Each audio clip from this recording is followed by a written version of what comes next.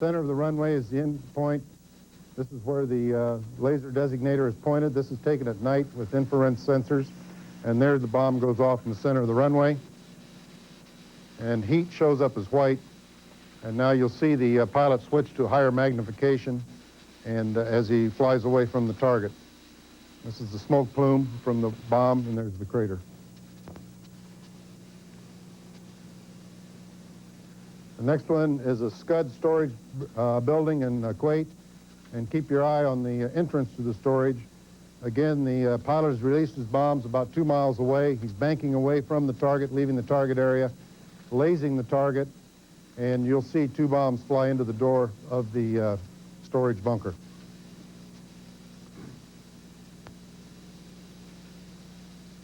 You can almost get airsick watching this.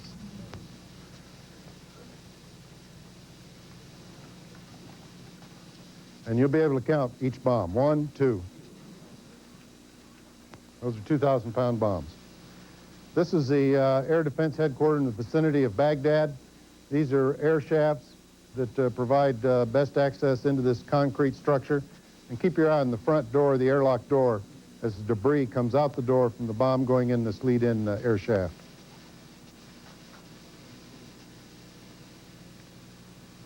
There it goes in, and here comes the debris. This is another air defense sector over in the western part of Iraq. It's already been struck by a 117. This is a team effort. The second aircraft comes through, and this part of the building here provides some constructional weakness that will be exploited in this attack, and the bomb will hit in this area here.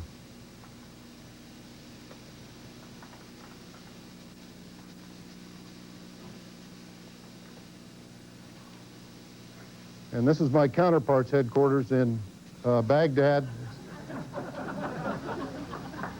This is the headquarters of the Air Force, and keep your eye on all sides of the building as the airplane overflies the building and drops the bomb down through the center of the building.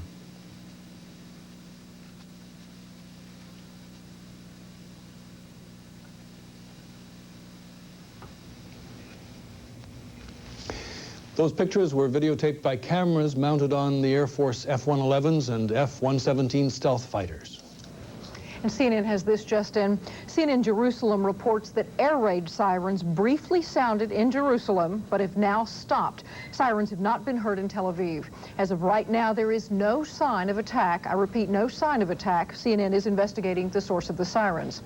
And coming up, we'll be hearing from CNN's Bernard Shaw and John Holliman, just back this evening from Baghdad. This and more when we return.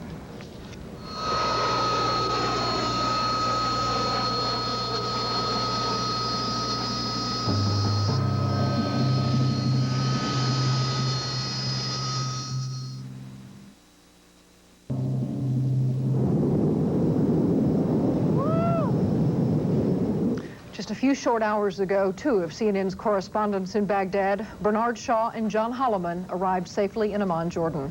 They made the tough trip over the desert with 2 other CNN staffers because Iraqi censors would no longer allow them to report freely from Baghdad. The 2 reporters, along with CNN correspondent Peter Arnett, together witnessed the deadly but sometimes fantastic Allied attack on Baghdad from their 9th floor hotel room. Shaw and Holliman spoke about their experience on CNN earlier this evening. Bernie, there are a few happy moments in wartime. This is a very happy moment for the personal CNN family. God bless you. Welcome back. Thank you very much, David. It is very good for us to be back, but we are aware that there are 3 CNN staffers still on the ground, still at ground zero in Baghdad. Peter Arnett, Nick Robertson, and Robert Weiner, the executive producer. And I must tell you that as we hugged each other and said goodbye this morning, John, you could see a feeling in their eyes, and there was concern, obviously. They were happy that we were able to leave, Bernie, but by the same token, they knew that CNN had to be represented in Baghdad for us to continue to attempt to cover this story. In case you're wondering why we left, the officials in Iraq would not let us do our job anymore. The communication circuit that we used to report to you the night of the first bombardment, and for the following couple of days, we were ordered not to use that at one point late in the day yesterday, and so... And now there are censorship restrictions, And they, frankly, are working under a handicap, but work they will as long as they can. I should tell our viewers, John, that we are going to be very circumspect, very conservative in our remarks about what we saw, what we heard, and what we felt, because there's still journalists there, and we don't want to do anything whatsoever to undercut them by saying anything that the Iraqi government would consider provocative or sensitive to their sense of national security. Bernie, I imagine the best thing for us to do for our viewers, and others along the network line may have their own ideas about this, but is to talk about some of the pictures that we brought back with us. This is the view out of our CNN bureau in Baghdad, just looking out. There were still some lights on in the city of Baghdad at the beginning of the air raid. The Iraqis had several practices in weeks before about how to do a complete blackout. But, well, you can see what happened. These pictures were taken just a few minutes after that blackout using a night scope camera, we believe, that Fabrice Moussas, the cameraman for ABC, was able to use. And you can see the tracer fire going up into the air there, one after the other. The tracers went up, but with every one that you could see like that, there are either 5 or 10 bullets that you can't see. So the anti-aircraft guns were really going wild, trying to hit the Allied coalition planes. And what is deadly about what you're seeing and hearing is that for every round you see going in the air, it obviously has to come down. And one does not know how many Baghdadis were wounded or killed by anti-aircraft fire that returned to Earth once it had expired in its trajectory. On the streets of Baghdad, people just scampering, scurrying, trying to run for cover. The sky was lit up like the 4th of July, Bertie. We mentioned this several times the night of this in our live coverage. It was, you know, it looked like a terrific fireworks show, but obviously these were fireworks that had death connected to them in some way. What was going on with all those knocks you had on the door? You had people coming to the door a lot. Who were they? Sure, David. In the middle of the night, at one point, there were hotel security people who said it was their job to get us out of there and down into the bomb shelters down on the in the sub-basement of the hotel. And we obviously didn't want to do that. We wanted to be where we could find out from you what was going on and where we could report to you. Look at the horizon on your screen. What you're watching there, in many instances, are the explosions of the bombs as they're hitting. And this sound, these sirens, are very eerie. Throughout the last 3 days, John, in Baghdad, in broad daylight, I have slept in my clothes for the last 2 days. Absolutely. I remember, Bernie, I was on the communication system with CNN, and you had been on it for about 20 hours straight.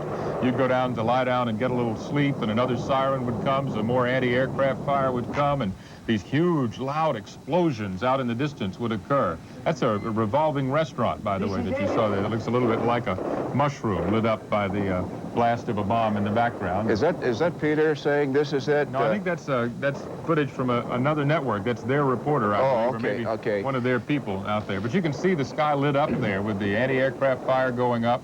We thought at the time we saw some aluminum or chaff that was put out by the American or the Allied planes to jam radar. Yeah, to confuse the radar. And electronics. Yeah. Now, that was a big hit there. That was a big hit. You and I was standing in the window when that blast occurred, and I was forced back from the window. The viewers who were listening to that were probably worried about me. And I hit the deck. Yes. There was video today from the I felt Pentagon, gentlemen, showing the effectiveness of some of that right through a slit in the roof of one of the buildings.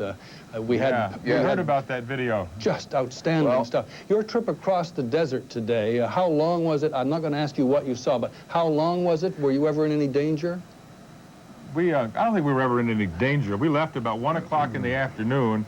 It is now nearly 3 o'clock in the morning, so it took more than, I guess, 14 hours to get to this point from the time that we left. As you two could well imagine, it was an awful moment for all of us, too. And I'd like to ask you, Bernie, because we lost track of it for a while, what you can tell us about what happened then, where you went, what you did. Say that again, David. I didn't understand the last part. Well, back here, we sort of lost track of you when you signed off. We had no way of knowing if everything was all right, and you're aware of that. Fill us in on where you went and what you did.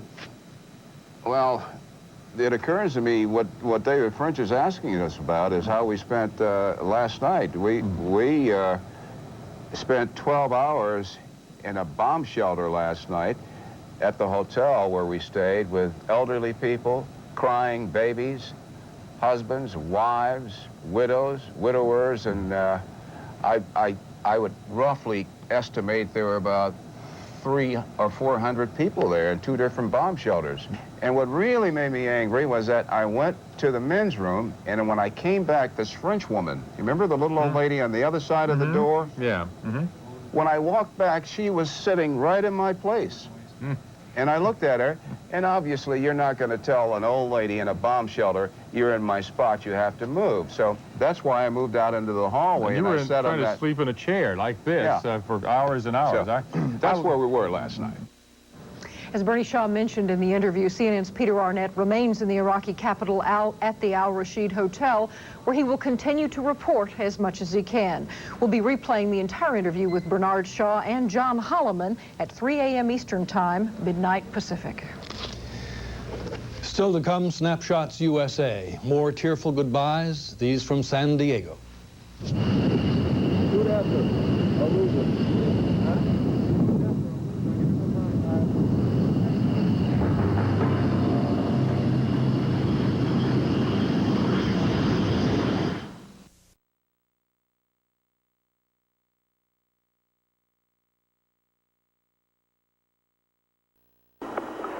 It is in the direction of the presidential palace, but the palace is barely a mile from here, as are the main communication centers, and the bombing has not come in this far yet. The attack did begin about 2:30 a.m. our time. The skies are clear. There's stars, but the city was deathly quiet all day. Traffic has been dwindling, and shops were closed, and people have been moving out. Now, here in the hotel, the Al Rashid Hotel where we are, there was some indication. Earlier this evening, some of our colleagues received calls from friends who said tonight may be the night Peter? for the multinational force to begin its strike. Peter Arnett? Threatened strike against Iraq, and tonight it has come. John? That's right, Peter. I think it would be good for those of us in Baghdad to turn off our microphone for just a moment. We have our CNN colleagues, of course, all over the world. Perhaps, David French, some of our colleagues in other locations around the world may be able to tell us as much about what they know about this potential attack as we can tell looking out our window. Let us hear from you for a moment. Well, John, let me ask you first if all of our crew there, you and all are well. Is everything all right with you aside from what's going on outside? We're a little excited, David, as I'm sure is obvious, but yes, we've checked in with virtually all of the CNN crew. We've done a head count. Virtually all of our people are here. Bernie Shaw checked in with us a few minutes ago. We don't know where he is right now, but the hotel has not been hit as far as we can tell. It's intact. And all of us seem to be okay. Chris Manich, our editor's got a cold. And you can probably hear her coughing in the background. But anyway, Peter's got some more thoughts, David. We have a report the speculation here, David, and it's not particularly well-informed speculation, is that this early strike was basically aimed at seeking out Iraqi radar sites, and we expect much more to come down on us very soon. The attack lasted about 10 minutes. As I said, we are some distance from it. We did not see the explosions, but we heard the explosions very loud, and we did see traces going into the sky. John? I'd like to interrupt, right, if I let me may. ask our John, colleagues, can you still hear me? Dave, you asked us if we were okay. We are. What have you heard from the Pentagon or from other sources in Saudi Arabia about this attack? John, I think you might have thrown it to me. I couldn't tell, but if you did, we have a radio pool report in from John Bascom. He's reporting that a squadron of F-15 fighter bombers has taken off from a base in central Saudi Arabia. The fighters designed for long-range bombing at night were completely loaded with bombs, according to this report, with missiles and with 20-millimeter guns. That report is from pool reporter John Bascom in Saudi Arabia. Do we have anything else imminent from our Baghdad line at the moment? Right, if Well, not, what we can do, yes. David, of course, is you know how it is at CNN correspondents like Arnett and Holliman and Bernard Shaw. If we can find him again, we can talk and we can describe what we see for long periods of time, and we're certainly willing to do that for as long as it's possible. I'm looking out the window of our hotel now. As I look to the south, I see that much of the city has been blacked out, but in a distance of 5 miles away, I suppose I can see a ring of lights off on the horizon. As I look out to the west and the southwest from my position, I can see, again, much of the city blacked out. There are no lights on the major telecommunications center in Baghdad, but it is still intact. It is still standing. As I look off more to the southwest, I can see a large section of the city that has not been blacked out. There is one broadcasting tower, radio or television, that still has the red lights up its 250-foot tower. And as I'm going to lean out the window a little bit more now to look more directly to the south to see what I can see in that direction. And I see one huge government housing complex, many apartments, which I don't see many lights in the windows of the apartments, but they have had the blackout siren on. And the situation there is that that apartment continues to be there. Peter Arnett has been looking out another window. Peter? I was looking out the window earlier, John, and Oh, Peter, look over here. Bernard Shaw and I were watching what basically we are starting to see now. There is a sky is lighting up, I guess, to the south with anti-aircraft fire. Some is bright red, other as flashes of yellow light. What seems clear is that the city is well defended with anti-aircraft fire. And we can only presume that because they have started up again with considerable rapidity, that there is another attack coming in. John? Yeah, Peter, we can't hear anything. This is eerie. But it looks like a 4th of July display at the Washington Monument. The sky is just brightly lighted with all these tracer rounds. Some are red, some are white. We can see explosions, air burst explosions from these weapons. Oh, now there's a huge fire that we've just seen that is due west of our position, and we just heard, whoa, holy cow. That was a large air burst that we saw. It was filling the sky with and I think, John, that air burst took out the telecommunications. Yeah. Now you may hear the bombs now. If you're still with us, you can hear the bombs now. They are hitting the center of this city.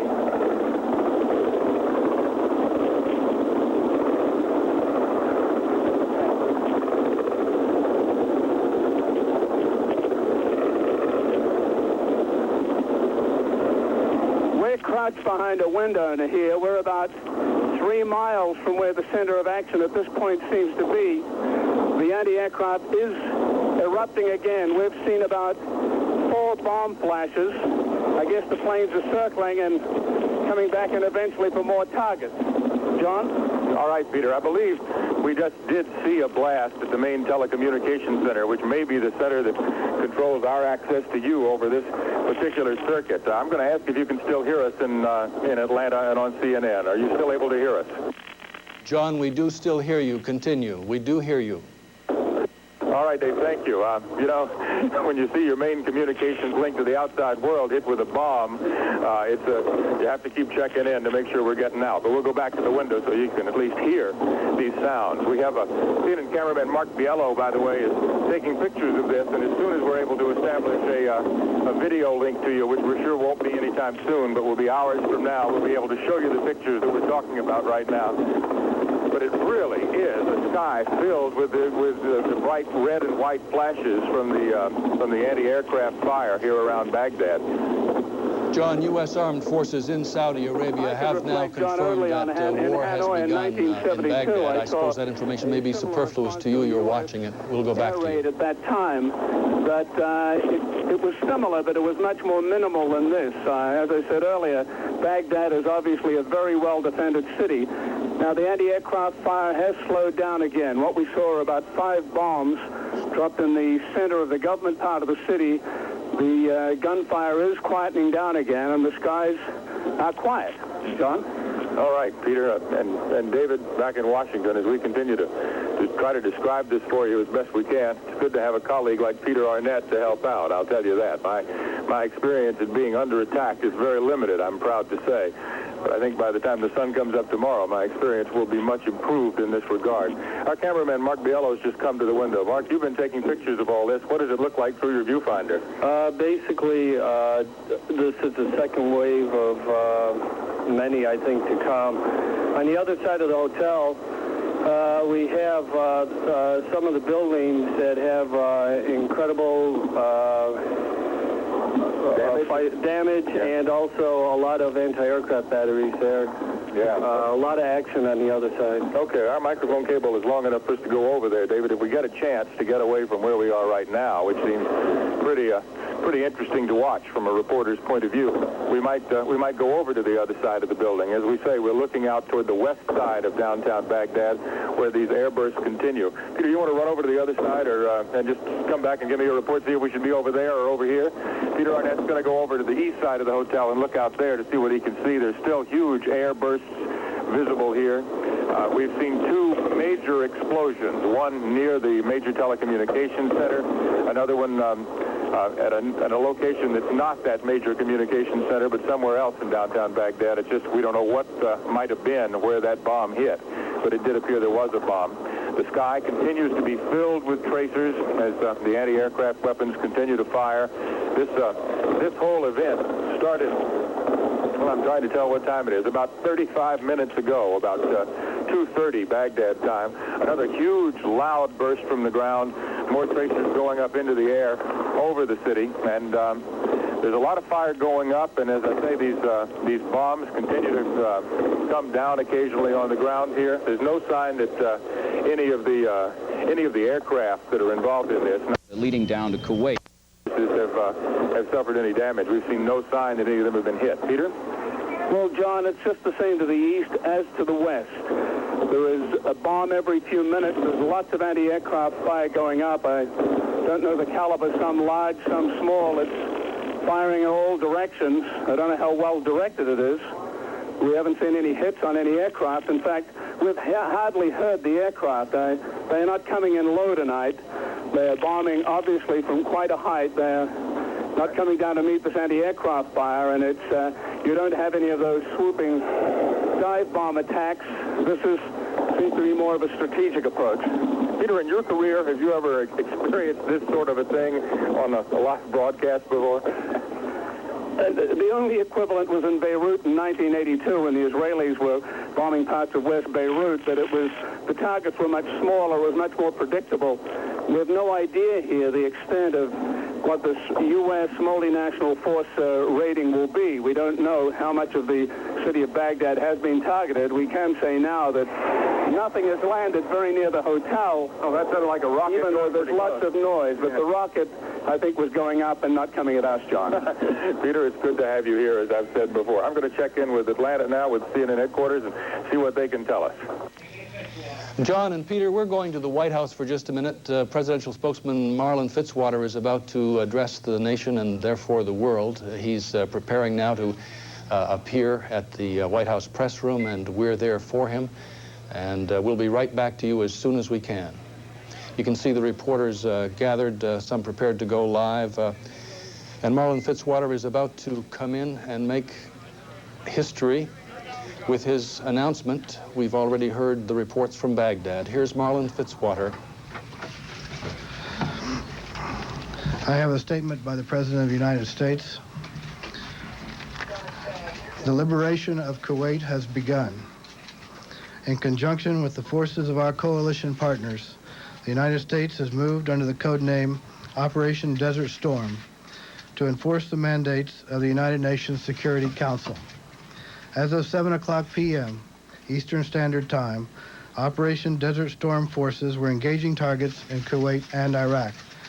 President Bush will address the nation at 9 o'clock p.m. tonight from the Oval Office. I'll try to get you more as soon as we can. Thank you very much.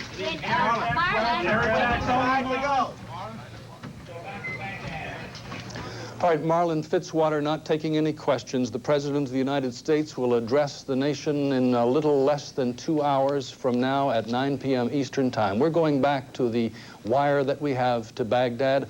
John Holliman is there, Bernard Shaw is there, Peter Arnett, and CNN staffers. Okay, Peter, we're back. Yes, John, it's clear now that even in the darkness, the thick walls of black smoke are rising from the city, from government buildings, barely a mile and a half away.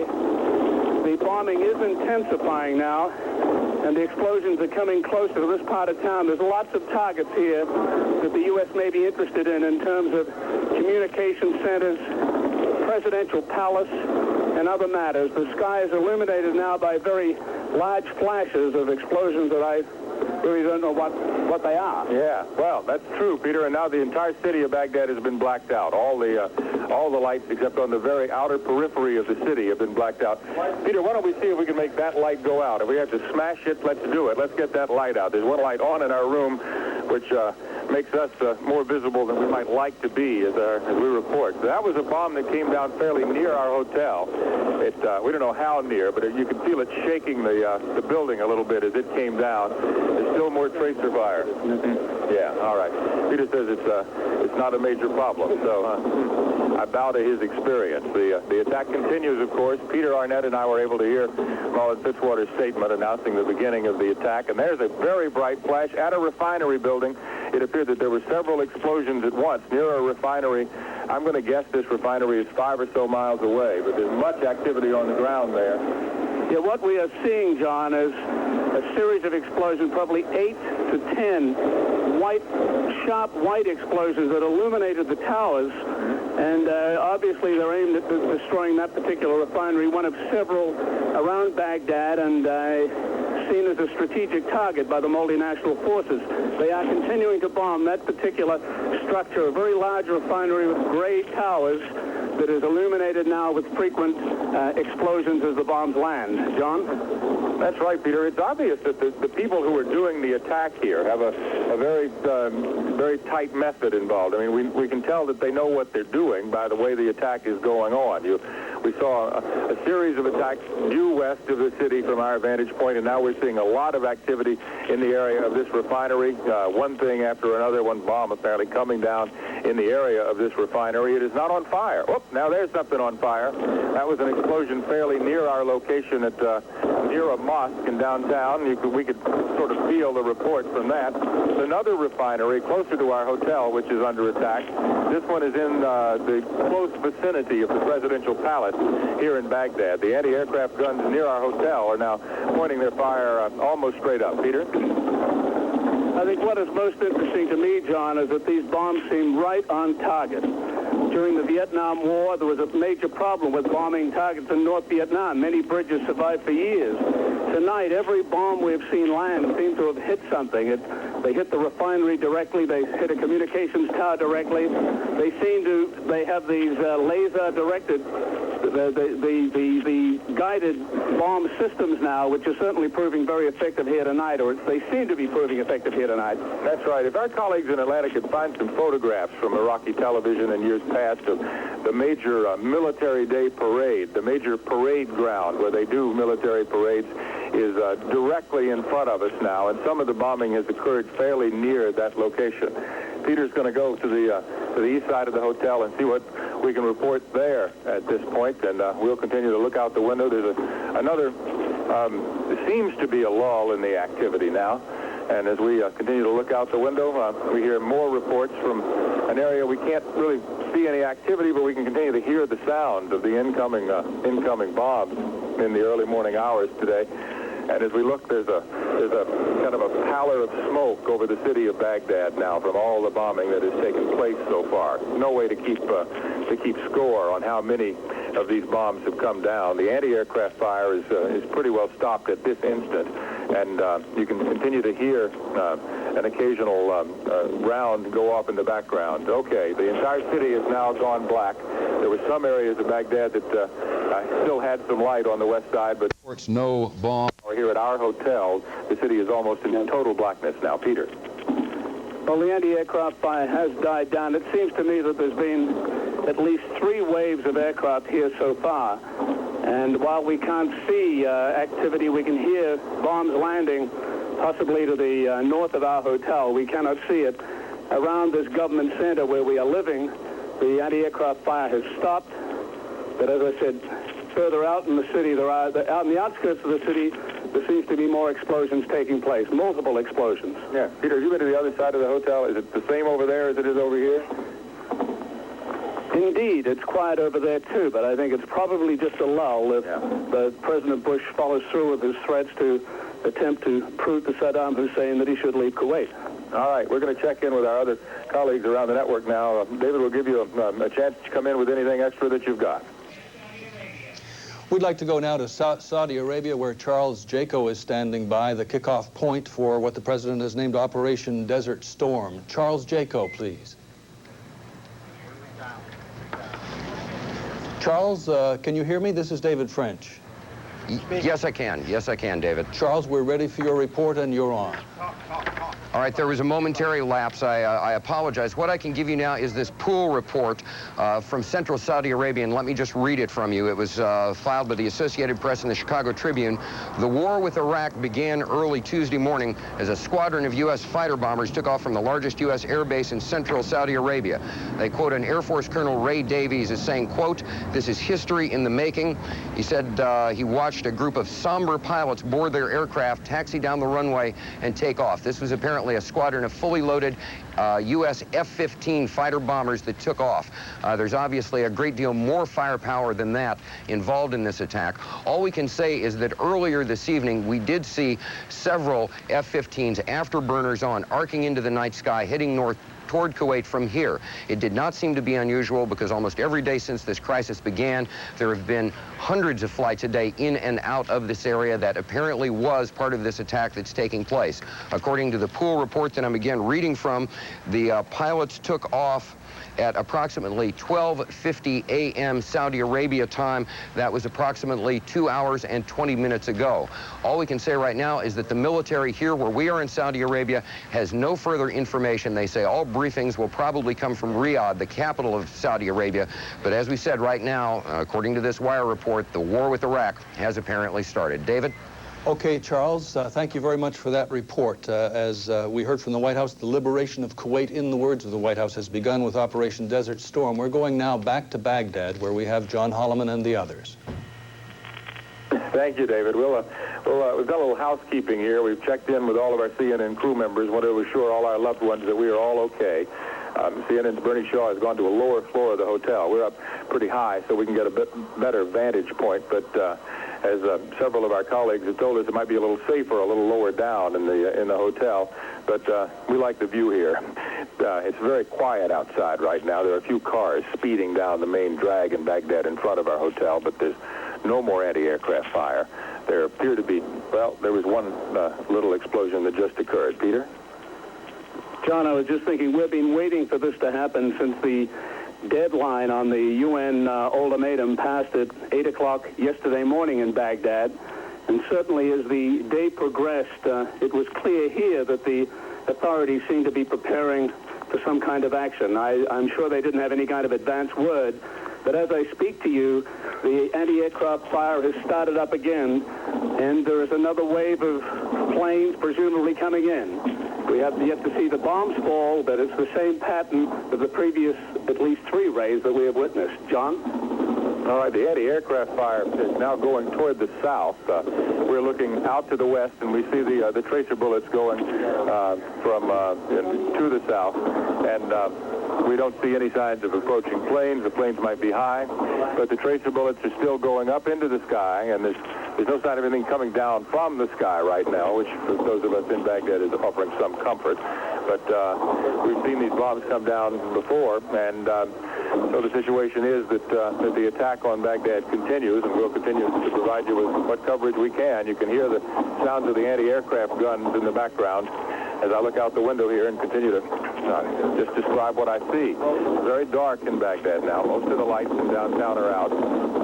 The sounds that you hear are the sounds of Iraqi anti-aircraft guns pointed skyward. We don't have any indication at all that these anti-aircraft guns have had much success. Certainly no signs of airplanes in any danger at all. And from what Peter has been able to determine from his experience in this, it appears that the planes are so high that the anti-aircraft fire can't get to them. And that's just something more to report to you tonight. There are a couple of trucks on the street now. We only heard one siren in downtown Baghdad. At the beginning. Yeah, at the beginning. Bernard Shaw joins us now.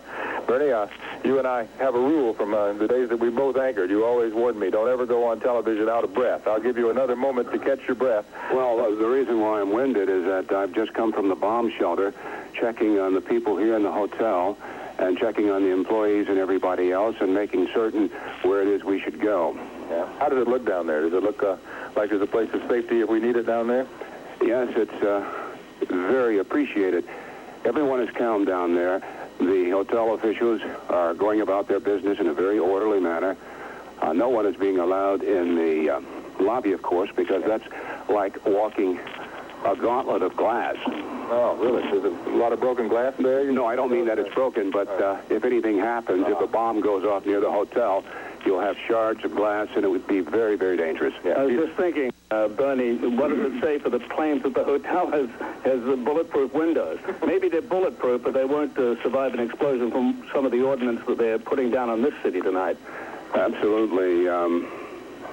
Wherever you are following CNN's coverage of this, our colleagues in Washington and our colleagues in Saudi Arabia obviously know a lot more than we know, but we are on the receiving end of it. The skies are dark, and it is relatively quiet. And every time you get a break, this is an interesting psychological feeling. That's a call that we probably tried to place to our headquarters a few minutes ago. We'll see. Bernie Shaw is on that phone now, and we'll see if it's got some information for us or if it's something else. Bernie, is that something our viewers need to know about? No, it's something that we need to know about. The hotel switchboard has just urged us to leave our rooms, and I said right away to the boys. Yeah, all right. Let's go ahead, Peter. Just to locate us. Bernie, Peter, and John will be back to you as soon as we can. We're going now to Saudi Arabia and Charles Jaco. Charles, are you still hearing me? Charles Yes, Jaco is just the air raid sirens are just now going off here near these U.S. bases in Saudi Arabia. We've sent the entire camera crews inside right now. We're all preparing to put on our gas masks, as we've been told. There are sounds of planes overhead. We don't know whose planes there are, but air raid sirens are going off insistently. There are military convoys on both sides of me. We're being told to get off this platform and get inside into the air raid shelter immediately. But right now, everyone's been training for this, and it looks like we may have to.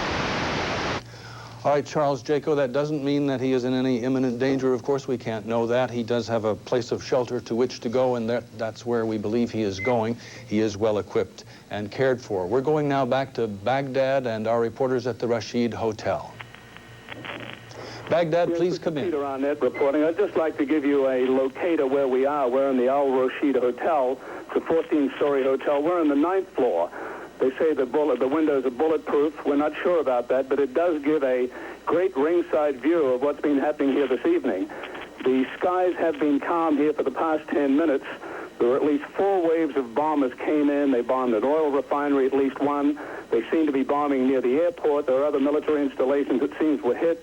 We saw some explosions within a mile of us, maybe a communications center, but the skies are indeed calm right now. We don't know if this particular stage is over. Do I have Bernie Shaw here again, Bernie? And Peter, I'm trying to see, do you know what happened to our set of binoculars? I want to see if we can establish the outline of the TV tower from which we've transmitted all our reports. John, can you see it? Yeah, let me go back to the window, Bernie. The tower is now dark. We saw it lighted, I guess, 10 or 15 minutes ago, and it's the fact that it's dark. I mean, I think Bernie, if that tower had been hit by now, we would have seen the explosion at the tower. I believe it's probably still intact. We did see an explosion at what appeared to be an airburst almost near the main telecommunications center in downtown Baghdad. But the fact that we're still able to communicate with our viewers indicates, because the wires that we are talking to you on, we believe, go through that communication center, indicates that at least some of that center is still available, still intact. I just want to add one thing to everybody, that we are safe, relatively speaking, Peter, and there is no sense of an immediate threat to our lives. Do you concur with that? I would concur to that. We are safe here. There has not been an explosion with a mile or two of us. We are some distance from important government targets, and as far as I'm concerned, I've been through a few of these in the past.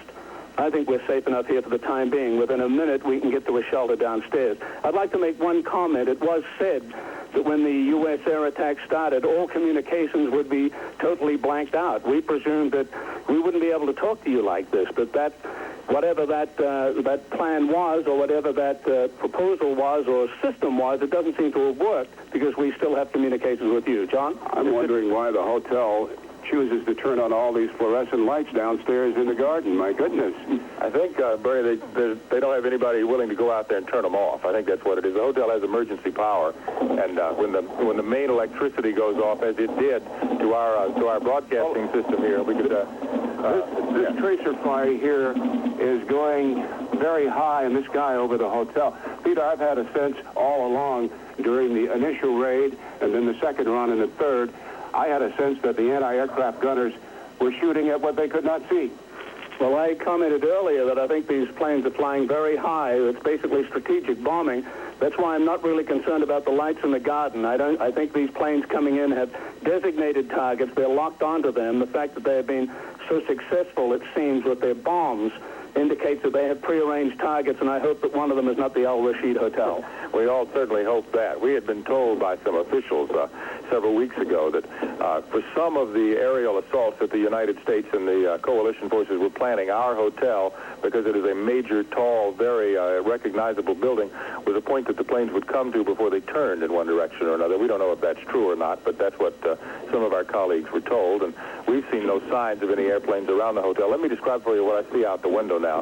More tracer fire from the anti-aircraft guns.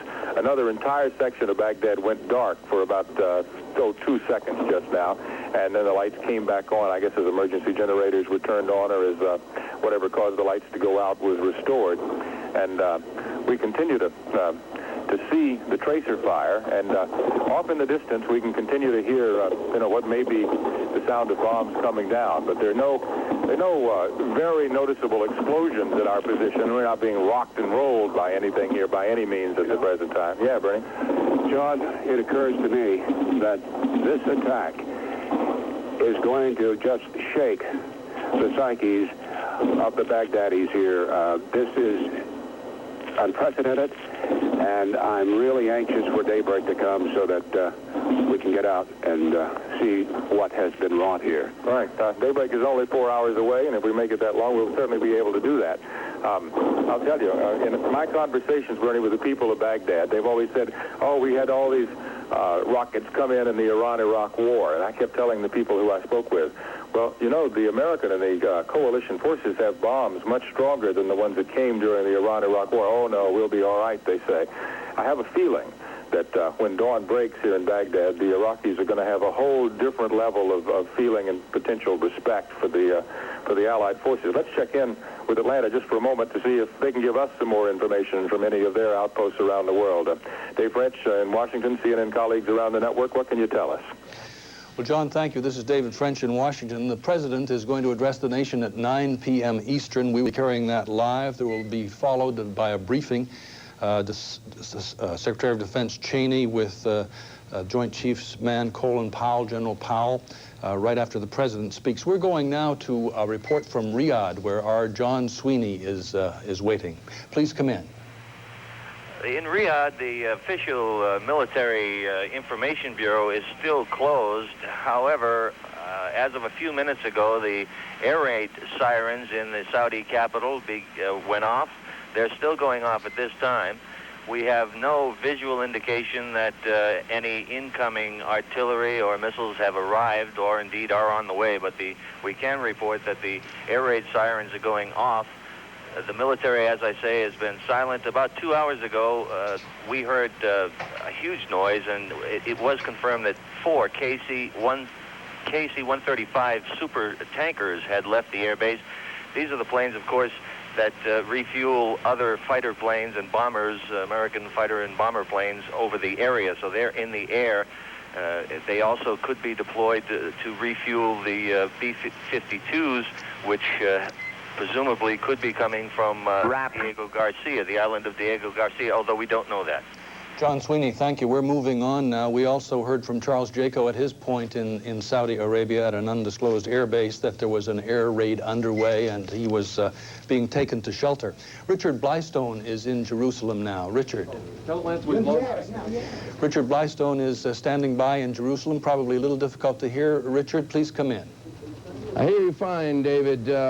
The most violent day, they say, in the history of warfare is almost an hour old, and most of Israel, I can say confidently, doesn't know anything about it. It's 2:30 in the morning here, and the streets are unnaturally quiet.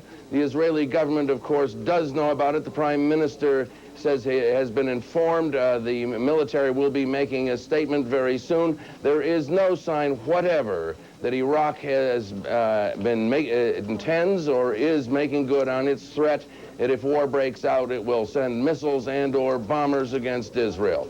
As I ran down here about a half an hour ago from my hotel to make this report, there was almost nothing moving in the streets, a couple of police cars with blue lights flashing. The radio here now is broadcasting CNN live. The Foreign Ministry also is watching CNN. A lot of people now are getting their news from CNN. Thank you very much, Richard. And because the diplomats are there watching, and of course we want to know too, we're going to New York at the UN, where Jeannie Mose is standing by and has been copying all that we've had to say. Jeannie. The Secretary General of the United Nations is up in his office right now watching TV. We're told 2 of his aides just went up to see him, and they speculated that perhaps the United States might ask for a meeting of the Security Council to inform the members of what was going on, although that has not been requested yet. We're not sure whether it will be or not. It would be customary in this kind of situation, but I would not expect the Council to be doing anything much, because basically this action was authorized by the UN Security Council when it passed a resolution saying that countries could use all necessary means if Iraq didn't get out of Kuwait by the 15th. So here at the UN now, most of the ambassadors have left. They are not here at the moment, but the Secretary General is up in his office, and perhaps the ambassadors will gather later. Thank you, Jeannie Mose. At the United Nations, the place from which the edicts were issued that caused tonight's Operation Desert Storm. John Holliman in Baghdad. Something has changed, David.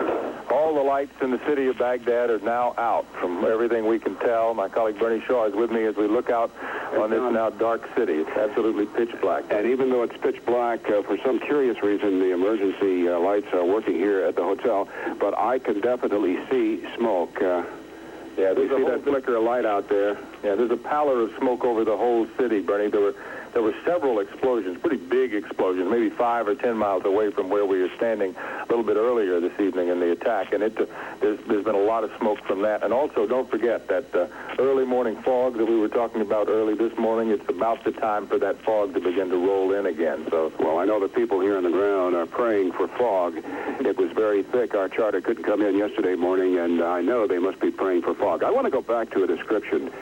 When this first happened, when this burst upon us, I was trying to come up on the air. I'm told that we did get out. To describe for you, ladies and gentlemen, what that looked like against a canopy of a black sky. It was like the fireworks finale on the 4th of July at the base of the Washington Monument. Peter, you're chuckling, but that to me is not an exaggeration. I'm chuckling with nervousness, Bernie, not with derision. You made a comment a little earlier about the fog. I don't think the fog is going to help Baghdad. You mentioned earlier it's strategic bombing.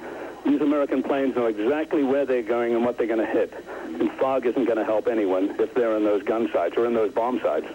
I want to say for the record, the White House made every effort to warn journalists on the ground here that danger was imminent.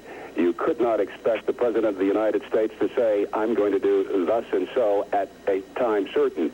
So we appreciate the warnings we received from the White House.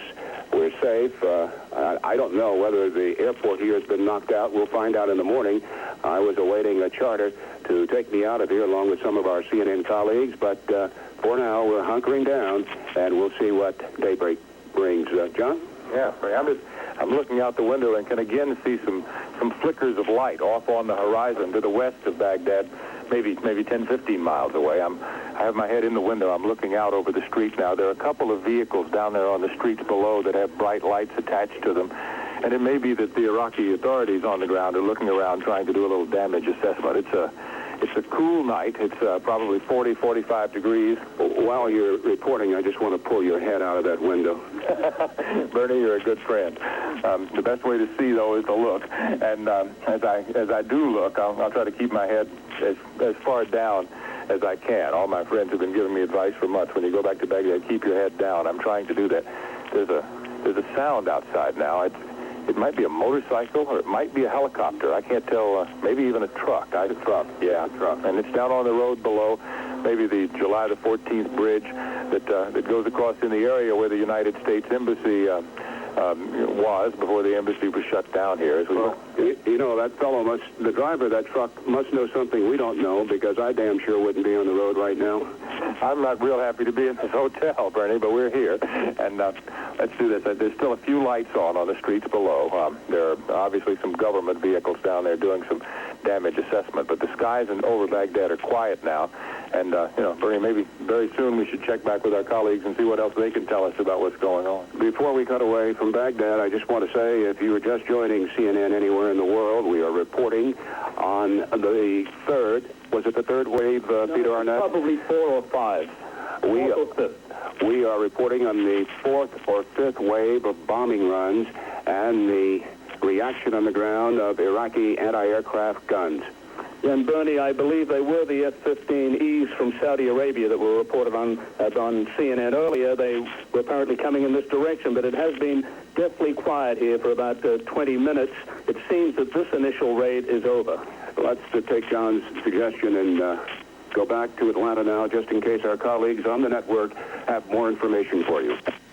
Bernie Shaw, Peter Arnett, and John Holliman at the Al Rashid Hotel in Baghdad. Of course, we'll be back to you, and thank you very much for your reports. We're happy to see that you're in good spirits. You have a terribly large story to report. We're going now to the White House. President Bush will address the nation at 9 p.m. Our senior White House correspondent, Charles Bierbauer, is there. Thank you. David, I think that as we find the detail unfolding in what is transpiring here tonight, we will see that the timing is very meticulous, and that when the president speaks here at the White House at 9 p.m. Eastern Time, it will be 5 a.m. in Baghdad. Dawn will be approaching, and people will there be getting a sense of just what has been wrought in the course of the night. And there is a purpose behind that, to have the president make his address after these first waves of bombing have taken place.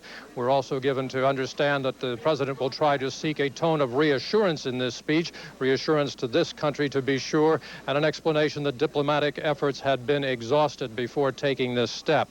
We also understand that the congressional leadership, the main people on Capitol Hill, that would be Senators Dole and Mitchell, Congressman Foley and Michael, have been informed by the president. David?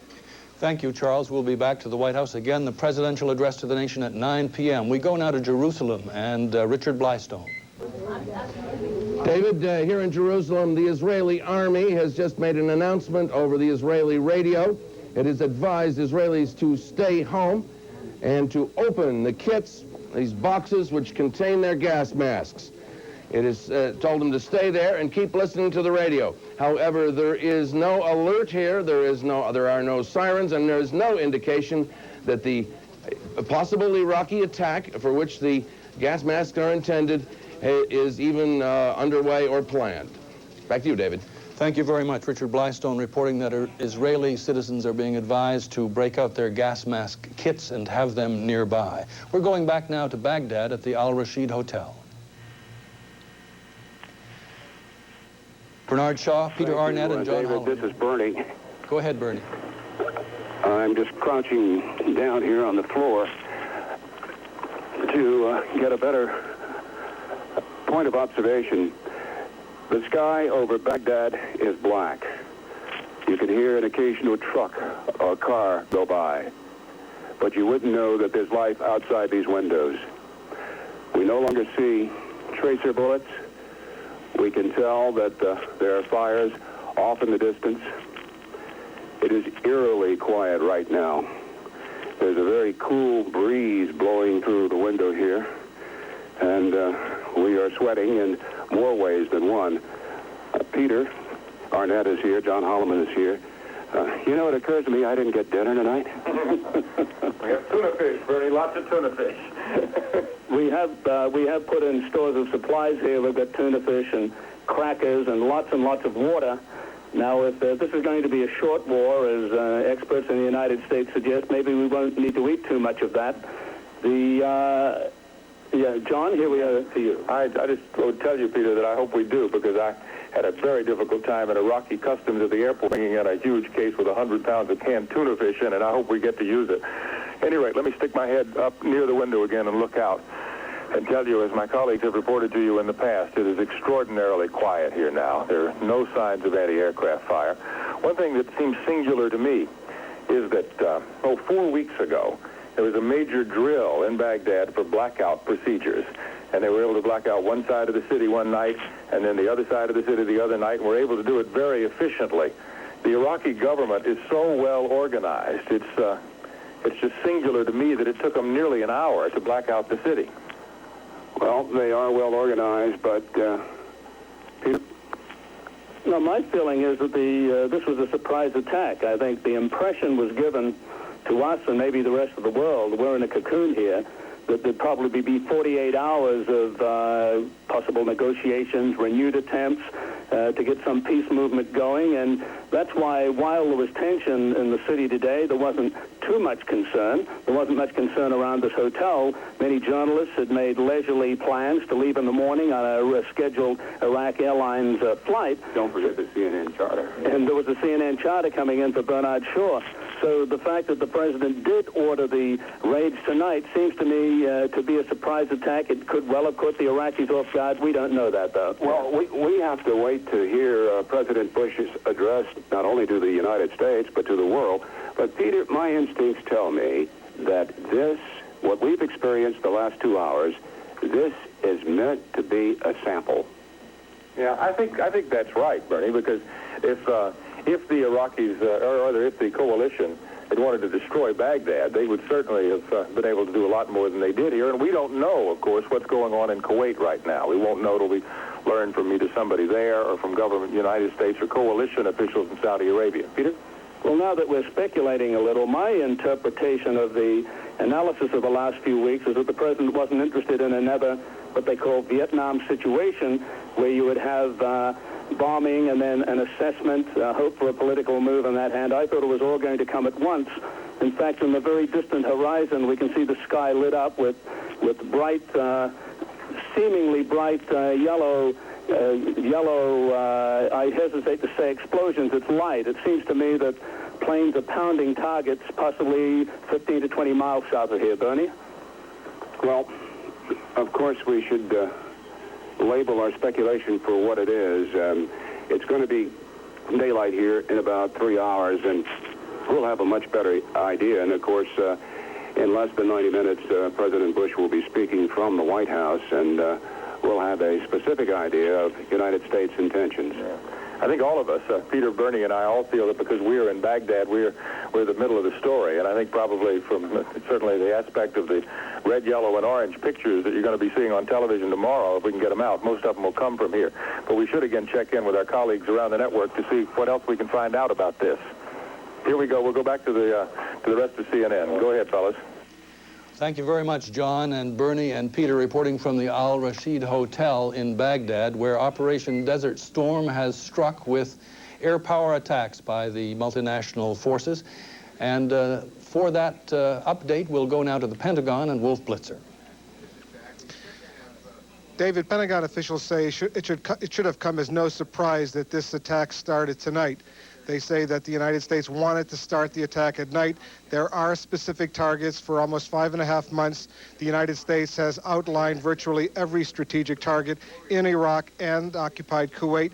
The U.S. airstrike was almost certainly designed to begin with the stealth fighters, the F-15Es, the F-16s, as well as the Tomahawk unmanned cruise missiles that have been stationed in the Persian Gulf aboard some of the aircraft carriers. There are 2 there now, as well as the battleships Wisconsin and Missouri. Pentagon officials say that right after the president's address to the nation, 9 o'clock Eastern time, both Defense Secretary Dick Cheney as well as General Colin Powell, chairman of the Joint Chiefs of Staff, will come here into this room and brief the news media on details of the U.S. operation. It obviously has been well planned. Obviously, it's something that the United States has been planning for some time. Now let's go to Baghdad, where our colleague John Holliman is standing by. Well, thanks. As soon as we were confident that the skies were going to stay dark for a while, they lit up again. And there are more tracer rounds. We can hear explosions off in the distance to the west of central Baghdad. And we don't know how far to the west, but I can put the microphone out the window, and maybe we'll get to hear some of the sounds of these explosions just for a moment, or at least the anti-aircraft fire that is going with them. It's like a rumble, almost like an earthquake sort of a sound, or a giant diesel engine revving up off to the west of our position. The sky is filled with tracers. Bernie Shaw. Go ahead, Bernie. Well, hold on. Let's let our viewers hear what's happening. Yeah, okay. We're going to let you listen to the anti-aircraft fire and the sound of these bombs falling here in Baghdad.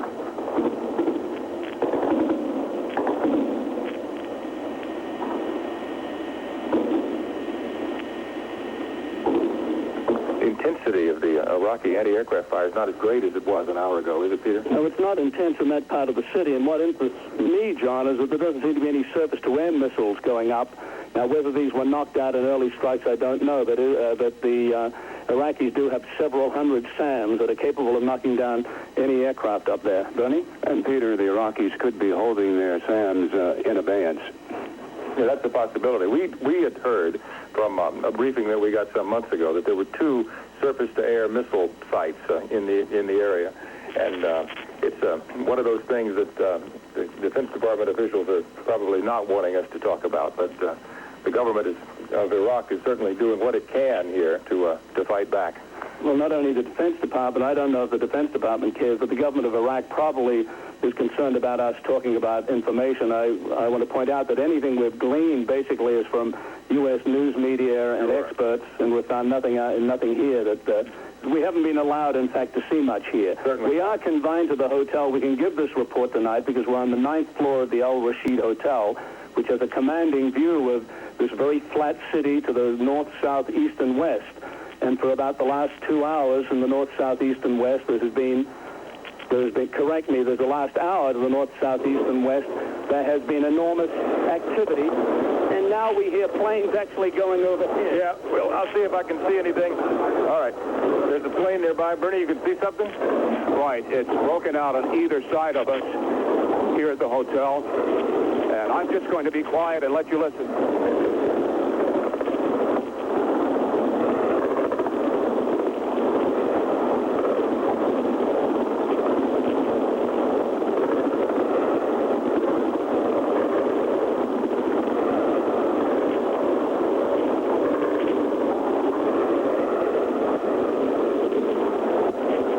What we can see, Peter and I, the refinery that we told you about is still being hit again, and we can hear jet planes flying overhead now, and the anti-aircraft guns going up to attempt to hit those. And we can see some bright orange flashes off in the distance here on the horizon in Baghdad. And again, the sky is filled with tracers from the anti-aircraft weapons as they go up. Yes, John, this is the heaviest raid so far, so close in. Maybe the outskirts have been pounded this way, but certainly several planes came right over the hotel and hit targets within a mile and a half of us. Bernie, what do you see on the other side of the hotel? I've just come from checking out the other side of the hotel, and it's equally intense on the other side. And clearly, this is the most intense exchange we've had so far, and that was really targeted. No kidding. The sounds of those jet planes from the United States directly overhead was a little bit unnerving for all of us, I'm sure. Peter, you've seen major military attacks in the past, and you're our history lesson here. In Vietnam, I'm sure it got much worse than this many times while you were there, didn't it? I don't think anything in Vietnam was momentous as this land, sea, and air armada that is assembled in Saudi Arabia and off the coast. I believe there's more aircraft, attack aircraft, than at any point in history, in the whole history of the world. And right now it seems that they're all coming at Baghdad, but of course they're not. We don't know about targets anywhere else in the Iraq or in Kuwait. We are limited here to looking out our window and trying to interpret the skies and the flashes in the skies. John? Right. Iraqi government officials have told us that they will set up a media center for us and give us information from the Iraqi government's point of view after the attack. I think we're pretty well convinced in at least the level of ministers in the government that there was going to be an attack sometime in the near future, but they didn't. I don't think the government people anticipated it would come this quickly. Well, John, this attack left as fast as it came. The planes have left the vicinity, and the anti-aircraft fire has stopped, so we're back to another lull here, and let me give you to Bernie Shaw. I just come back from the other side. I'm really wearing out trousers here, crawling on my knees and hands, but it occurred to me that, gentlemen, does it occur to you that it is not accidental that we are still reporting to the world? It may not be, Bernie. I'm sure the Iraqis could pull the plug on us. I'm sure the Americans could pull the plug on us, and it's useful, I hope, to our viewers around the world to be able to hear what we have to report. Well, my point is, this government wants word put out. This government has told us frequently, including the information minister last night, that he wanted the press to stay here. In fact, he expressed anger that some of the press had left. He said the international press says it covers human rights. It should be here to see what the United States, the multinational force, is going to do. Now, I don't see any government officials around here tonight to assist us, but they have said that we can work here, and up to now, this has to be unique. It has to be unique that we are continuing to cover this story, to talk to you, despite a series of major impact bombing raids. Before we go back to our colleagues along the network, I would say, in reaction to what you said, that I think government officials have too much sense to be where we are right now. Let's go back to Atlanta. Here we go.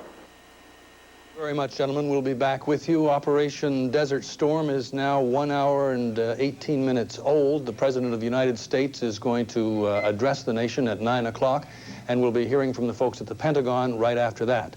Our colleague James Blackwell from the Center for Strategic and International Studies is now with us to talk a bit about the logistics of what is happening on the battlefield. Mr. Blackwell. David, the pattern of the bombing, as has been reported by Bernard Shaw and John Holliman, and in fact, they are serving as quite excellent scouts. They're doing a heroic effort. I'd want to have them in my cavalry unit any day, the way they're going right now, indicates to me a pattern.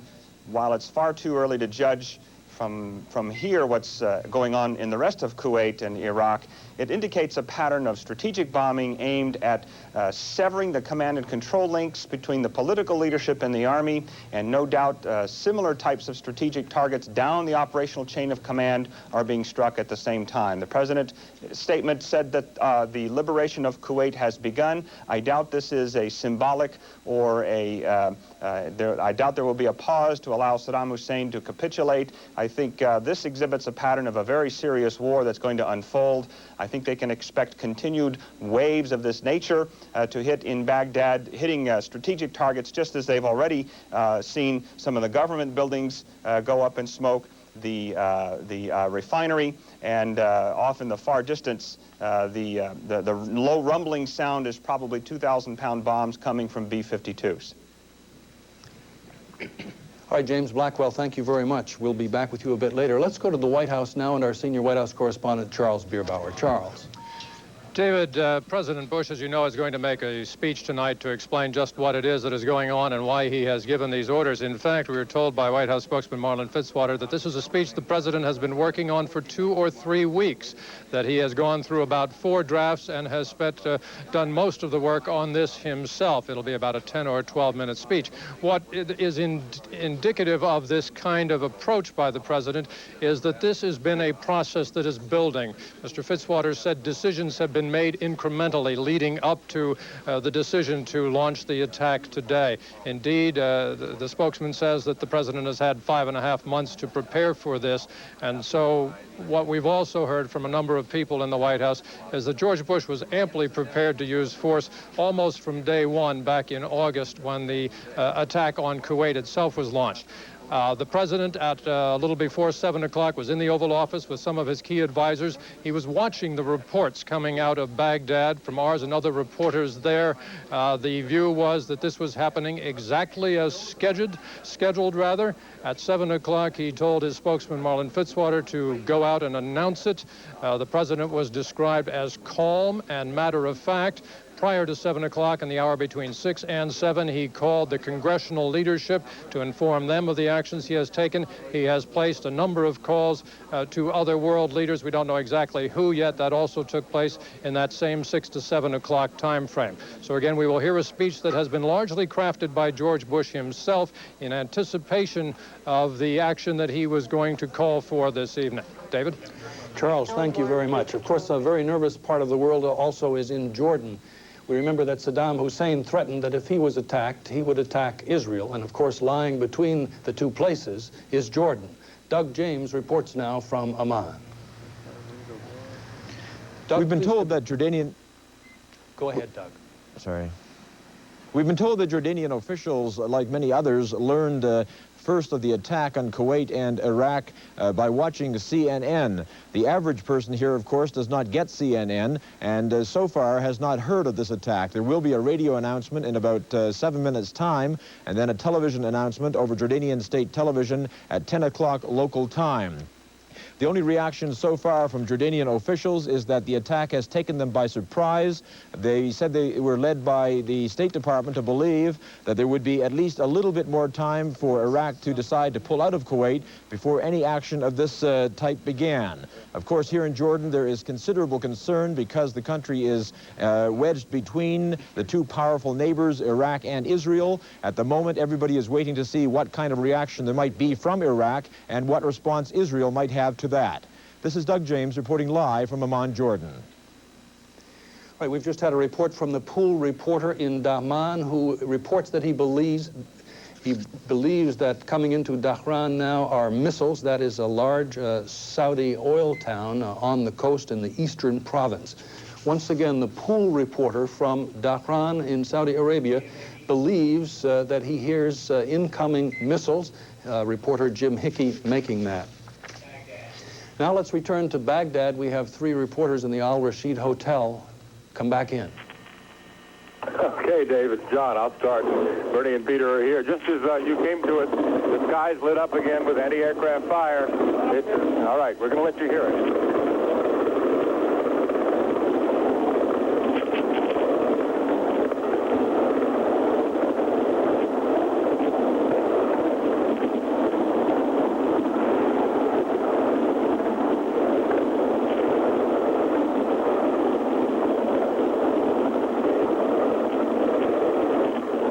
It's a brightly lighted night sky now. It looks like a million fireflies off to the southwest of our location and down to the south as another wave of anti-aircraft fire goes up into the air.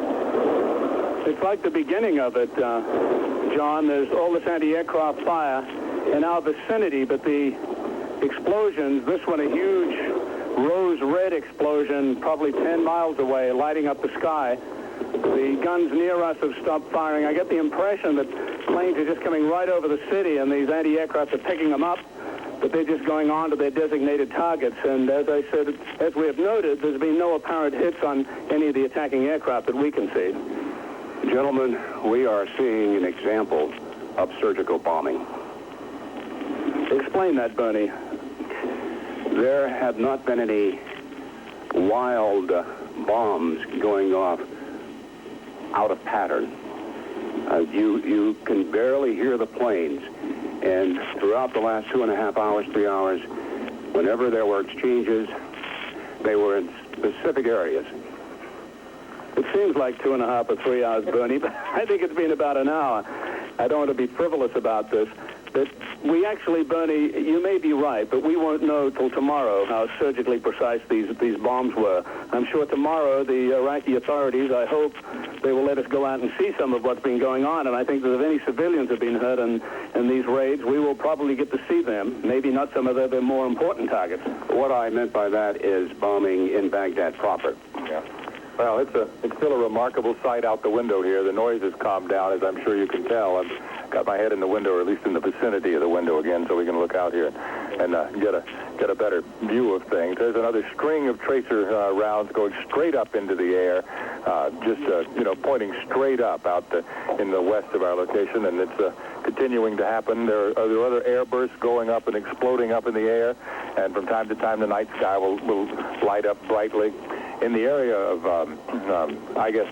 maybe more to the south into the west of Baghdad. Now, there seems to be a good bit of activity. We see a lot of lights and flashes in the sky, and you can hear some fire that, at this distance, almost sounds like M16 automatic weapons fire. Of course, it is, and it's big guns at great distances away from where we are. You know, and reflecting on my years in Latin America, covering a civil war or two, and having been shot at, and seeing bombing and this kind of fighting, aerial fighting, I must say that this is a new experience. This is quite something, isn't it, Barry? They're bright flashes of light as these big bombs go off in the far distance. Yeah, Bernie, go ahead. I'm going to leave you for a moment. I'm going to crawl over to the other side to see what's going on over there in that quadrant of the city. Bring us back a full report, Bernie, and we'll keep looking out here on this side of the building. More anti-aircraft fire going up. We don't see any major signs of fires or anything like that on the ground in Baghdad right now. And as we look out, we see more and more, well, we do actually. Now to the north of our location, we see some bright flashes of light on the ground, and now due west of where we are. There's more fire going up. There's a bomb that has come down now. You'll probably hear the report at the refinery in just a minute. We saw the bomb come down. We saw the flash, and you just heard the explosion. And it was a big blast bomb blast that came through this window. I'm going to back away from the window now. I'll still try to get a view for you, but that was a rough one for me. It was very far away, and I'm sure it was not dangerous, but it was the biggest blast of air that I felt from a bomb so far. Peter? Yeah, that could have been as heavy as a 2,000-pound bomb. The windows in the hotel room have held. Maybe they are bulletproof. Maybe they're also bomb-proof. The waves are coming basically every 15 minutes now. It seems maybe 3-4 planes. They're unloading their hardware and then heading off. These pilots, these American pilots, are flying through a lot of flak, a lot of anti-aircraft fired from the ground. The gunners are firing a lot. The U.S. planes don't seem to be targeting any of the anti-aircraft weaponry. At this point, they seem intent on hitting specified targets and then getting on their way. John? Peter, could the reason that they're not worried about the anti-aircraft fire be that the planes are flying high enough so that the anti-aircraft fire wouldn't be effective against them anyway? No, I think it would be too difficult to try and figure out where the anti-aircraft fire is, John, at this point. Don't forget, this seems to be a strategic attack on Baghdad. It is not preparation, I would think, for a ground assault. So there is less need to specifically knock off every weapon that's going up to you. All right, Peter, I'm going to go back to the window because I see some bright light off to in one direction from our location, and I see more and more air bursts. It looks like there are 100 fireflies off in the southwest of where we are now. It's just and the fireflies are flashing brightly one after another. It's really quite, it's like sparklers on the 4th of July at a great, great distance, many miles away from where we are. The blast that came through this window a few minutes ago was very much like the first blast you feel when you're out at the countdown clock at Cape Canaveral for a space shuttle launch. It was just a powerful wave of hot air that came into our location here, and the sky is still alight. We see some more anti-aircraft rounds going off one by one. There's no great noisy barrage of anti-aircraft in Baghdad now, but we do still see things, and I'm going to look out the window and see if I can see where this bright light is coming from. I actually can't. It's in the direction, I guess, generally to the south of where we are, but I just, because of the way the hotel is built, I can't see around enough to tell you precisely where the bright light's coming from. Yeah, it could be anywhere away to the south of the west there, John. It's the skies are lit up frequently, and out there somewhere there is a terrible pounding going on, and it seems to be much more serious than it is here in the center city. And it has been continuing now for about an hour and a half, and obviously the U.S. Air Force is serious about its mission here tonight. Absolutely. And there could be some planes from other coalition members as well. We have another, I won't call this a lull, but well, there's an airburst not directly overhead, but it's visible up in the sky rather than down on the ground, out in the southwestern direction generally from where we are. And as I look out, Peter? What I think is very eerie about this, John, is that quite a few of the explosions, most of them haven't been accompanied by the sound of aircraft. I don't know if we're getting cruise missiles coming in here, or and that is guided cruise missiles, or these planes are flying very high. We did hear at least 2 or 3 aircraft come low over the hotel, but we really don't know where all this flak, all this bombing is coming from, and I get the impression that the anti-aircraft fire is all over the sky. They don't seem to have much idea either, John. Yeah, and I think we might be able to hear something, and we do hear something now. I think this is probably coalition airplane fire again. There's a loud rushing sound like the sound of a jet engine nearby, and a lot of anti-aircraft going up after it, but no sign of any connection between the anti-aircraft fire on the ground and the skies above. I'll attempt to get back to the window and have another look out and see what I can see down below. And well, you can hear it echoing off the concrete buildings in downtown Baghdad, and it could even be that some of the echoes that we're hearing now are from the area of the Tigris River, which is very near where we're located. You can hear some more sound of anti-aircraft fire. And Peter, that sound that we just heard with the echo after it, was that did that sound to you like an airplane sound? No, I think it's just anti-aircraft fire. They've got Russian weapons here. They've got all manners of equipment, of which I'm not overly familiar with, John. So it could be they're just noises in the night in one sense. Exactly, noises that we're not too pleased to be close to, but we'll continue to be. There's no place for us to go. We've been told to stay where we are, and we'll certainly do that. Yeah, there is another lull, it seems, and what we'd like to do is check in with our other colleagues up and down the cable news network and see what they can report to us. So for now, we'll stand by in Baghdad. John, Peter, Bernie, thank you very much. I'd like to make a correction and an update on an earlier report we had from a pool reporter, Jim Hickey. We had said that he was in Dhahran, and we'd like to correct that. He was reporting from an air base in Saudi Arabia when he reported the sound of incoming missiles. He further updated that he believed they were Scud missiles before he had to seek shelter and obey orders to get out of there. Now, the sound that came through the window there in the hotel, we have indications that the B-52s could be on scene because that blast was so large. We go to Wolf Blitzer now at the Pentagon. David, here at the Pentagon only moments ago, CNN has been told that the initial reports reaching the Pentagon from Operation Desert Shield's headquarters in Riyadh, that's CENTCOM, are very positive. It is an air campaign at this point, strictly an air campaign, very carefully orchestrated, rehearsed over many, many weeks and months.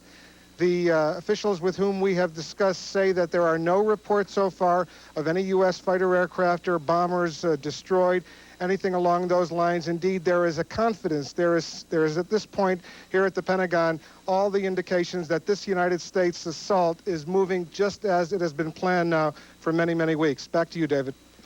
Charles Jaco is standing by for us in Dhahran. We remember when we last saw him, he was hastily grabbing a gas mask and getting out of there. Charles, you're back. I'm glad to see that. Please update us. Do we have Charles Jaco? We're now told. Go ahead. We're now told it was a national air raid alarm. A national air raid alarm that did not affect the situation here right now. Apparently what happened was the air raid alarms went off. We were told to go into the basement with our gas masks. All the crews left the camera platforms here, and as I was in the middle of my report, the power was cut. Everyone here is fine. What we have been led to understand by the Saudi military is that the U.S. and allied airstrike against Iraq has been what the Saudi military calls massive, and they underline the word massive.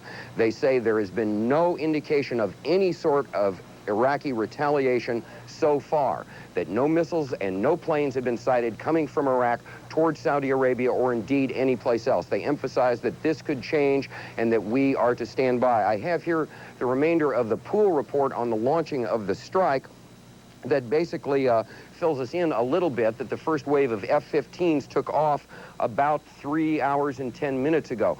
Right now, near this airbase where we are, everything is fine. But again, the Saudi military sources say there is no evidence of any Iraqi retaliatory strike against Saudi Arabia or against Israel. That could change. They describe the U.S. assault on the U.S. and allied assault on Iraq as massive, using mammoth amounts of air power. But as far as they're able to ascertain, no B-52 bombers were in use. Military. The entire CNN crew is fine. All the journalists here are fine. But again, it was a false alarm by Saudi National Civil Defense. Right now, the skies are quiet. There are no planes flying over. It's rather cloudy and overcast, but there is no indication, no indication at all of any kind of. Charles Jaco, CNN, reporting live from Saudi Arabia. All right, Charles, thank you, and we're glad to hear that that was a false alarm. We should remind our viewers that we don't have a CNN presence in Kuwait City. We are unable to bring you news from there right now. Wolf Blitzer was reporting from the Pentagon. When we interrupted him to go back to Charles Jaco, we went back, of course, because we had lost touch with him suddenly. Wolf, picking up where you were, please. Yes, David, the initial indications are that this U.S. airstrike is moving along very smoothly. No reports yet of any U.S. Aircraft downed or anything like that. What we have been told is that the initial U.S. targets in Iraq and occupied Kuwait were anything that could endanger U.S. aircraft, especially anti-aircraft missile batteries, all of the Iraqi radar jamming installations. The U.S. has sent in what are called F-4G Wild Weasel and EF-111 Raven. These are defense suppression aircraft. Basically what they do is zap almost all of the communications in and around Iraq, making it very difficult for the Iraqi radars to hone in on the invading U.S. aircraft. The indications are very, very positive from the U.S. point of view here at the Pentagon that this U.S. airstrike is moving according to the game plan, which I reported earlier was very carefully orchestrated over these past many months. David? Wolf, in the weeks and months leading up to this, there's been a lot of diplomacy and some failed diplomacy, and among the things that went on, Saddam Hussein made some threats. Among them were to do grave damage to Tel Aviv if he were attacked. Let's switch there now to Richard Roth. And Richard, are there any signs of retaliation? No, so far Tel Aviv is quiet this morning. There is no sound at all almost in the city. Everyone in Israel has been urged to stay inside their homes as the government instituted what's called a national economy emergency system. But people have been advised to open up their protective gas mask kits and keep them nearby. And if anyone has to go to work, while they are there, they are urged to take their gas masks with them. The public is urged also to listen to the radio. And Israel radio has sprung alive with the reports from Mideast capitals, including reports from CNN, keeping everyone here up to date on the situation. This is the city that Saddam Hussein said he would attack with missiles should the multinational force attack him. So far, the skies are quiet here in Tel Aviv. Richard Roth, thank you very much. Again, the President of the United States will address the nation and the world in under an hour from now at 9 Eastern. We return to Baghdad at the Al Rashid Hotel. All right, David, here we are. The sky is being lighted now by some bright flashes far in the distance. You remember, Peter, when we were children, our parents would tell us if there was lightning, you could tell how far the lightning was away by counting 1 1,000, 2 1,000. I guess you could do the same thing for bombs, can't you? Maybe, John. I was just picking up on a comment by Wolf Blitzer from the Pentagon that the targets were basically defense suppression. This could well be the case here because I see no fires on the horizon. If they were hitting buildings or even, structures, we did see smoke earlier, but we don't see any flames. Maybe the targets have been surface-to-air missiles or whatever, but we do not see flames at this point, even though scores of bombs have been dropped in Baghdad so far this morning. John?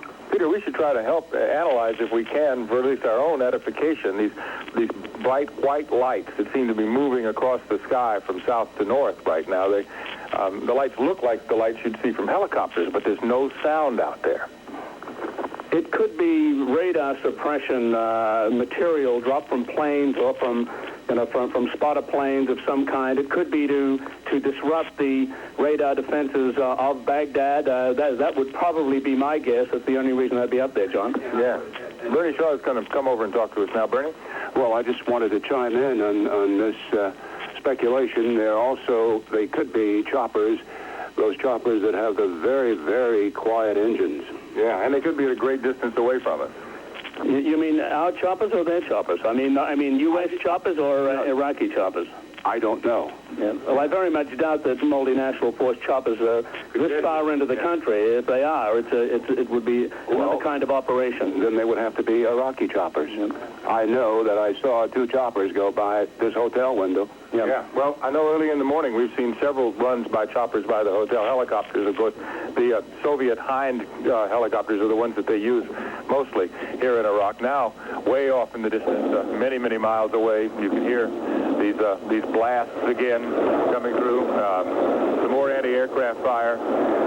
And I guess a little bit lower down on the ground, I'll once again let you hear the sound of what is going on over Baghdad tonight.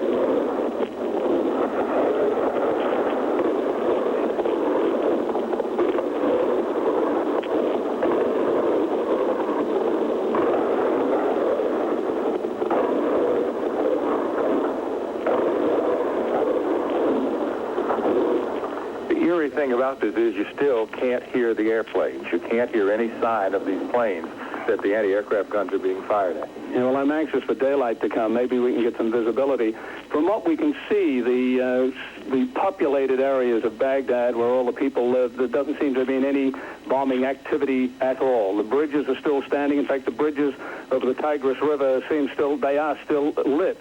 So we don't see any action at all within the city. Around us and a couple of government centers, there seemed to have been some bombing earlier, but right now, in fact, in the last half hour, the bombing has moved out seemingly beyond the perimeter of the city to presumably military targets, strategic targets, further west towards Yes, that's correct. Kind of out of the immediate vicinity of Baghdad here. And I just looked out on the street a moment ago and saw a very small automobile driving down there. Peter, look at this. This is a bright flash of light that seems to be, it came across from north to south and even came up here by us in the hotel. And there it goes, almost like a shooting star. I think that shooting star is probably an F-15, John. Yeah. So that's what they look like at night when they're working. All right. It's good to know. There are a couple of vehicles out on the street, more anti-aircraft fire. Well, there's something going on that you can hear down there. It seems that maybe a bomb was just dropped again near the main telecommunications center here in Baghdad, and the anti-aircraft fire is again going up as the night sky continues to be brightly lighted in Baghdad. Peter. Yes, John, that was a tactical strike. The plane could have been as close as 500 meters in the sky above its target. Certainly it's being met with a lot of anti-aircraft fire, but it is long gone at this point, John. Yeah. These planes are moving so rapidly, and with the one bright light on them. I guess that's the engines themselves that we're seeing going by. This is something I've never covered before, ladies and gentlemen. Peter Arnett is our expert at CNN on war coverage, and I'm getting, this is a literal baptism by fire, isn't it, Peter? Well, I don't think there's anyone alive, John, who is an expert on this sort of thing, being in the middle of a major capital with an airstrike, air attacks like this going on. I don't know if any experts exist. Well, Bernie, I'll tell you, I was just at the window and I saw that F-15 go by, or more accurately, I should say I heard it. And as you indicated, Peter Arnett, by the time that plane had cleared the space over here, it was out of sight.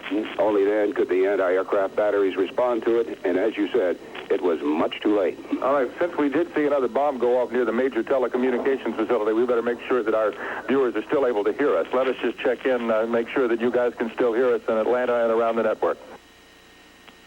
John Holliman, Bernard Shaw, and Peter Arnett. Yes, indeed, we can hear you, and we're going now to the Pentagon briefly, and Wolf Blitzer.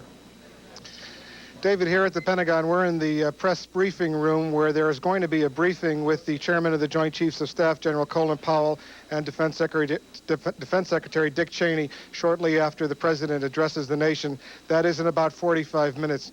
We are also receiving indications from Pentagon sources that this initial U.S. airstrike seems to be moving ahead on schedule as planned, without any great disasters as far as the United States is concerned. One reason why there, so far, does not appear to have been any Scud launchings into Saudi Arabia or into Israel or into any of the other alleged targets that the Iraqis had is because we had been told repeatedly that those F-15s, those F-117A stealth fighters, those F-16s, all of the carrier-based U.S. aircraft, their immediate initial target, in addition to anything that could endanger those planes, would be all of Iraq's Scud missile bases, the mobile bases, certainly the fixed ballistic missile bases. They not only have the Soviet-made Scud ground-to-ground missiles, but also the Iraqis have improved some of those Scuds. They're called the Al-Hussein and the Al-Abbas. Those were day one, number one targets, as we and other networks have been reporting now for months. The United States was going to take those missile sites out. No indication completely, no confirmation that the United States has, but certainly if the Iraqis had planned to launch any of those Scud missiles, they almost certainly would have launched them within the first minutes of this war, and the war now appears to be about 2 hours old. David? Operation Desert Storm now 1 hour and 3/4 old, and with me here in the studio, listening to it all along, the coverage from Baghdad is so compelling, we'll go back right away, but Secretary Weinberger, former Secretary of Defense, through two terms of the Reagan administration. What about what you've been hearing? Well, I think, first of all, we achieved complete tactical surprise, very much like the attack on Libya when the lights were all on and didn't go off until long after the raid began. Secondly, I think targets, radar and defense suppression was the principal goal, and the first wave probably didn't do any bombing, just in order to draw the radar and to identify the sites. And I think subsequent waves did do that. Thirdly, I think and there'll be more of that, of course, as we identify more and more radar sites. Finally, I think the targets that we had chosen have been very carefully chosen to be military only and to be well away from any kind of civilian casualty damage. That would be airfields, railroad stations, the communications tower that they keep mentioning, military assembly points, anything of that kind. And they will be very careful to select them so that even if the bomb misses by a short amount, it would not get into civilian damage. But primarily, this was to suppress the defense, the missiles and the radar, and to identify the radar. And I would imagine most of this raid will continue probably well into the morning hours, because with many of the defense points suppressed, the additional planes can go in with far less danger. Secretary Weinberger, thank you very much for that perspective. Charles Bierbauer is standing by live at the White House, where the president is about to come on in a short time. I'm sorry, I'm hearing that there's another wave of planes coming into Baghdad, and we have 3 fine reporters there. Let's listen. Dave, thank you. We're back here, and just as Secretary Weinberger was talking to us, we were watching another one of these waves of attack here. The night sky lit up once again, a lot of anti-aircraft fire, and we can hear the sounds of battle outside the window. And once again, John Holliman, as the planes come in and just shoot across the sky, by the time these anti-aircraft batteries respond, it is too late. It's interesting what Secretary Weinberger was saying, that what the planes, whoa, that was a bright light, everybody get down, in case there's a blast after. Okay, that was on the east side of our location. That was definite bombing. That was on the other side of the hotel. Yeah, look over here, Bernie, off to the west. A lot of bright lights down on the horizon now. It could be anti-aircraft or it could be incoming there. Yeah. Well, let's let our viewers around the world listen to this exchange for a while. Okay, Bernie, I'm going to crawl over to the window again with our microphone and just poke it out the window and let you listen to what we were able to hear so clearly here in Baghdad tonight.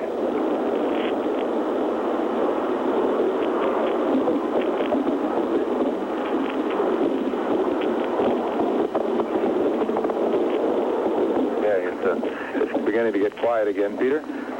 Yes, John, on the other side of the hotel, it's a little noisier. Just 2 minutes ago, there were 3 enormous explosions that one after the other within seconds. I have no idea what the target was, but they shook the hotel on that side. So these bombing raids are continuing now, wave after wave, and the intensity has been maintained. I've noticed that the Iraqis have uncorked new kinds of anti-aircraft weapons. I don't know what they are, but they appear to be heavier caliber, they are spurting fire into the sky, heavier caliber. I don't know what they are, but they are more impressive than that used earlier. They're obviously uncorking other extra anti-aircraft defenses as this battle progresses. Just one comment. Clearly, I've never been there, but this feels like we're in the center of hell. It's a remarkable experience to be here tonight, ladies and gentlemen, and the night sky again lit up with beautiful red and orange tracers and white flashes again as air bursts continue to come, probably from the anti-aircraft guns, from all we can tell. And all around us now we hear explosions, big explosions at great distances away from our location. As Secretary Weinberger was mentioning in his interview just now, Peter, they're not apparently, the Allies, the coalition forces are not targeting civilian targets apparently at all. And all the anti-aircraft fire, and we see more of it to the south right now, going straight up, seems to be very far from the center of town. Well, right in front of me, John, to I guess the north, I see a series of surface-to-air missiles being fired up. They look like that to me. They're going straight in the sky. Who knows what they're aiming at? They're aimed at the attacking force, but there were about 5 were launched just within seconds of each other. Yeah, it's kind of boom, boom, boom, boom, boom. They just went right up there, right into the sky. Right, and it's we'll have to tell you again, and for our families who are listening to our broadcast now, all of this is happening very far away from where we are. It's nighttime, so everything is brightly illuminated, but you should know that for the present time anyway, we're safe, and all the action is very visible to us, but it's very far away from us. Bernie Shaw. Oh, I'm just crawling around on the floor. I just checked the other side of the hotel, and it's a repetition of what we're seeing before our very eyes right now. More anti-aircraft fire, what appears to be giant sparklers flashing and then going dark, streams of tracer fire going up. It's like one of these fireworks that has a bunch of, it says exploding balls on the side of it. They go up in the air one after the other. And there's no doubt to me that those flashing silver lights are radar suppression devices just to mislead the radar-guided anti-aircraft guns that are shooting at the planes coming by, John. Peter, let's go over to the other side of the hotel. We have a long extension. Interrupting the gentleman in Baghdad, we're going now to Charles Jaco in Saudi Arabia. He's in Dhahran. Charles? Just lost the line. We hear the sirens and we can see you, Hello. Charles. This is Charles Jaco in Saudi Arabia. Right now, the air raid sirens are going off again. We're being told to clear the area. The last time it was a drill. This time we're not sure if it is a drill or not, but everyone's being told to clear this area and get out of this area, get into the shelter in the basement of the area where we are. Right now, the only information we have that's updated is from the Saudi military, who say there was a mammoth airstrike against Iraq, and so far, at least until now, no trace of any retaliation from Iraq. This may be it. We don't know. The last time it was a drill, but the Saudi military says it's been a mammoth Allied airstrike against Iraq. Charles Jaco, CNN, reporting live from Saudi Arabia. All right, Charles, we do hear those precautionary sirens in the background. Let's return now to Baghdad. I'll remind you that at the Al Rashid Hotel there, a 14-story building, Bernard Shaw, Peter Arnett, John Holliman. For Baghdad, well, I hesitate to say an air battle. There does not seem to have been any Iraqi aircraft fighters in the sky. We have seen no dogfights that could resemble anything like that. It looks like the Iraqi Air Force has not been able to get in the sky tonight. Maybe they were one of the first targets hit, Bernie. And for our viewers, just to paint the picture for you where we are physically right now, we are in the hall on the floor, and we can look through open hotel doors to see either side. And it has suddenly fallen quiet again over the skies of Baghdad. It has done so a dozen times in the last hour and a half, Bernie, and this lull is usually broken by more bombing. John? That's right, Peter. Wave after wave of attack coming in here to downtown Baghdad. But we have so many correspondents arrayed around the globe at this hour. We would like to hear from more of them, so let some of them talk for a little while as we wait for the next wave of attack, which we'll do our best to bring to you. John Holliman with Bernie Shaw and Peter Arnett live in Baghdad. All right, gentlemen, thank you very much. We definitely will be back with you. Let's go now to the White House. The President of the United States is going to speak to the nation in a little more than a half an hour, and Charles Bierbauer.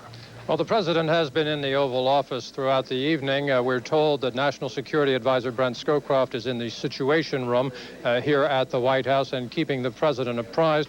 Also told that the president is able to have instantaneous communication, if he wants it, with General Schwarzkopf, who is the U.S. commander on the ground in Saudi Arabia.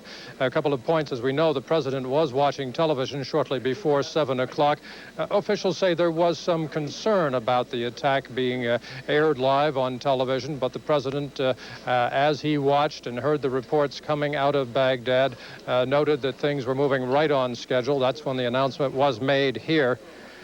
Marlin Fitzwater, in briefing reporters, was asked just what the objective is. Is it to get Saddam Hussein? Mr. Fitzwater spelled out the objectives this way, saying it is to get compliance with the UN resolutions and to free Kuwait, although some officials here have indicated that indeed Saddam Hussein would certainly be at risk in a bombing attack on Baghdad. Again, the president working on that speech, actually a speech that he has been working on for a couple of weeks and that he has written pretty much himself. It'll last 10 to 12 minutes. One last point, Mr. Fitzwater asked if there's now relief here, said relief is not the word. The word is anticipation, that indeed there will be several days of hard work lying ahead. As you can hear, Mr. Bush will speak at 9:01. David? Is a 9:01 hard start.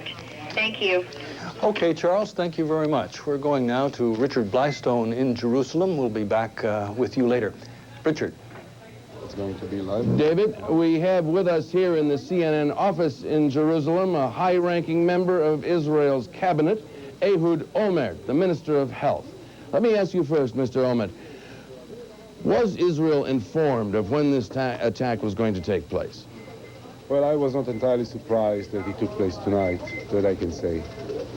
Now, intelligence about the movements of Iraqi missiles and aircraft was of supreme importance to Israel in these last weeks. Can you talk about how you managed it with the United States? Well, first of all, we have our own intelligence, which is not so bad, and we have tried as good as we could to find out exactly. And it is not a secret that we have very good and close relationships with America, and there was a constant flow of information throughout. Now, your aircraft, Israeli jet aircraft, have been flying 24-hour cover around Israel's borders, a sky shield for several days now. Obviously, you weren't entirely confident that all of Iraq's missiles could be stopped. Oh, no. In fact, right now, I'm not sure that they are entirely stopped. And as you know, we are on an alert situation. The Israelis were advised not to leave homes. And the gas masks are very close to everyone. I'm carrying one with me now. And we are not certain that it will not happen. Now, as Minister of Health, you had an extra special interest in the missiles or bombers. At this point, you don't feel that the risk is entirely over? No, not at all. Not at all. In fact, all our systems are ready. All the hospitals have been alerted. And we have bought special drugs in the last few weeks to make sure that in case there are some people wounded, we will know how to treat them, both for chemical weapons and for biological weapons. And the danger is not over yet. Everything can happen. But what you had to be prepared for and what you really expected would be two different things. Can you tell us what kind of Iraqi response did you really expect? Did you expect it would be devastating? Look, we know that they have ground-to-ground missiles which can reach Israel. We know that they have chemicals. We know that they have biological warheads. We know that for some time they have been threatening Israel to be the first target. In fact, they said it. Saddam Hussein said it, and Tariq Aziz said it very explicitly, that the first target for the Iraqi missiles will not be Saudi Arabia or Kuwait, but Israel. And we had to take it very seriously. So in fact, we have prepared ourselves for the worst possible scenario. We have prepared ourselves for a massive number of casualties. And we did everything possible in order to address ourselves to this. We bought lots of medicines. We have installed in every hospital in Israel detoxicating, purifying systems so that if people will be hit, they will be washed and brought to treatment afterwards. And the whole country is ready and is very much aware of the danger. Just one last question, Mr. Minister. How long is it going to be? What are you going to require as evidence before you stop carrying around your gas mask? Well, I guess that when it's quite clear that Iraq is totally defeated and they are totally incapacitated by the American tech, then I think we'll feel a lot more confident. Ehud Olmert, Israeli Health Minister, thank you very much. Back to you, David. Richard and Minister Olmert, thank you very much for that report from CNN Jerusalem. The last time we heard from Charles Jaco, he was heading for a bomb shelter at Dougherty, and we will be back to him as soon as we can. There were sirens in the background, but no signs of any incoming anything. The United States and the UN allied forces have launched a massive air attack on Baghdad, Iraq tonight, wave after wave of planes coming over, but apparently doing pinpoint bombing, going after strategic targets and not saturation bombing. Let's switch now to the focus of much of the diplomatic negotiation that preceded tonight's action, and Jeannie Mose at the United Nations. David, the members of the UN Security Council are expected to meet here at the UN for consultations on this sometime tonight. The Secretary General of the UN told us as much a short time ago on his way out of the building. We're not sure when. The U.S. mission to the United Nations is saying that probably sometime after the President of the United States speaks. In any case, the Secretary General of the UN was watching all of this on television. He left the building a short time ago saying he would be back soon. soon. And here is some of what he said on his way out the door. After all my efforts, after all the efforts of so many countries and so many personalities, that we are now facing a war.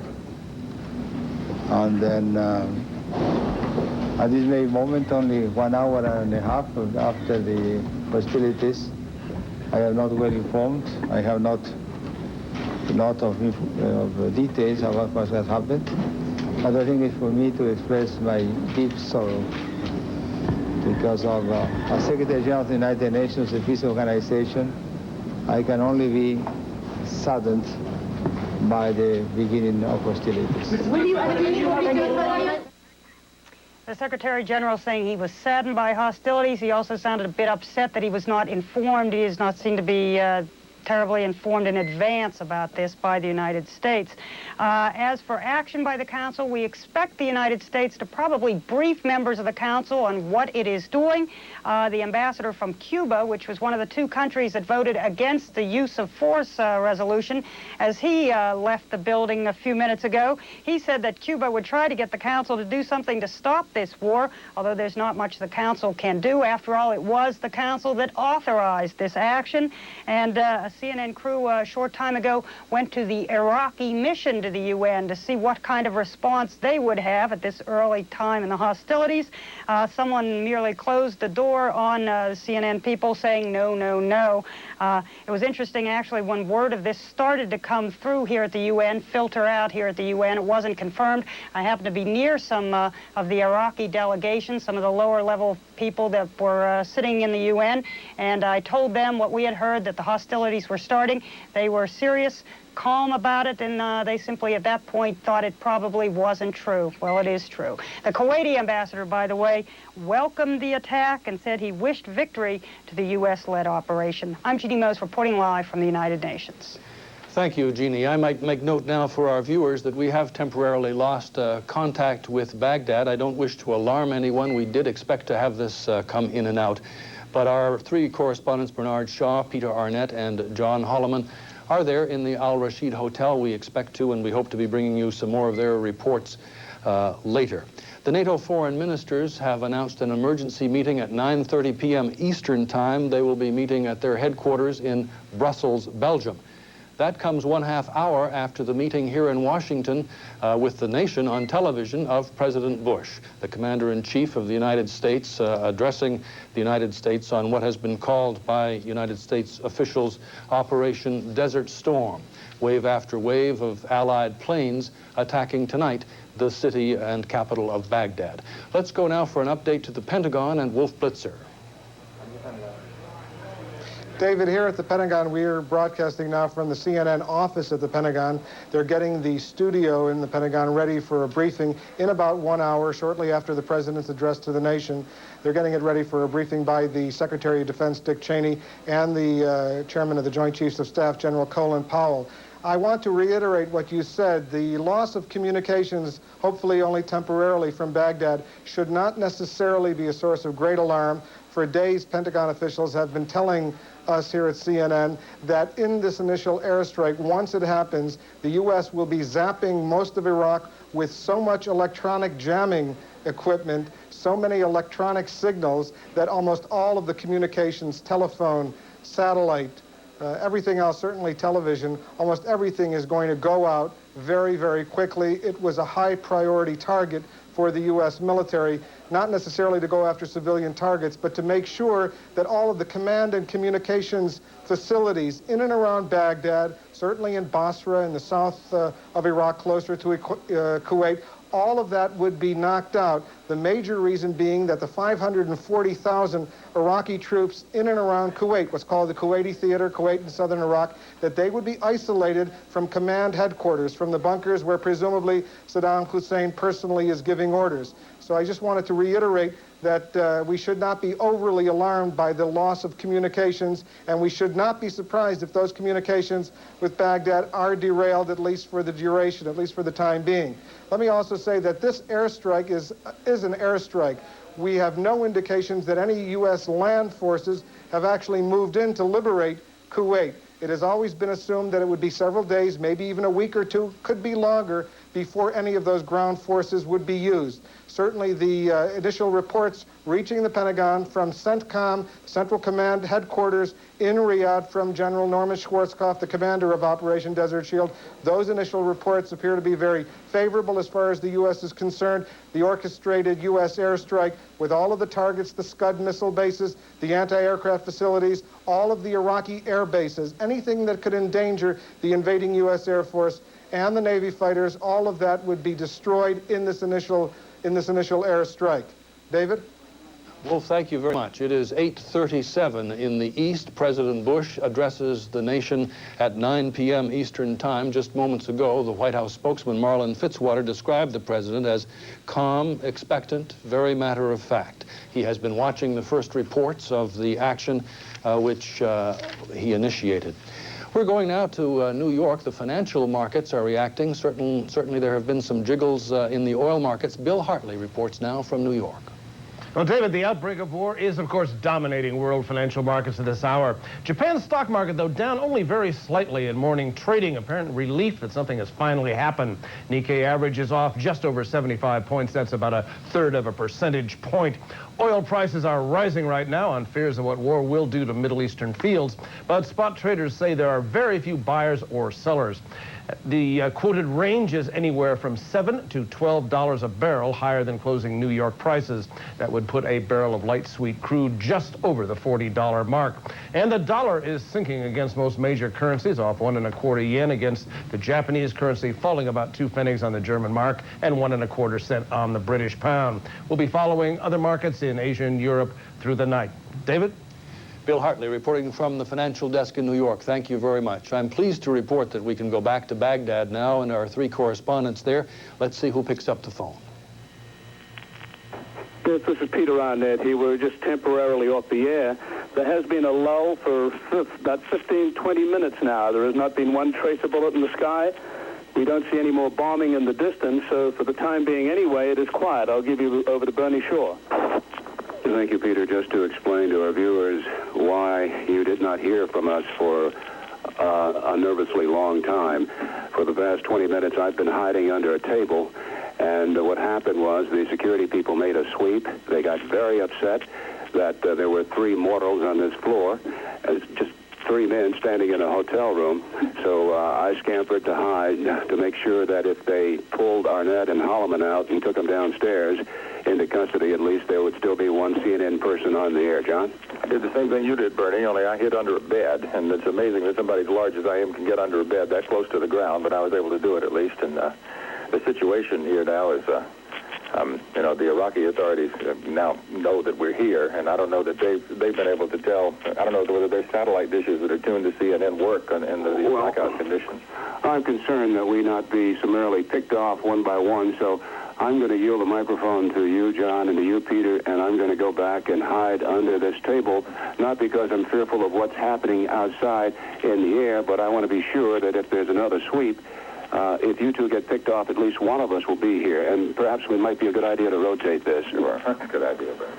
I'd like to assure our viewers the hotel security men were amiable. They let me stay. They understood. I explained that I didn't tell them we were reporting live from this hotel room, but I did say that we had been invited by the Minister of Information to witness what was going on here, and they accepted that explanation. 1 minute, please. Mm-hmm. Here we go. I'm just looking out the window. The security people have forced us to close our windows, and maybe it's for our own good, maybe not. We don't know whether these windows are going to shatter under blasts or not, but there's some beautiful tracer fire outside now. It's way up in the air. It's bright red blasts and yellow blasts, and with the windows closed, we can't hear as well as we were able to hear before. But, it continues to go on outside now. We don't, because we can't hear as well, we can't really tell you as much about what's going on as we would have been able to with the window open. Well, these security fellows also took some of the videotape out of one of our cameras. They say we'll get it back tomorrow. I'm a little skeptical that we will, but it was the beautiful pictures that we took to go along with the commentary that you heard earlier tonight on CNN. You keep using that word, beautiful. This is not beautiful to me. Peter, you were being modest when you told viewers, you explained that you had the permission of the Interior, the Information Information Ministry. Ladies and gentlemen, you should have heard this masterful performance. I was in the other room on the floor under the table, and this Peter Arnett man said to the security guy, I spent 10 years in Vietnam. The bombs outside, they don't bother me. If I go down in the shelter, I go crazy. It was quite a performance, and he conned them. That's right. All right, Bertie and Peter and John, we'll be back to you. Thanks for that report. We're going now to Charles Jaco, who has been reporting to us from Tehran, Saudi Arabia. Charles? Yes, another false alarm, apparently. The air raid sirens went off here. We were led to believe it was some sort of air raid alert, either a missile alert or an air raid attack. We've stayed out here, losing phone lines, getting them back. What we can see is behind us, I don't know if you can see them, the lights of the city are on. It's rather unusual for a city that might be thought to be under attack, but the city is still brightly lit around the air bases here. There's no sign that the city is hunkered down or blacked out at all. Air raid sirens did sound. They sounded for a couple of minutes, then went off. Then the alarms here at the hotel went off, telling everyone to don their gas masks. All of us carry these now, and to get downstairs. Again, that it was apparently a false alarm.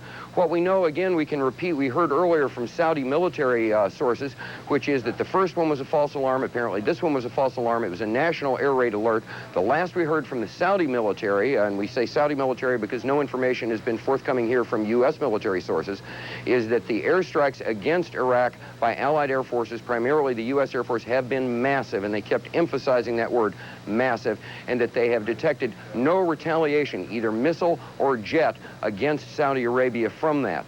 The Saudis are still obviously on pins and needles. They've been living in a state of high war alert since early August and are very understandably nervous and concerned about what might happen. But so far, everyone here in Tehran is safe, and there have been no problems except for bad cases of jangled nerves and scrambles down to the hotel basement into the shelter and putting on the gas mask. But all we can tell you right now is that apparently the attack was underway. It was massive, and so far at least, and this was our information as of about 20 minutes ago, so far, no retaliation, either missile or jet of any kind from Iraq, has been spotted. Charles Jaco, CNN, reporting live from Saudi Arabia. All right, Charles, we'll switch just a few miles away and go to Riyadh, I believe, and Don Sweeney. We're expecting a report from him. Come in. The military personnel in Saudi Arabia have just learned officially from their commander that they are in fact involved in Operation Desert Storm. A communique from General Norman Schwarzkopf issued just a few moments ago. Part of it says to the members of the military, you are a member of the most powerful force of our country in coalition with our allies that has ever assembled in a single theater to face such an aggressor. Now you have trained hard for this battle, and you are ready. He goes on to say a bit later, our cause is just. Now you must be the thunder and lightning of Desert Storm. May God be with you, your loved ones at home, and our country. It's signed H. Norman Schwarzkopf, the commander of the forces in Saudi Arabia. This is John Sweeney, CNN, in Riyadh. All right, John, any extraneous noises outside where you are? Is everything fine? We had one air raid warning about an hour and a half ago. We have not heard anything since then. The traffic in the streets is quite early in the morning here. It's 4:45 in the morning. The traffic in the street is quite normal, and other than that, things are quite quiet in Riyadh.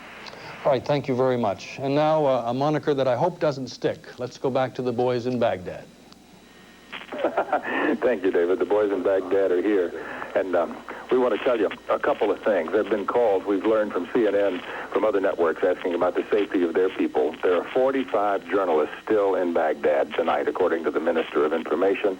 And as far as we know, all those 45 journalists are in this hotel, and everybody in this hotel is safe. It hasn't been hit. There's a series of fallout, or not, bomb shelters down in the basement. And virtually everybody except us is down there in those shelters. Bernie? John, I made the trek downstairs into the bomb shelter and then came back upstairs. And indeed, all the journalists who were in this hotel when it happened, and most of them were because there had been a series of staff meetings, they are safe downstairs in the bomb shelter. No one is being permitted outside the hotel. I know for a fact, CBS News, if you're wondering, I saw with my own two eyes Larry Doyle, and we go way back to our days at CBS in Washington. He's fine. I saw Alan Tizzy. He was sitting on the floor sipping a glass of something. He seemed quite content. And there's a young thin chap who said he worked for CBS. I think he does radio. He's fine. Everybody is safe. We know you're worried about us, and we're concerned about ourselves, but everybody is safe. Peter, you look like you want to say something. I simply want to say, Bernie, that this lull has lasted about 25 minutes now. No aircraft fire, no bombing. So it looks like this first phase is over, and we'll get back to you when it all starts again. Okay, thanks, Peter Arnett. John Holliman, you want to say anything before we throw it back to our colleagues? I just want to look out the window one last time and make sure that that it is as quiet as it seems to us. There are a few air bursts out here, but there's no anti-aircraft. I mean, there's nothing loud and noisy that we're hearing, and we don't feel any vibrations from outside. So I think it's probably safe for us to let the rest of the network broadcast a little bit tonight. From Baghdad, for Peter Arnett and Bernard Shaw, it's John Holliman. We'll be here if you need us. Compelling reporting, gentlemen. Thank you very much. It's coming up on 5 o'clock in the morning in Baghdad, and behind that, not too far, will be light. President Bush is going to address the nation shortly, within 12 or 13 minutes, and the lull that they're talking about having lasted 25 minutes may well continue until that is over. Also, we're expecting a briefing from the Secretary of Defense and Joint Chiefs Chairman Colin Powell at the Pentagon following the President's remarks. Now let's go to Norfolk, Virginia. An awful lot of ships carrying the planes that were in the air over Baghdad sailed out of Norfolk. Tom Mentir is there with those who stayed behind and with this report. There are 35,000 Navy servicemen that have departed from Norfolk for the Persian Gulf. We are at the First Baptist Church of Norfolk, where just a few moments ago, the Reverend here made the announcement to a packed congregation. There was a concert going on inside. Joining us is Colin Jackson. Colin, your husband, Kevin, is a lieutenant commander, and he is aboard the Saratoga. Tell me what thoughts went through your mind as the Reverend made the announcement. Did you think it would come tonight? No, I didn't think it would come tonight, and I didn't think it would hit quite so hard. I knew that there were airplanes launched. I don't know if he's one of them.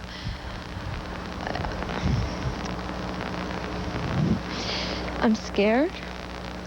I can't think of a better place to have been tonight than to have been in church. The church has a support system where they will contact everyone and make sure that people are not alone who are members of this church. Is it a good system? Does it help? Yes, it does help, and I have my own support system of my friends from this church. They're making sure that no one will be alone tonight. They're making sure that everyone that needs to have a support, a shoulder to cry on, a friend to pray with. They're just the most wonderful people to be associated with right now. Will you watch the president tonight?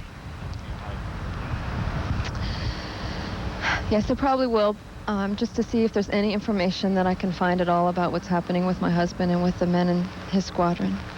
If you could talk to the president right now, what message would you send to him? That I believe in him, that I'm praying for him, and to just bring our men home as quickly and safely as he possibly can. Colin Jackson, thank you very much. I know this is a very difficult time for you. Thank you. So it is one of the Navy wives, and there are 35,000 of them here in Norfolk, Virginia tonight. They're all waiting for some type of word. I'm Tom Mentir, CNN, reporting live from Norfolk, Virginia. Thanks, Tom. They, too, are among the brave, of course, all across this nation. Let's return now to Baghdad and our three correspondents. Thanks, David. Yeah, we're here, and it's very quiet outside. There still are an occasional flash of light off to the south of our location, far in the distance. There have been no big blasts in the recent past. No signs of anti-aircraft fire right now. No sounds of jets overhead. It's that eerie stillness that we talked about earlier in the day. Bernie Shaw is here now. I just want to make this observation. The President of the United States is coming up to address his nation and the world very shortly. And that we are on the air means that the government of Iraq its ears are wide open, and it will be listening to President Bush very closely. We told you earlier in the week that the Information Ministry had received its own satellite dish, and prior to that, the Foreign Ministry had its. We've got to run. Somebody's knocking on the door. John and I are going to hide. Peter, here. Yes, this is Peter Arnett signing off for a minute, and I'll see what the action is outside. All right, thank you very much, gentlemen. We assume that's not the fuller brush salesman. Let's go to Robert Vito. He's standing by now on the west coast of the United States at San Diego, another important naval base. Robert. Well, I'm in an apartment complex in San Diego, and I've spent the last few hours with several wives whose husbands are serving aboard ships in the Persian Gulf. And we've all been glued to the television set watching CNN, mesmerized by what we've seen and by what we've heard. And it's been an emotional time for these ladies as they held hands and they prayed and had these feelings that I'll let them tell you about. Denise, what was your feeling, your reaction as you watched the events unfold? I was scared, frightened for my husband, for the guys on his ship, and for the Iraqi people, because it's come to this, you know. This crazy man has brought us this far. I back my husband up. I'm very proud of what he does and who he is and where he's at right now. But I'm also scared because I want him home. If you had a moment to talk to the president, what would you say to him, the president of the United States? To get it done and over with as quickly as possible. I'd like to see Saddam Hussein brought in front of the UN Council and tried. That's the way I feel about it. This man shouldn't be walking free. I think he ought to be tried for what he's done and what he's put the Iraqi people as well as the United States and all the countries that are over there through. Thank you, Denise. Kay, could you just come up? Kay Hunter is a lady who a lot of the wives who have husbands on ships lean on for support and help. What are your feelings? I am very, very deeply concerned for all the people over there. We have to be strong together because it's our strength and our support of one another that is going to get us through this. And it's because of this group here and lots of groups like this all over the United States with the parents and the wives and the children that are going to help the families get through this. And we are here and we love them all, and we're 1,000% behind the military. And Mr. Bush, get them over there and get it over with and get our husbands home. Thank you. I know these are tough times. I'm going to ask Charlotte. Charlotte, could you just come over here and just share a moment with us and tell me your thoughts. I'm very upset right now, of course, but I back up my husband 100%. I just want it over with and send him home. Did you support the action? I feel that they did what they had to do. And I feel sorry for all the people over there that lives are going to be lost. And I think Hassan should have to pay for this. I think he should not get away with what has happened here. Thank you, Charlotte, for sharing your thoughts with us. So the feeling here is, of course, like elsewhere, that the war will be over soon. Robert Vito reporting live from San Diego. Bye. Shortly, I'd like to point out first that a senior administration official has told CNN that no ground attack has occurred at this point. We repeat, no ground attack is underway. Australian warships have been authorized, 3 of them, to assist in the multinational force arrayed against Iraq to free Kuwait. The mission of President Bush tonight, which he will address the nation on in less than 5 minutes, is simply to free Kuwait. Let's go now to Doug James and get his report from Amman. Doug. We understand that Jordan's King Hussein is currently, like many other people, watching CNN to see the latest developments from Iraq and Kuwait. So far, the people here have been told very little. There was a radio announcement approximately 1 hour ago giving them the bare details. They'll have to wait until 10 o'clock local time in the morning to get more information. With us at the moment is Kamel Abu Jabar, a Middle East expert who's been following the Gulf crisis from the very beginning. And I wonder, sir, what do you think is going through King Hussein's mind at this very moment? I think what's going through his head right now is sadness and a terrible shock that in the final analysis something could not have been worked out in a decent way. That while President Bush is speaking about free Kuwait, why can't he speak about free Palestine? And I think that is what is going through his mind at this moment. Would he have been taken by surprise, as many others have, with the nature of the attack this evening, the quickness of the attack this evening? Yes, I think so, very much so. I don't think anybody in the whole world, anybody in his right mind expected this kind of reaction by the United States. I still believe that there was room for talk, and I am puzzled, like I'm sure His Majesty is puzzled at this moment, why couldn't the United States have talked to Iraq in a meaningful and in a human manner? What reaction do you think he'll have tomorrow? Will he have more to say in the morning? His Majesty, yes, of course he will have to say. I'm sure of that, yes. As you know, the country is in the middle of Iraq and Israel. This must be a primary concern of his at the moment. Of course. I mean, you know, we have the Israeli army to our west that is armed to the teeth with all kinds of ugly weapons and willing and ready to use them at any moment. Thank you very much, sir. Yes. This is Doug James reporting live from Amman, Jordan. Thank you, Doug. The president is going to speak in about 3.5 minutes. We return now to Baghdad and our 3 correspondents there until then. Bernie Shaw. David, I just want to explain to you and our viewers what happened. There was a knock at the door, and we had to scramble. I had to go to my hiding position under the table, but we're back here, and we're standing by. I had indicated that, in my opinion, we will be watching very closely and listening to what the president has to say. I was reporting that the information and foreign ministries can receive CNN. They will be watching and listening. And Peter Arnett, John Holliman, I'm going to be listening for signals from the President of the United States to Saddam Hussein. One more thing before we go to the president. We just had another fairly loud blast on the outside, which was visible as a white flash in our windows. We'll stay here, and after the president's done, we'll give you an update on what happened while he was speaking. Peter? No, okay, we'll go back to Atlanta now. All right, thank you very much, gentlemen. We will be back to you. Perhaps another wave beginning. We have been informed that there will be more, possibly more air attacks tonight. The president's about to speak to the nation, and let's go to the White House and our senior correspondent, Charles Bierbauer. Well, he'll be with us shortly.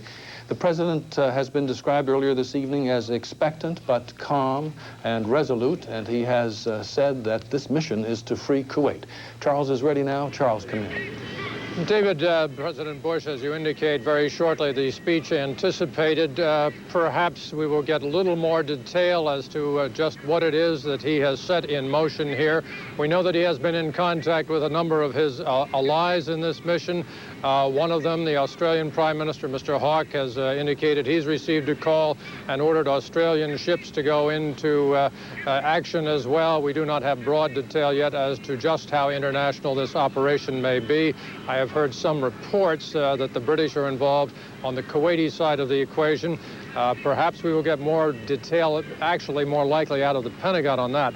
President Bush, in a speech that he's been working on himself for the past 2 to 3 weeks, in fact, probably going back to his Christmas holiday up at Camp David, where he pretty much formulated his ideas and his final decisions on what he was going to do. We will hear an address of about 10 to 12 minutes in length, and as I say, it's one that we were told that he has worked on and pretty much written himself. David? I heard, Charles, that there were actually 4 drafts, that a lot of thought has gone into this speech, and it is a delicate one. Perhaps it is one of the continuing diplomacy that was cut off by what he called the stiff arm from Saddam Hussein. Incidentally, Charles, we can hear some voices in the background behind you. Are the demonstrators still there? There are still demonstrators in Lafayette Park, as there have been for the past several days. They have grown and diminished in numbers throughout the days, and as the weather got better and got worse, but there has been something of a constant vigil over there. It is within earshot if the president is normally listening, or if he's outside, as he has been on a couple of occasions. We do not know if they will have the opportunity that we will have to hear the president now. All right, Charles, we go live to the Oval Office. Just 2 hours ago, Allied air forces began an attack on military targets in Iraq and Kuwait. These attacks continue as I speak. Ground forces are not engaged. This conflict started August 2nd when the dictator of Iraq invaded a small and helpless neighbor. Kuwait, a member of the Arab League and a member of the United Nations, was crushed. Its people brutalized. 5 months ago, Saddam Hussein started this cruel war against Kuwait. Tonight, the battle has been joined. This military action, taken in accord with United Nations resolutions and with the consent of the United States Congress, follows months of constant and virtually endless diplomatic activity on the part of the United Nations, the United States, and many, many other countries. Arab leaders sought what became known as an Arab solution, only to conclude that Saddam Hussein was unwilling to leave Kuwait. Others traveled to Baghdad in a variety of efforts to restore peace and justice. Our Secretary of State, James Baker, held an historic meeting in Geneva, only to be totally rebuffed. This past weekend, in a last-ditch effort, the Secretary General of the United Nations went to the Middle East with peace in his heart, his second such mission, and he came back from Baghdad with no progress at all in getting Saddam Hussein to withdraw from Kuwait. Now, the 28 countries with forces in the Gulf area have exhausted all reasonable efforts to reach a peaceful resolution, have no choice but to drive Saddam from Kuwait by force. We will not fail. As I report to you, air attacks are underway against military targets in Iraq.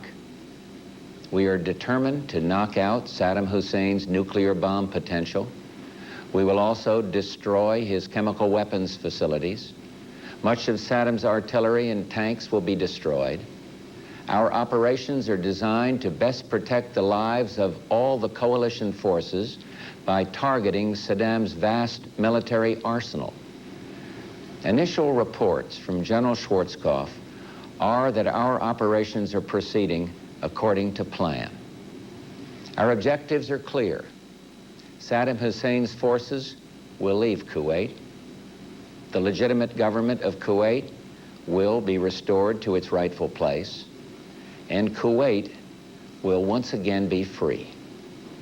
Iraq will eventually comply with all relevant United Nations resolutions, and then, when peace is restored, it is our hope that Iraq will live as a peaceful and cooperative member of the family of nations, thus enhancing the security and stability of the Gulf. Some may ask, why act now? Why not wait? The answer is clear. The world could wait no longer. Sanctions, though having some effect, showed no signs of accomplishing their objective. Sanctions were tried for well over 5 months, and we and our allies concluded that sanctions alone would not force Saddam from Kuwait. While the world waited, Saddam Hussein systematically raped, pillaged, and plundered a tiny nation, no threat to his own. He subjected the people of Kuwait to unspeakable atrocities, and among those maimed and murdered, innocent children. While the world waited, Saddam sought to add to the chemical weapons arsenal he now possesses an infinitely more dangerous weapon of mass destruction, a nuclear weapon. And while the world waited, while the world talked peace and withdrawal, Saddam Hussein dug in and moved massive forces into Kuwait. While the world waited, while Saddam stalled, more damage was being done to the fragile economies of the Third World, the emerging democracies of Eastern Europe, to the entire world, including to our own economy. The United States, together with the United Nations, exhausted every means at our disposal to bring this crisis to a peaceful end. However, Saddam clearly felt that by stalling and threatening and defying the United Nations, he could weaken the forces arrayed against him. While the world waited, Saddam Hussein met every overture of peace with open contempt. While the world prayed for peace, Saddam prepared for war. I had hoped that when the United States Congress, in historic debate, took its resolute action, Saddam would realize he could not prevail and would move out of Kuwait in accord with the United Nations resolutions. He did not do that. Instead, he remained intransigent, certain that time was on his side. Saddam was warned over and over again to comply with the will of the United Nations, leave Kuwait or be driven out. Saddam has arrogantly rejected all warnings. Instead, he tried to make this a dispute between Iraq and the United States of America. Well, he failed. Tonight, 28 nations, countries from 5 continents, Europe and Asia, Africa and the Arab League, have forces in the Gulf area standing shoulder to shoulder against Saddam Hussein. These countries had hoped the use of force could be avoided. Regrettably, we now believe that only force will make him leave. Prior to ordering our forces into battle, I instructed our military commanders to take every necessary step to prevail as quickly as possible and with the greatest degree of protection possible for American and Allied servicemen and women. I've told the American people before that this will not be another Vietnam. And I repeat this here tonight. Our troops will have the best possible support in the entire world, and they will not be asked to fight with one hand tied behind their back. I'm hopeful that this fighting will not go on for long, and that casualties will be held to an absolute minimum. This is an historic moment. We have in this past year made great progress in ending the long era of conflict and Cold War. We have before us the opportunity to forge for ourselves and for future generations a new world order, a world where the rule of law, not the law of the jungle, governs the conduct of nations. When we are successful, and we will be, we have a real chance at this new world order, an order in which a credible United Nations can use its peacekeeping role to fulfill the promise and vision of the UN's founders. We have no argument with the people of Iraq. Indeed, for the innocents caught in this conflict, I pray for their safety. Our goal is not the conquest of Iraq. It is the liberation of Kuwait. It is my hope that somehow the Iraqi people can, even now, convince their dictator that he must lay down his arms, leave Kuwait, and let Iraq itself rejoin the family of peace-loving nations. Thomas Paine wrote many years ago, "These are the times that try men's souls." Those well-known words are so very true today. But even as planes of the multinational forces attack Iraq, I prefer to think of peace, not war. I am convinced not only that we will prevail, but that out of the horror of combat will come the recognition that no nation can stand against a world united. No nation will be permitted to brutally assault its neighbor.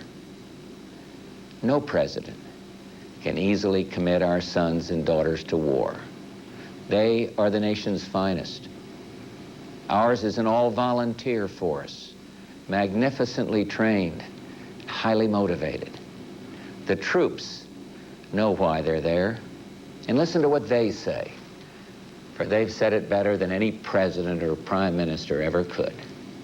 Listen to Hollywood Huddleston, Marine Lance Corporal. He says, "Let's free these people so we can go home and be free again." And he's right. The terrible crimes and tortures committed by Saddam's henchmen against the innocent people of Kuwait are an affront to mankind and a challenge to the freedom of all. Listen to one of our great officers out there, Marine Lieutenant General Walter Boomer. He said, there are things worth fighting for.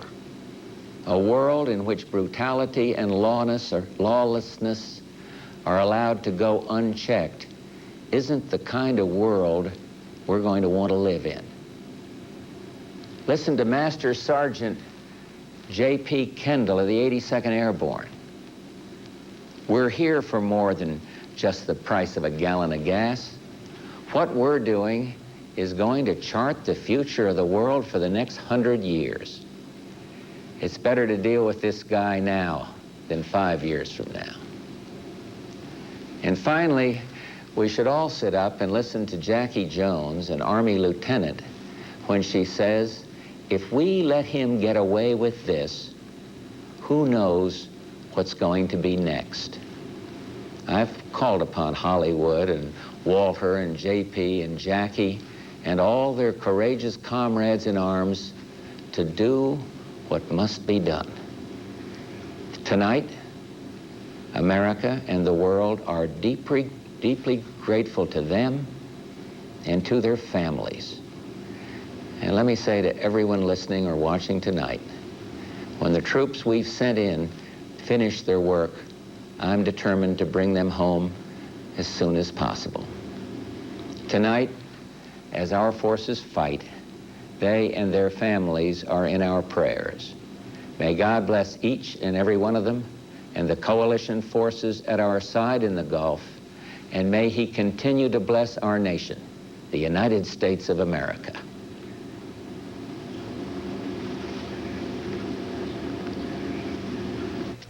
President Bush, live from the Oval Office in a 12-minute address to the nation and the world, saying at the outset his minimal demands. Saddam Hussein's forces will leave Kuwait and Iraq will comply with all relevant UN resolutions. Let's go now to Charles Jaco, who has word on airplanes in Saudi Arabia. Charles.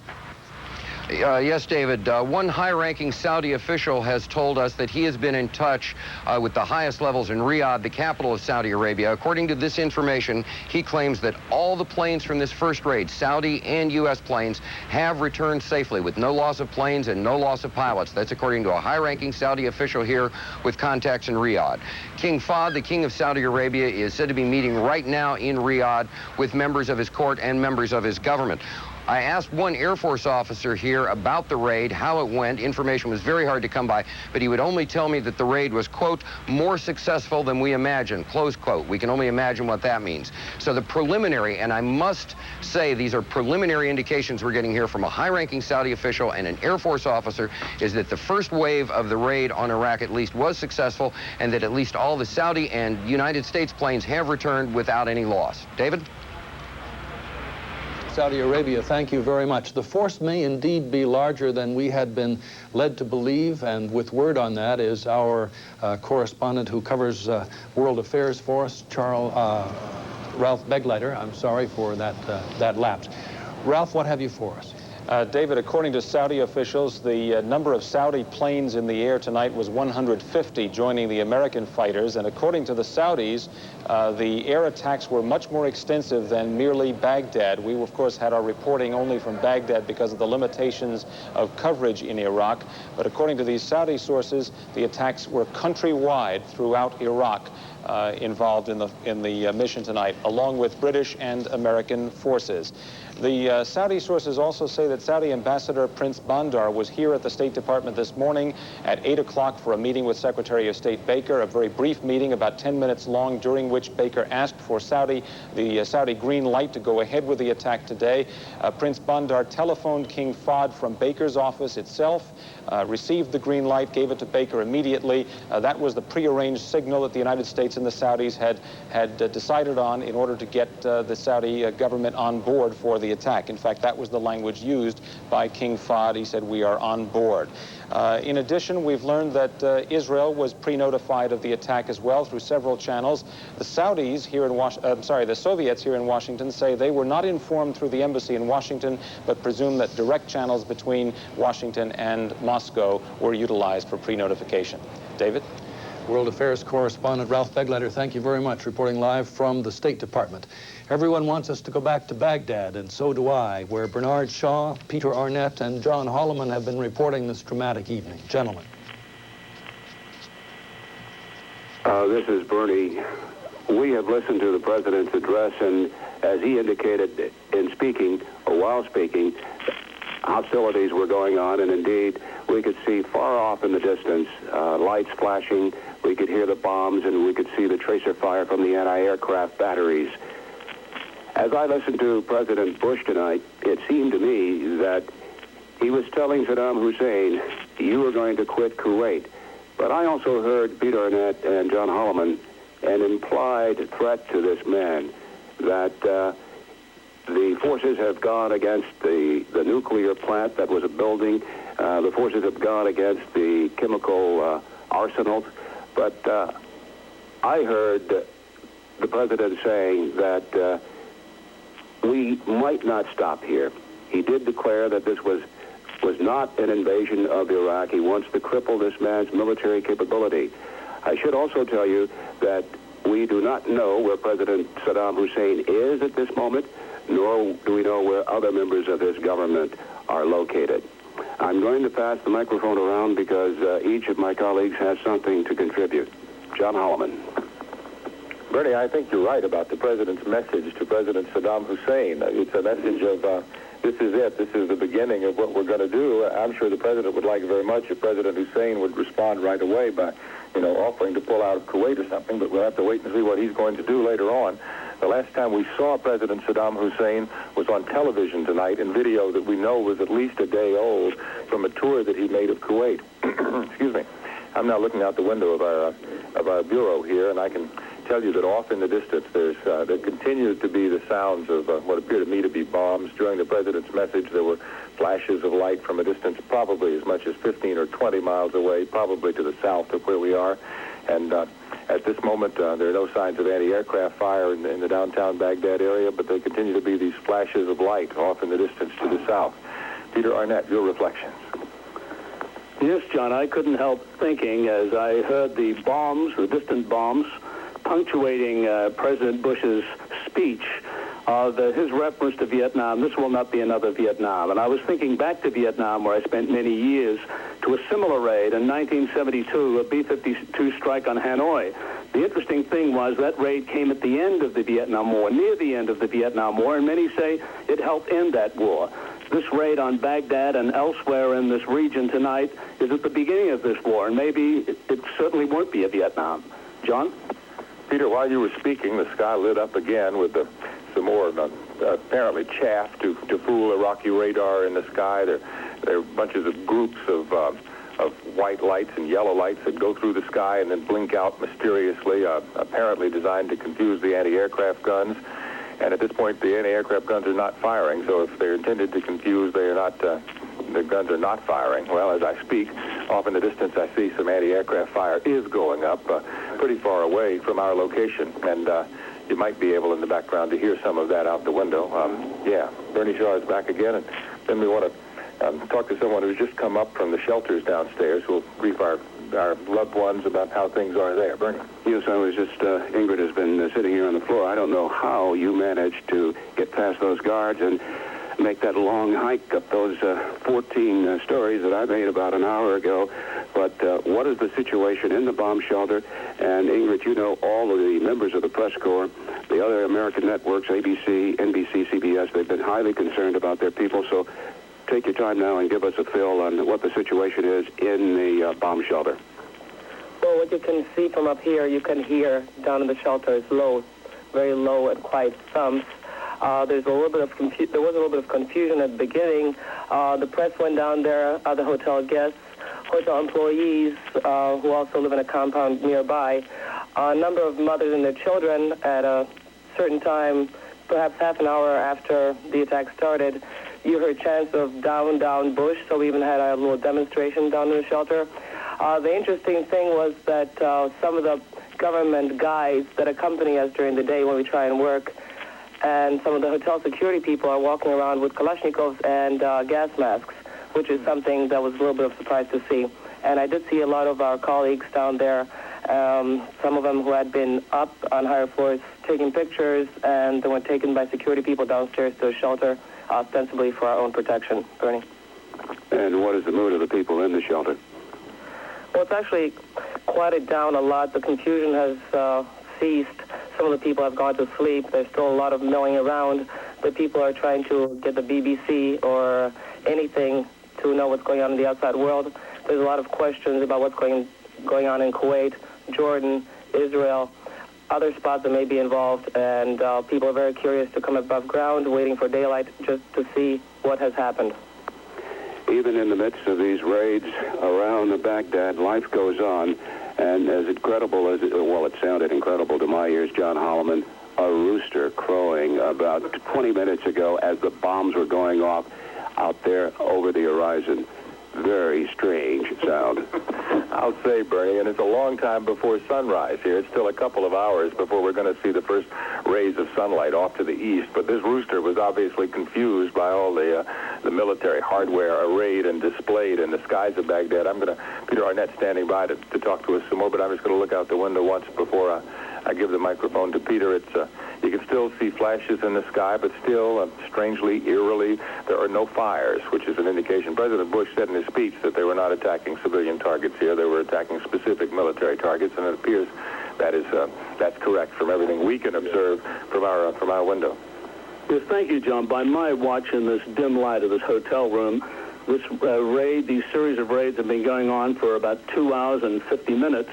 They began at around 2:30 Baghdad time in the center of the city. The government installations or installations of one kind or another, maybe anti-aircraft, strategic communication centers, began in the center and stayed in this particular part of town for about an hour and a half, but they are moving outwards of a large perimeter. All around the horizon, we see explosions. There must have been scores and scores of raids that we have witnessed so far. Witnessed, when I say we witnessed, we've seen the flashes and we have seen the anti-aircraft fire going up. But it's obvious that these raids are continuing, and we can see the evidence of that. Here's Bernie Shaw again.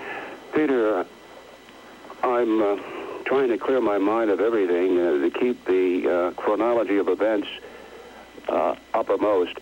And I am anticipating two things at daybreak. One is more a hope than an anticipation. We hope that, one, when it's safe to go outside, we can find somebody in authority in this government to talk to. We do not know where President Saddam Hussein is at this moment as these raids continue. The other thing I anticipate is that Saddam Hussein will be beseeched by friends, some of them, to quit Kuwait. And, of course, you have to assume that he's going to have his supporters who will say, fight on. But I can't wait for daybreak because we've got even more work to do, and it's going to be interesting to see whether we can find anybody responsible in this government here in Baghdad to respond not only to the attacks, but also to the address of the President of the United States. Peter? Yes, indeed, Bernie. Now, President Saddam Hussein has made it clear in the past week that he almost welcomed this war and he was prepared to fight it. So as we see it continuing, we'll report back to Atlanta, but let me give you John Holliman first. Now we're going to go back to Atlanta to see what else our other network correspondents have to tell us. John, Peter, and Bernie, thank you very much. We'll certainly be back with you. It's not quite sunup yet in Baghdad. By the way, the BBC, the British Broadcasting Corporation, is reporting that 5 Iraqi Scud missiles have been fired on Saudi Arabia, and the French embassy in Riyadh confirms that at least 1 Scud missile was fired. Those are the first reports of effective or possibly effective retaliatory firing from Iraq outward. Well, we've just heard from the very interior of a bombed country, Iraq. Let's go now to the interior of the United States, the hometown of the late President Harry S. Whoops, we're switching our plans now to go to Charles Jaco in Saudi Arabia. Yes, we've just been given a statement by General Norman Schwarzkopf, the commander of the U.S. Central Command and the head of Operation Desert Storm, to the troops. I'll read part of it very briefly. This morning at 0300 Saudi time, we launched Operation Desert Storm, an offensive campaign that will enforce the UN resolutions. And this is directed to the troops, all the troops, especially the U.S. troops. During my visits with you, I have seen in your eyes a fire of determination to get this job done quickly so we all may return to the shores of our great nation. My confidence in you is total. Our cause is just. Now you must be the thunder and lightning of Desert Storm. May God be with you. Signed, General H. Norman Schwarzkopf, Commander-in-Chief, U.S. Central Command. The indications we're getting so far are that the operation to this early date is working fairly well. David? Well, tonight we know why they call him Stormin' Norman. Thank you for that. We've just been in the heartland of Iraq with our three fine correspondents there. Let's go to the heartland of America now, the hometown of the late Harry Truman, where Jeff Flock is standing by. David, Middle America is tonight glued to the reportage from the Middle East. Let's get first reaction now to the first retaliation, reports of the first retaliation. This gentleman's son is on a Navy destroyer. Sir? Well, I think he left us with some assurity that they have made decisions based on a lot of good facts, and Congress and him have, we've engaged, and I think the greatest thing I heard is that he's going to allow us to go in there and do battle. All right. Other reaction? Sir, your first reaction? I feel like the president's speech was good. This is no Vietnam, and it's not going to be. And I back the president and the troops 100%. Before we get away, a young person, what you saw, what do you think of it? I don't think it's good, and I don't think we should go to war over just some stupid oil. Have you ever seen anything like this? No. Middle America, Independence, Missouri. We'll be back with more reaction later. I'm Jeff Flock, CNN, reporting live. Jeff, thank you very much. It's coming up on the time when Secretary of Defense Dick Cheney is going to address reporters at the Pentagon, fill in a little more of the detail of what is going on and the scope and the size of the forces which have attacked Iraq tonight. We'll also hear from General Colin Powell. Wolf, you're standing by there now. Anything since the last time we talked? David, here at the Pentagon, there is a packed studio here, obviously anticipating a lot of military details about this operation from Defense Secretary Dick Cheney. He is expected any moment now to walk in here and to provide us these details. The president did provide some initial accounts. Obviously, as we all recall, he was very upbeat, at least in the initial reports from General Norman Schwarzkopf about this operation. He made it clear that this is so far an air campaign, that ground forces have not yet been ordered into Kuwait, into Kuwait in order to liberate that country. That has always been anticipated. The initial game plan was always that the United States would try to achieve air superiority as quickly as possible, and only after several days, maybe even a week or two, bring in the Army and the Marines and actually go in, and what Pentagon planners have always hoped would be a mop-up operation. They had always hoped that the Iraqis would surrender after this massive U.S. And allied airstrike. Only earlier today, military officials in Riyadh, U.S. military officials, said that the United States now has over 1,700 combat aircraft in the theater. Obviously, they had been rehearsing for many weeks and months, getting ready for this operation, pinpointing as many of the strategic targets as possible, trying to destroy them in the initial hour or two. The sense at the Pentagon has always been that this war would be won within an hour or two if the U.S. and the Allied air powers managed to achieve that decisive air superiority. We're also told that about a month ago, when the president met with his military and political advisors at Camp David, he had basically indicated to them to get ready for this operation, that if there was no diplomatic progress, if Saddam Hussein by January 15th was saying that he was not going to leave Kuwait, that the United States within a day or two, maybe three, would begin the operation, and clearly the president has decided that this is the moment to do it. Again, we're awaiting Defense Secretary Dick Cheney, who is going to be providing us with the initial reports from General Norman Schwarzkopf, the commander of Operation Desert Sword. David? All right, thank you very much, Wolf. Let's go back to the White House now and Charles Bierbauer in the aftermath of the president's about 12-minute talk. Charles. David, President Bush has laid out the objective of freeing Kuwait, but very early on, back in August, he said one other thing that has to be considered is the long-term security arrangement in the Persian Gulf area. Just how he is going to go about that was to go after the nuclear and chemical weapons, and we'll hear more about that from the Pentagon briefing. And then there'll be both Cheney and General Powell, the chairman of the Joint Chiefs of Staff, will take just a very few questions. As I'm sure you can understand, they're very busy. So they will have time to take just a few questions, and then they will be on their way. So with that, Mr. Secretary. Well, thank you very much, Pete. Ladies and gentlemen, I know you all heard the speech a short time ago by the President. And while there is not a great deal we can add now, we did want to be as forthcoming as we can with you.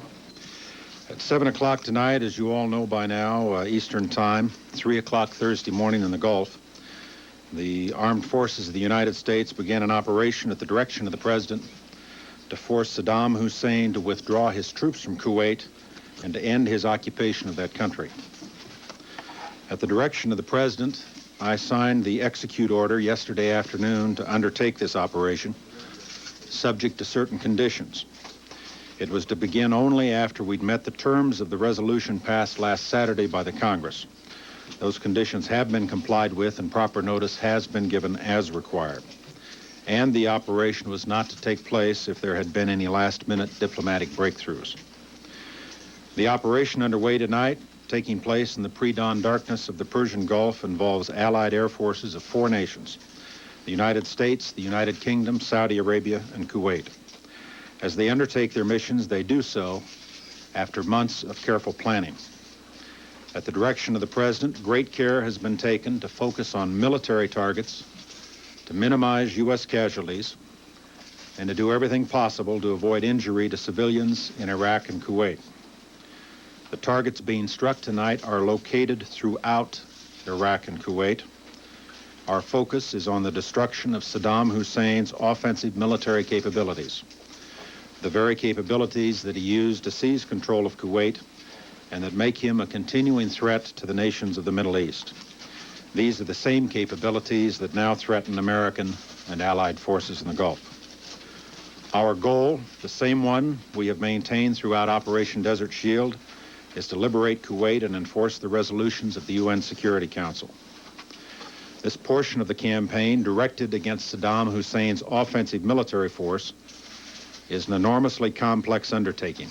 It involves all of the services of the United States military and hundreds of U.S. and Allied aircraft. It is an ongoing operation, and we must therefore limit the kind and the amount of information that we provide in these early stages. This obviously is different from what happened in Panama in December of 1989, where most of the operation was over by the morning of the first day. We understand your need for information about what will happen next, and we are well aware of our obligation to keep the American people informed. But you must also understand that we cannot talk about future operations without putting at risk the safety of those who will have to carry them out. I believe I can speak for all of us at the Pentagon tonight when I say that we had hoped to settle this matter peacefully. This has clearly been an agonizing decision for the President and the Congress of the United States. And we've reached the point of committing our forces to battle very reluctantly, only after the most careful consideration. But no one should doubt our ability and our resolve to carry out our mission and to achieve our objective. I have great confidence in the professionalism, the dedication, and the determination of the men and women of our armed forces. They are, without question, the finest young sailors, soldiers, airmen, and Marines this nation has ever sent in harm's way. I want to assure all Americans that we will do our very best to carry out the President's orders as quickly and efficiently as possible and at the lowest cost possible. We'd be happy to respond to a few questions. General Powell, can you describe the Iraqi Air Force's resistance, if any, their losses so far, and to what extent do you think that you've already achieved air superiority there? Well, the operation's only 2.5 hours old, so I'm not quite prepared to take on your second question. So far, there has been no air resistance. Can you tell us if there's been any casualties so far?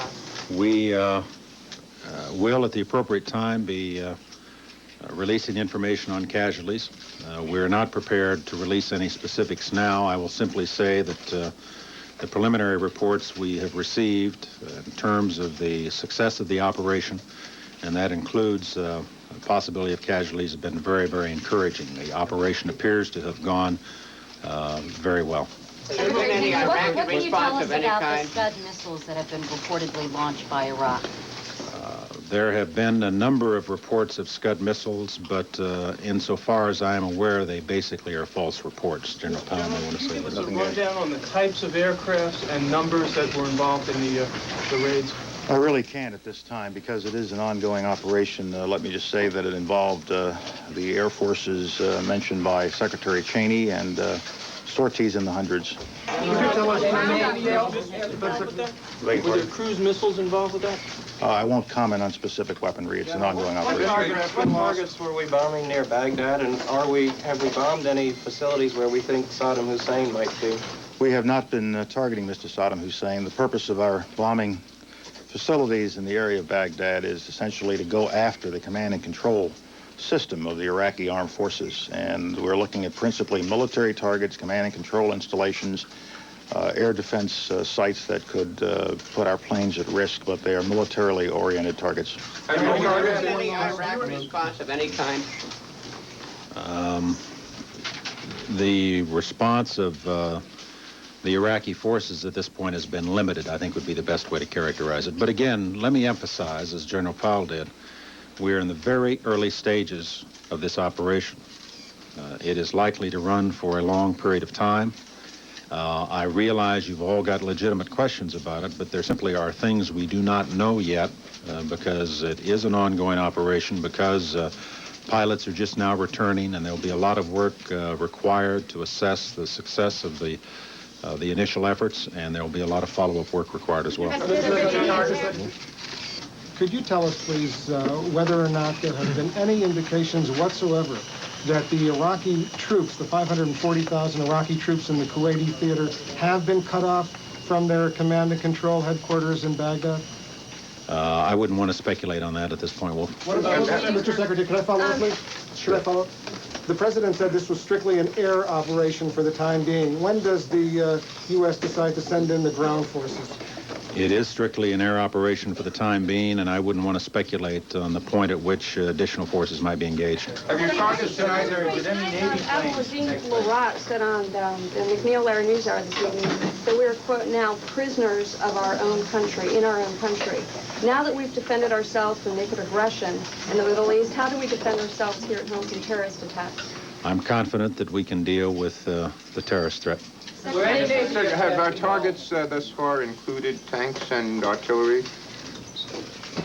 I don't want to get into specific target sets yet. As the information comes in and builds over time, and we can give it to you historically, we will give it out, but I'm not prepared to go into specific target sets and what targets have been hit and have not, because it really is just too early to give you that kind of bomb damage assessment. If Saddam Hussein says tomorrow, I give up, I'm sorry, I will withdraw from Kuwait, will you have a pause in your air campaign, or will you continue with it until you knock out all the priority targets? I will do whatever the President of the United States directs us to do through the Secretary of Defense. Secretary Cheney, from a military perspective, what went into your thinking in deciding to launch the attack at this point this evening? What were the factors?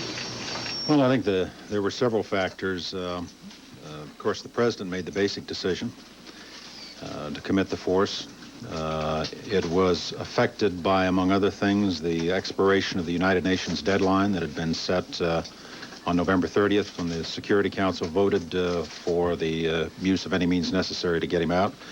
I think it was affected in part as a result of consultation with our allies, but it also was based upon the advice of our senior military commanders in terms of picking a time when conditions appeared to be most favorable for undertaking the operation. Let me emphasize, though, that the procedure we went through was to plan for execution of the operation at a point after the expiration of the United Nations deadline. But I had no authority to execute the plan until the president instructed me yesterday afternoon to do so, and it was at that point that we signed out the execute order with the qualifiers I mentioned in my opening statement. Those favorable factors, can you tell us what some of those were? I think I just leave it where it is. Are you surprised that there was no response, or a very small response from the Iraqi forces at this point? Again, I'm reluctant to characterize the response beyond what we've already said about it. We've not had an opportunity to debrief our pilots yet. Some of them are still flying missions, and I think it would be inappropriate at this point to convey the notion that somehow we've got a final fix on it. But I think it would be fair to say, and General Powell may well want to comment on this, that the initial reaction from the Iraqis is such that I'm generally of the opinion that we achieved a fairly high degree of tactical surprise. Has there been against Israel or Turkey on the part of Iraq? None to my knowledge. Mr. Secretary, could you tell us, the President mentioned that one of the objectives was to take out chemical and nuclear sites. Can you tell us in a general way if that mission was accomplished? I can say that we have, in fact, gone after those targets. I do not yet have information on the effectiveness of those efforts. Mr. Secretary, what about word of casualties at Baghdad? You indicated you wanted to spare civilians there. Do you have any sense about how that may or may not have occurred in the city? There was a lot of bombing, obviously, in Baghdad. The best reporting that I've seen on what transpired in Baghdad was on CNN. And it would appear, based upon the comments that were coming in from the CNN crew in the hotel in Baghdad, that the operation was successful in striking targets with a high degree of precision. At least that's the reporting according to CNN. Was there an Iraqi attempt? To launch missiles, sir? Do you have any We've word had on- reports of missile launches, but none of them have been confirmed. What about the Scuds in western Iraq at those air bases on the border? Have you got any reading on that? Are those fairly high priority targets? Yes, they are a fairly high priority target. And how'd you do?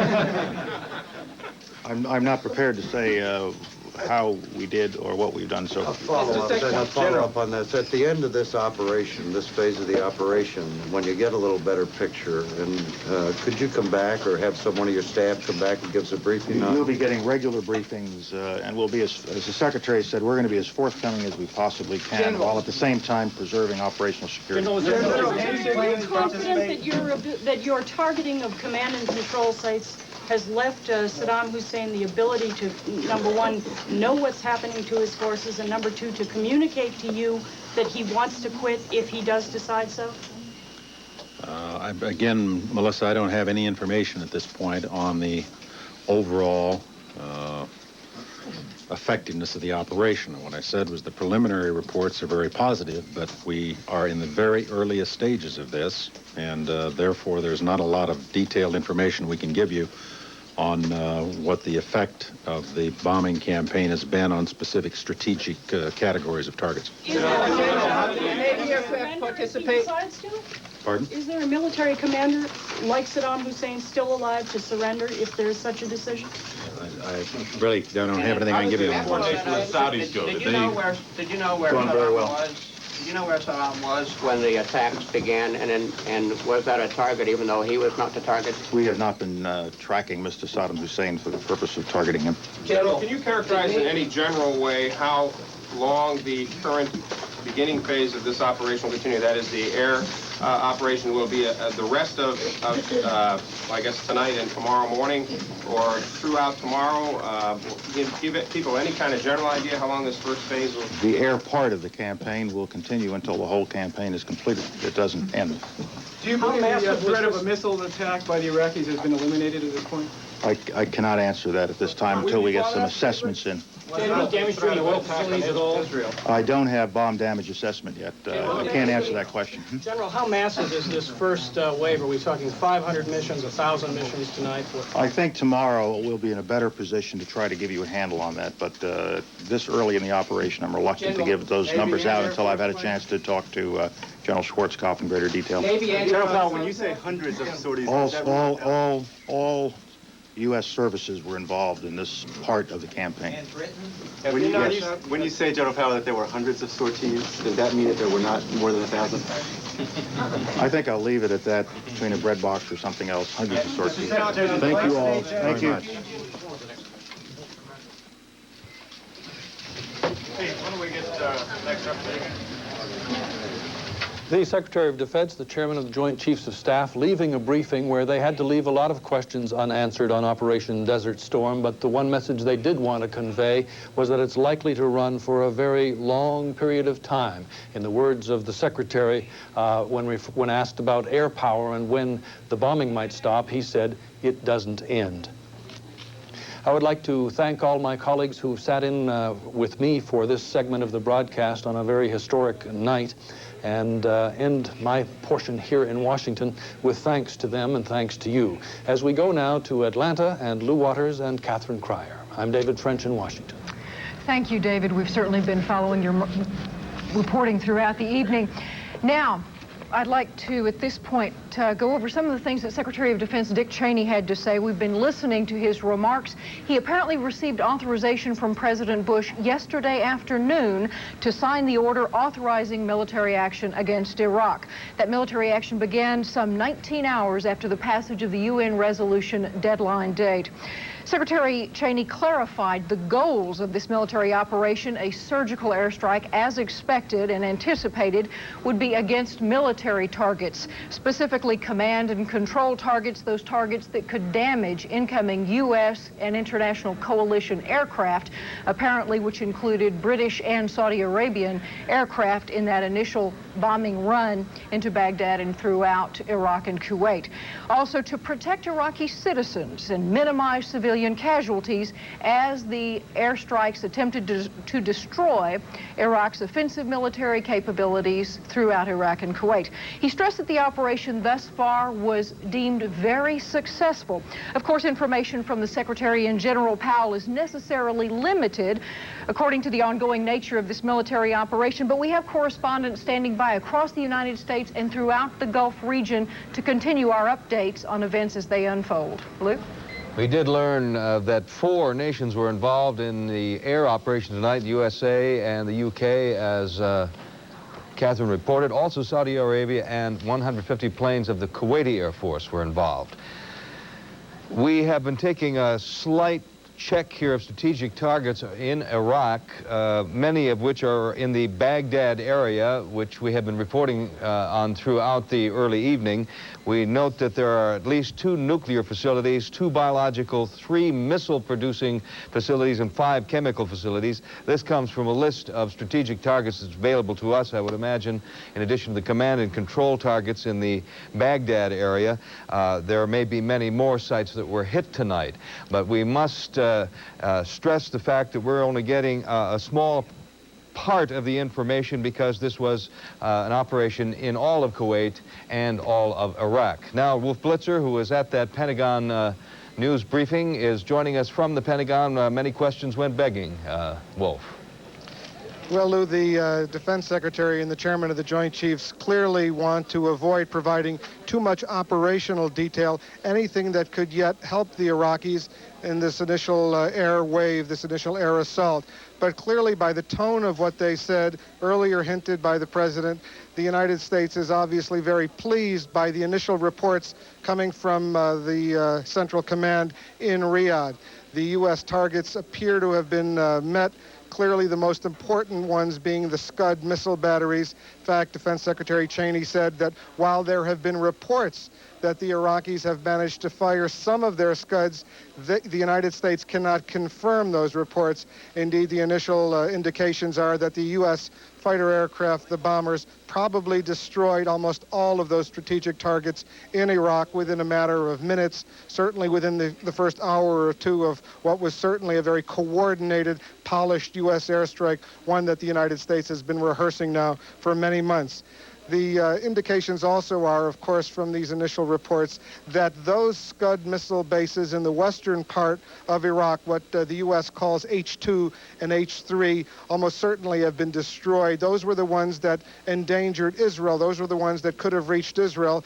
And Saddam Hussein and his aides had repeatedly suggested over these past several weeks that their first target, if there was a war, would be to go after Israel. And from the initial reports, based on what we just heard, there were no missile attacks at the Israelis. Certainly, the U.S. planners here at the Pentagon are pleased. We're not going to be getting a whole lot more detail, we're told, until another briefing tomorrow. But certainly there are enough officials here who are getting indications about what exactly is going on. We'll be following that, of course. We'll be trying to report as much as we can in the course of this long and historic evening.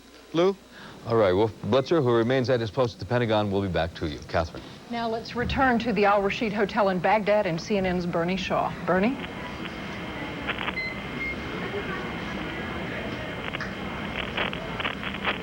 This is CNN Baghdad, checking for continuity with Atlanta. We hear you, Bernie. You're on the air, Bernie. We are still crouching on the floor here in Baghdad in our bureau. It is very quiet right now. It's almost 6 o'clock in the morning. It is still relatively dark, John Holliman, and it sounds to me that one or two vehicles of some kind are going past the hotel. Yes, I looked out the window just a moment ago, Bernie. I saw a taxi cab out on the street. Talk about somebody with enterprise. That driver, if he's trying to pick up a fare, is certainly enterprising. You don't see any signs of people, but it is, of course, still dark. And this time yesterday morning, there was a thick early morning fog over the city of Baghdad. This morning, the fog is not that visible, and what is still visible out there is some smoke out on the horizon from some of these bombs that came through here several hours ago now. And we should tell our viewers that we are anxiously awaiting daybreak so we can regroup and see where we go from here. As President Bush addressed the nation and the world, he indicated at the beginning of his remarks that the operations were underway as he spoke. And indeed, a few minutes into his address, off the horizon, we could see and hear the effects of still another bombing run. I guess, Bernie, all in all, there might have been 7 or 8 different waves of these. The first one came about 3 o'clock in the morning our time. I had just gotten under the covers and was planning to sleep for a few hours before coming in at 6 in the morning about this time to relieve you from the overnight shift. And obviously we were both rudely awakened by what happened outside our windows. Well, and to continue on this thought, John, at the time of the attack, if you're wondering how we were able to get the word to you, and right now let me apologize to anybody in Atlanta or the engineers or what have you, and to our viewers. Clearly, when I looked up and saw what was going on, the first instinct was to report the information, to get it on the air. CNN President Tom Johnson was arranging an interview on the telephone, and I apologize for screaming at anybody at headquarters in Atlanta, but I wanted to get your attention.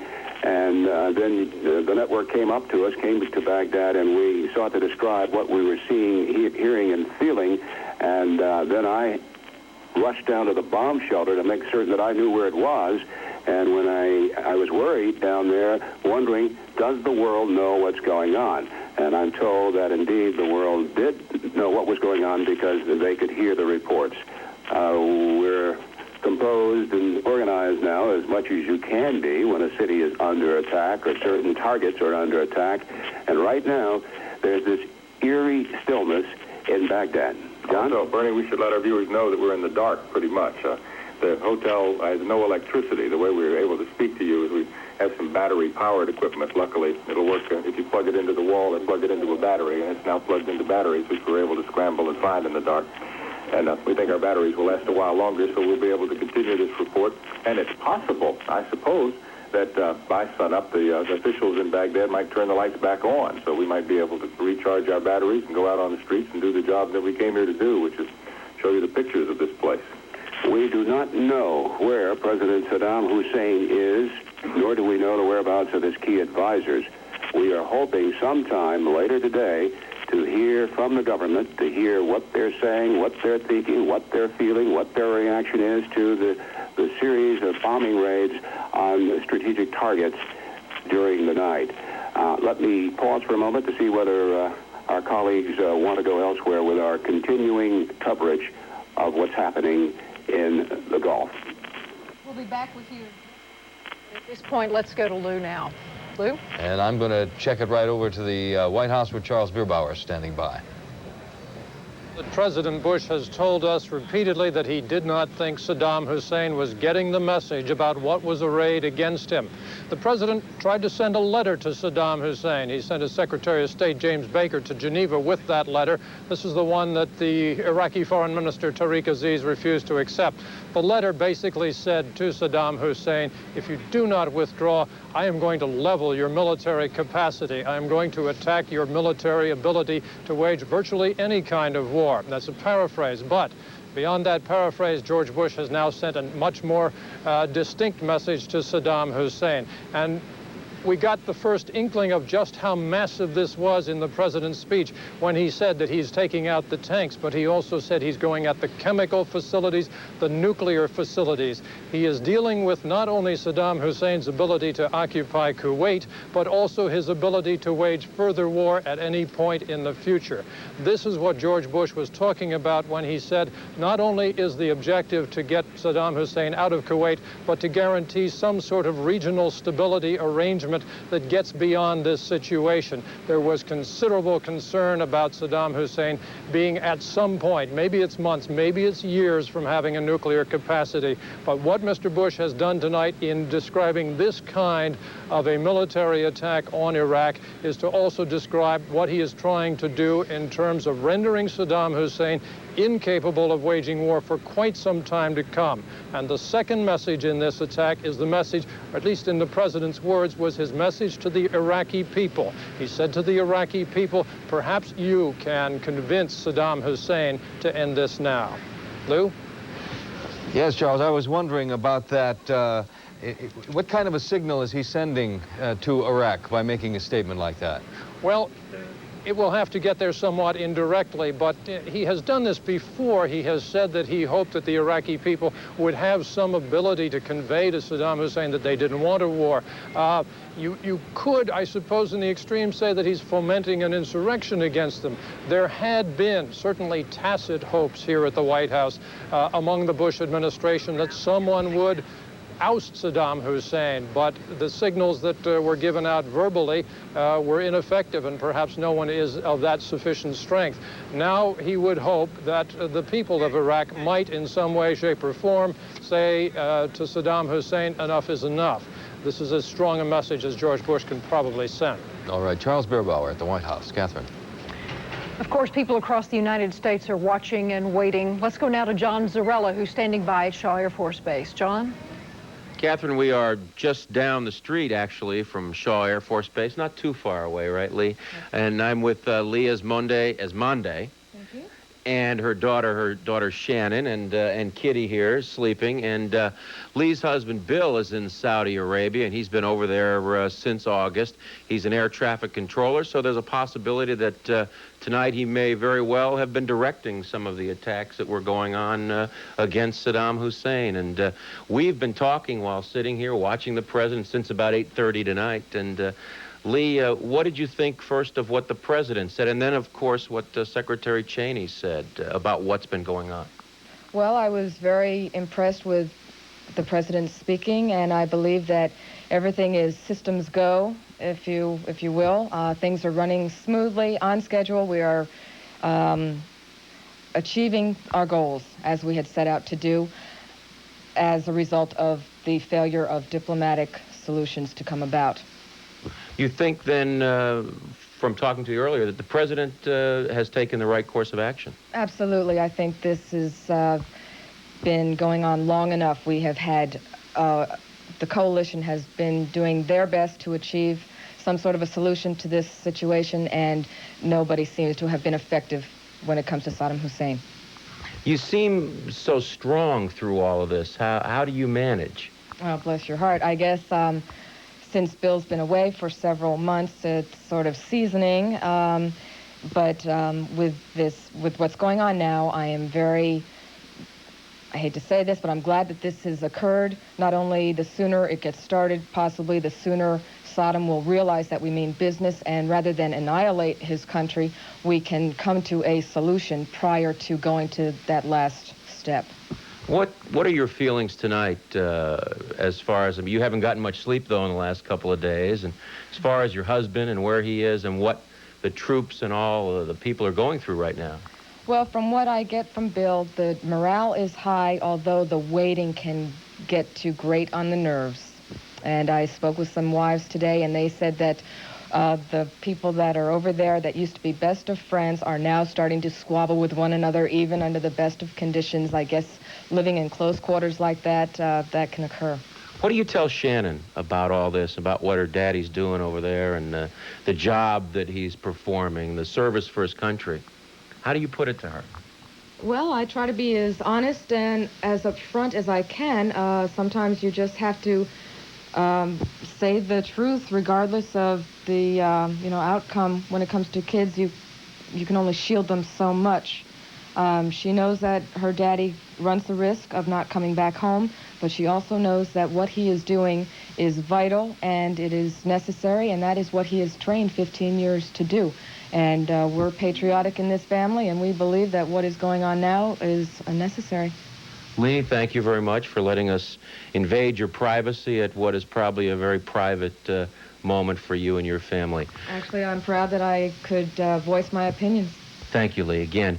And we will stay with you throughout the night. This is John Zarello reporting live near Shaw Air Force Base in South Carolina. One of the countries in the Middle East dramatically caught in this crisis, of course, is Jordan, caught literally between Iraq and Israel. We're waiting for a reaction from there. Now on the line from Amman, Jordan, CNN's Margaret Lowry. Margaret. Well, there have been some reports earlier tonight. We understand that the U.S. Embassy in Amman, Jordan was being evacuated. We have been on the phone with a spokesman for the U.S. Embassy who flatly denies this. He says there are no evacuation plans for the embassy at this time. In fact, the State Department ordered out non-essential diplomats and dependents of U.S. government workers about 2 weeks ago. And the feeling here is that pretty much everyone who was going to leave is gone. They have reduced the staff at the embassy considerably, but they won't give any figures. Any special civil defense precautions being taken there, Margaret? Well, the Jordanians have been in a pretty low-key state of readiness. There have been various films on television to show people what to do should there be trouble here. But Jordan has repeatedly stressed that it is not a combatant in this conflict, that it is in between Iraq and Israel, but it is not a party to this, and it hopes that it will be able to stay neutral. Do you have a feeling of being safe in Amman, Jordan tonight? Morning for you. As of this hour, the city is pretty much still asleep, and the word is not really out about what has happened in Baghdad. So I think at the moment we all feel everything is pretty calm here. Who knows what daylight will bring. All right, Margaret Lowry in Amman, Jordan, where it's about 6 a.m. Catherine. And of course, bordering Jordan and specifically threatened by Saddam Hussein, the nation of Israel. Let's go now to Richard Blystone standing by in Jerusalem. Richard? Catherine, an Israeli army spokesman has been on television just recently to tell a little bit about U.S. bombing raids against missile sites in western Iraq aimed at Israel. He said, we know of hits, and the danger, he said, to Israel is diminishing. Those were his words. He said he refused to give more details, but it was more than we got out of the Pentagon. This spokesman said, we hope he got a lot of them. Iraq was believed to have perhaps a couple of dozen missiles in position to fire at Israel. It has something like 60-odd launchers and a couple of hundred missiles in around the country, but not all of those were able to hit Israel, and it is thought that he would have been able to get only a few through in any case. But if the quiet here is any indication, the Army spokesman's wishes came true. CNN correspondent Richard Roth in Tel Aviv, which was Saddam Hussein's promised main target in Israel if it came to hostilities. He reports that it's all quiet there, and certainly it is as quiet here as could be expected. This is a great relief to Israel and to the United States in more ways than one, militarily and politically, because if Israel had been drawn into the war, it would have endangered the participation of the Arab members of the coalition. Israel promised the United States it would not strike first, would not mount a preventive strike against the missiles in western Iraq, which are about 300 miles from Jerusalem here. And the Israelis said yesterday they had had no promise of early warning from the United States, although they do have some reconnaissance and intelligence capability of their own in this regard, they said. Prime Minister Yitzhak Shamir is said that he had, according to a spokesman, had about an hour's warning of the raids which were undertaken in what was the early morning hours here.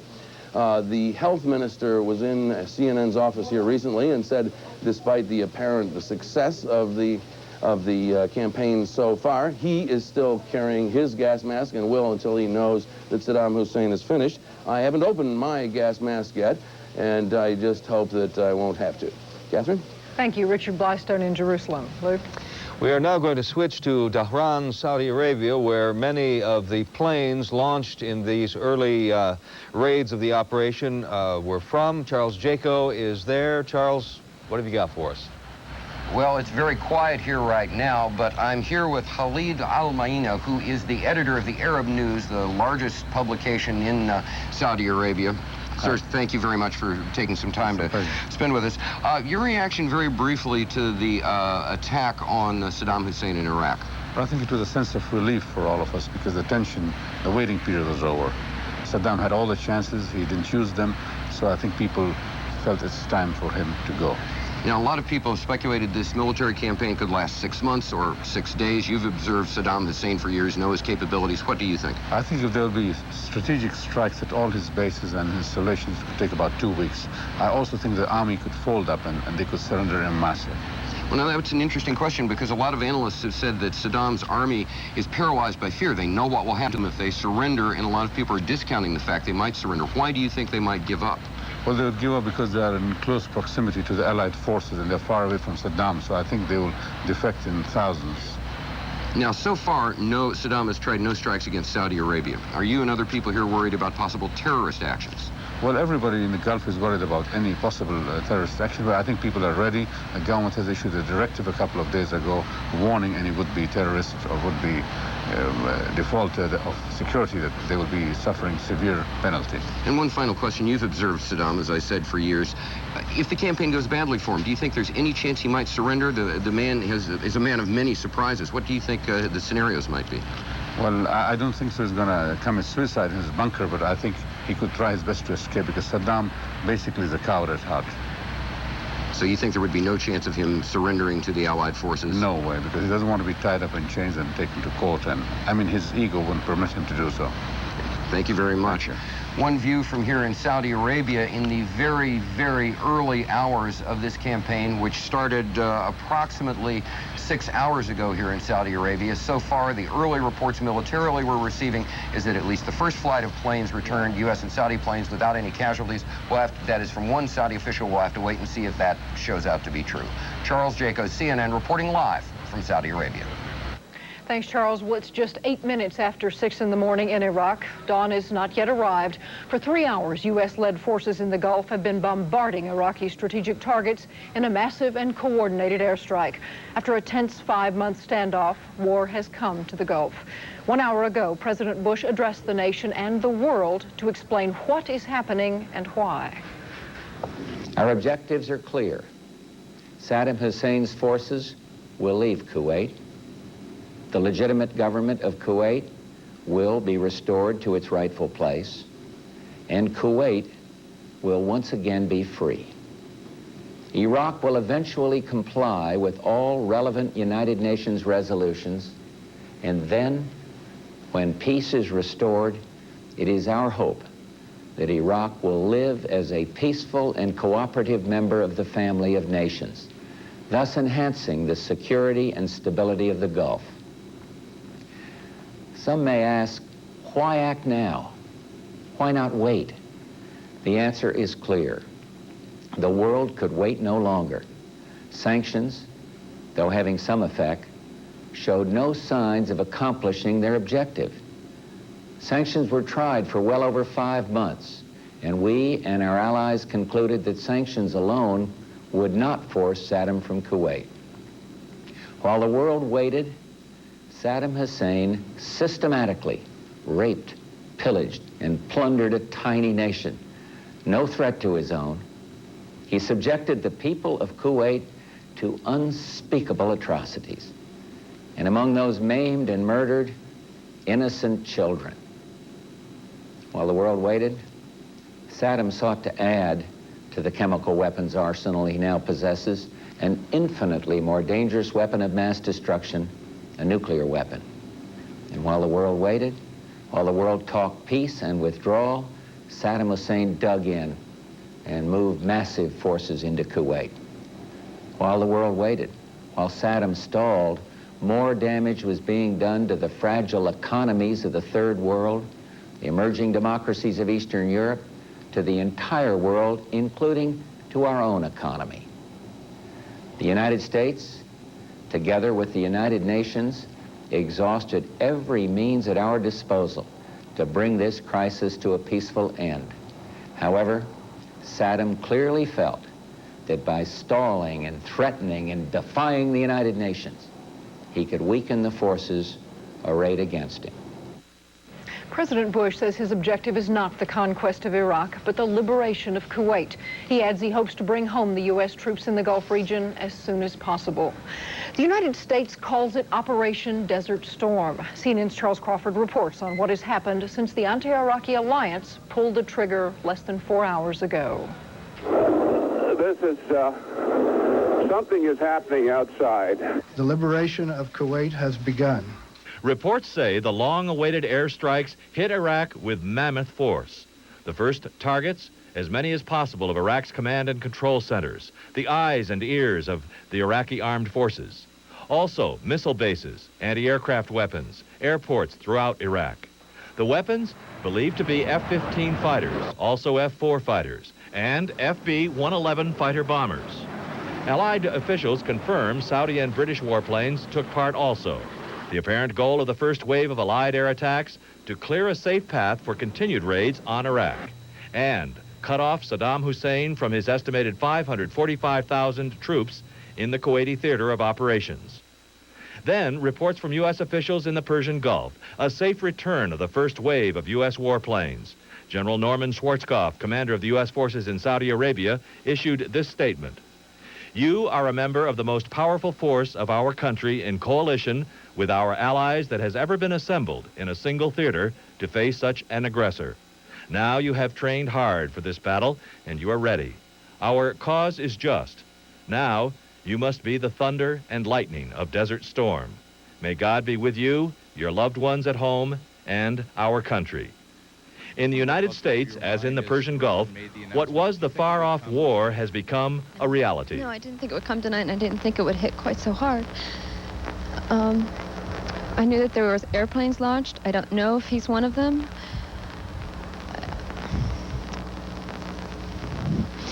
I'm scared. I can't think of a better place to have been tonight than to have been in church. Charles Crawford, CNN, reporting. At the United Nations tonight, the Secretary General said he felt deep sorrow that the diplomatic efforts to avert this war had failed. Jeannie Mose is at the UN where there was supposed to have been, or there was the possibility of some action tonight. Jeannie? There will be action tonight. Before I get into that, Lou, I just wanted to mention that a U.S. official has told CNN that this massive bombing might go on for 7 to 10 days everywhere, he said, in Iraq and Kuwait, 7 to 10 days. Right now, at the UN, the president of the Security Council is holding what we call bilateral consultations with members. That means one-on-one meetings with different members of the council. It's possible there'll be a closed-door meeting of all 15 members of the council later tonight, though the U.S. mission is telling telling us not to expect the U.S. ambassador to be briefing the members of the Council in any detail because it is simply too early in the hostilities for that to happen. Now, we know that President Bush did call the Secretary General of the UN before the fighting broke out, and a U.S. official tells us that basically the Secretary General was told that diplomacy has ended, that it's time for Resolution 678 to be implemented. 678 is the resolution authorizing the use of force. The Secretary General, of course, the President did not go into great detail on exactly what the United States was doing. As you mentioned, Lou, the Secretary General tonight, his initial reaction was he expressed deep sorrow. He said he was saddened by the start of hostilities. A U.S. official told us about the notion that the Secretary General should be saddened. That U.S. official says, well, what did he expect? Now, until hostilities get further along, U.S. officials have indicated to us that there's nothing much that the Security Council can do. There will be an important role for the Council once the time comes to make peace, but for the moment, there's not a lot that can be done by the Council. And if any nation tries to bring up any kind of resolution that would to limit what the U.S. is trying to do, the U.S. official indicated that it would be vetoed by the United States. Now, as for Iraqi reaction, well, one of our correspondents went to the Iraqi mission to the United Nations earlier tonight and tried to talk to the Iraqis. The window was closed in his face, and they said no, no, no. So at this point, no reaction yet from the Iraqis, and the Iraqi ambassador to the United Nations, we have not seen him yet. The Kuwaiti ambassador, though, is talking. He welcomed the attack, and he says he wished victory to the U.S.-led operation. I'm Jeannie Mose reporting live from the United Nations. Jeannie, I'm curious about the phrase diplomacy has ended. We know war is a political act. There may be a pause in the diplomacy, but can't we expect it to continue? Or do we have to wait for peace before diplomacy resumes? I think everything depends on how Saddam Hussein reacts. I mean, if Saddam Hussein is willing to make some kind of gesture now and is willing to kind of give up, well, then I think there is room for diplomacy. But this official was basically saying that the Security Council authorized this action, and now there is nothing that the Security Council can really do until things get further along. Are there channels open for Iraq to reach us? I think there are lots of channels open. I think Iraq had the chance to reach the United States if it wanted to. It became clear. I mean, there were so many initiatives going around here at the UN even, and none of those. Iraq did not take advantage of any of those initiatives. All right. Jeannie Mose at the United Nations, where she'll continue to keep watch on that part of the story. Catherine. U.S. military leaders in Washington, of course, operating predominantly out of the Pentagon and standing by their live Wolf Blitzer. Wolf, will this air campaign continue? Yes, Catherine, we're told here that this is going to be a sustained, massive air campaign as promised by Pentagon planners over all of these weeks leading up to today. We've also been told, CNN has now confirmed from U.S. and Israeli officials that what was considered a major Iraqi threat to Israel now appears to have passed. There is a growing sense here at the Pentagon, as well as elsewhere in Washington, that the Iraqi Scud missile bases in the western part of Iraq, what the U.S. intelligence community has dubbed H-2 and H-3, those missile batteries have been destroyed by the U.S. fighter aircraft that went into Iraq in the initial assault. We have also been told that the United States informed Israel 1 hour before Operation Desert Storm began that this was going to take place, that Israel should not participate. The United States has always asked Israel to take a low-key profile in order not to antagonize some of the Arab coalition partners. The Israelis, of course, have agreed. They have not gotten involved, and there is a growing sense of relief in Israel. We're told here in Washington, at the Pentagon and elsewhere, that the Iraqi threats, as often stated as they were, do not appear to have come to a realization, at least at this early point.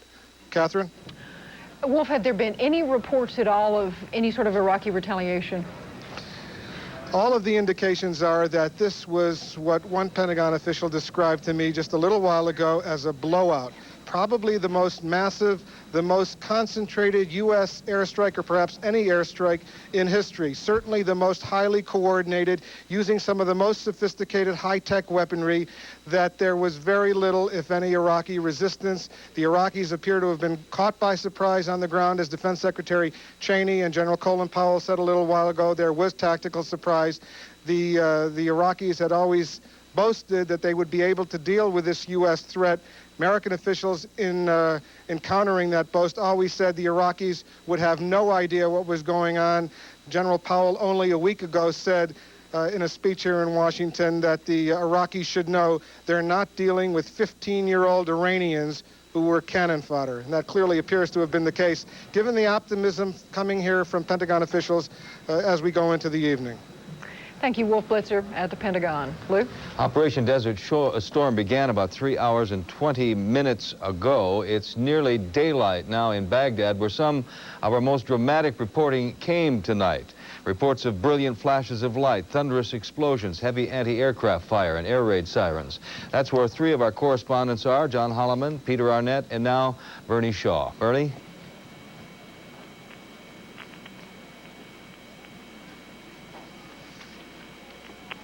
Bernie Shaw, can you hear it? Atlanta calling, Baghdad. Hello. You're on Hello, Lou. I'm here now. I was under the table. The wrong piece of equipment. The deep glow of night becoming dawn is unfolding over the skies of Baghdad, and it is quiet. An occasional vehicle is going by, and we heard the first siren of a fire engine going somewhere. We cannot see. Well, I'm hearing some more reports now of an anti-aircraft battery or perhaps an explosion. But right now it is eerily quiet here in Baghdad. We have the pleasure of being able to sit in a chair for a change. For the last few hours, we have been on our stomachs and on our knees and on our hands, moving about as we sought to observe and to report to you. We're well. All of us are, of course, exhausted. Our energy levels are way off the register, and that's the way it feels right now. Let me be quiet to listen for a question from you, and also tell you that Peter Arnett and John Holliman are here, and each will have something to say very shortly. Yes, Bernie, it's near daylight now. Are you able to see any of the damage caused by what the Pentagon is telling us were strategic and pinpoint bombings? Well, I can certainly vouch for that, and Peter Arnett will be able to stitch together some images in just a second. How does it feel to be at ground zero when a massive aerial campaign, unprecedented in military history, is unfolding around you? The only thing I can think of is that it's comparable to being at Cape Kennedy and feeling the ground rumble, the thunder, and seeing that huge shuttle with its booster rockets taking off and hearing the thunder.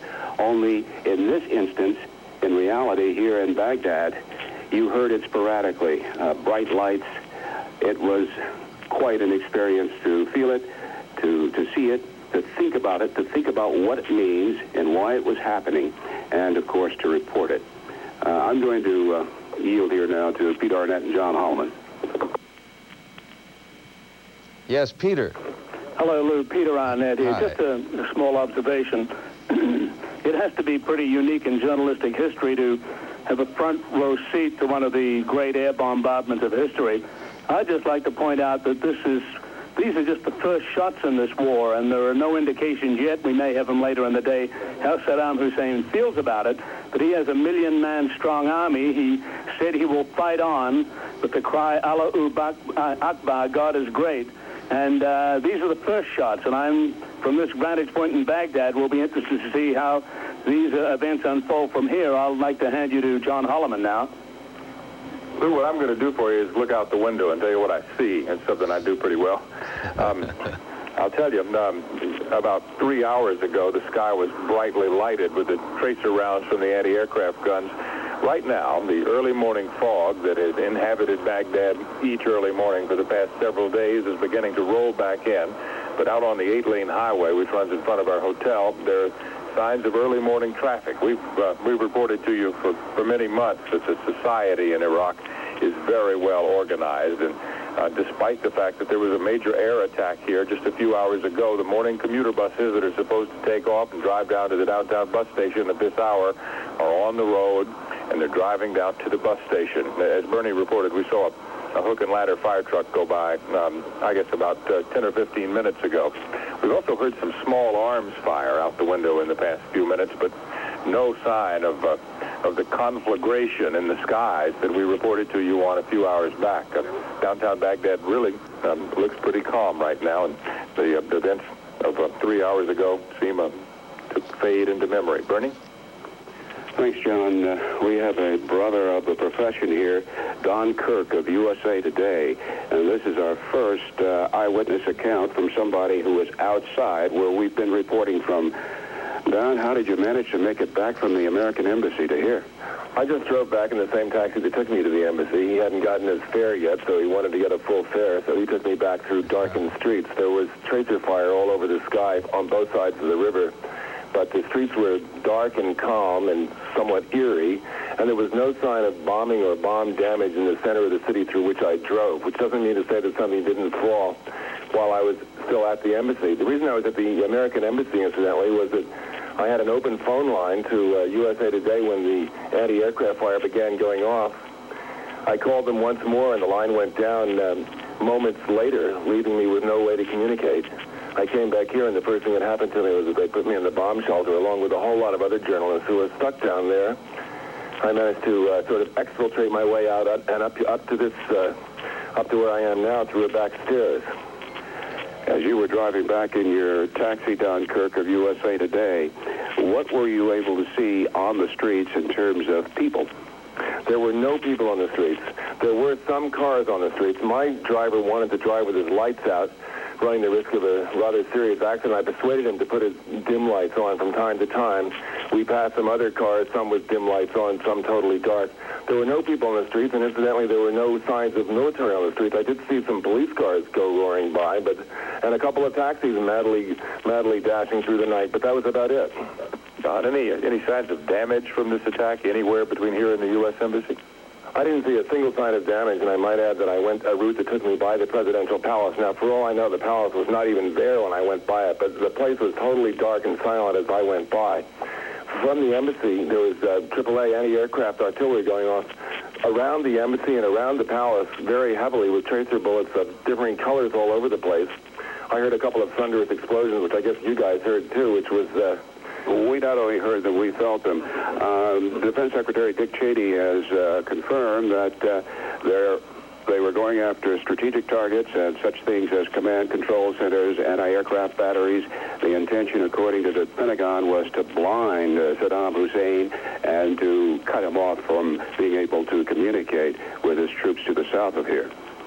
Well, certainly there's no communication.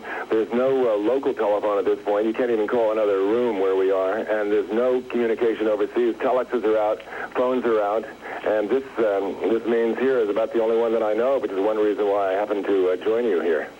Well, it's good to have you, brother. We're glad you're safe, and if the people at USA Today are listening, he looks quite safe to me, just a little bit winded. You have to go 14 stories high to get up here to the CNN broadcast position. Let me pause for a moment just in case our colleagues along the way have something to ask us or if they want to go somewhere else. No, nothing here, Bernie. We're fascinated by what you have to say there. Okay, we will... is that switch correct, John? I think we will continue here as a very satisfied Don Kirk makes his way out of our place.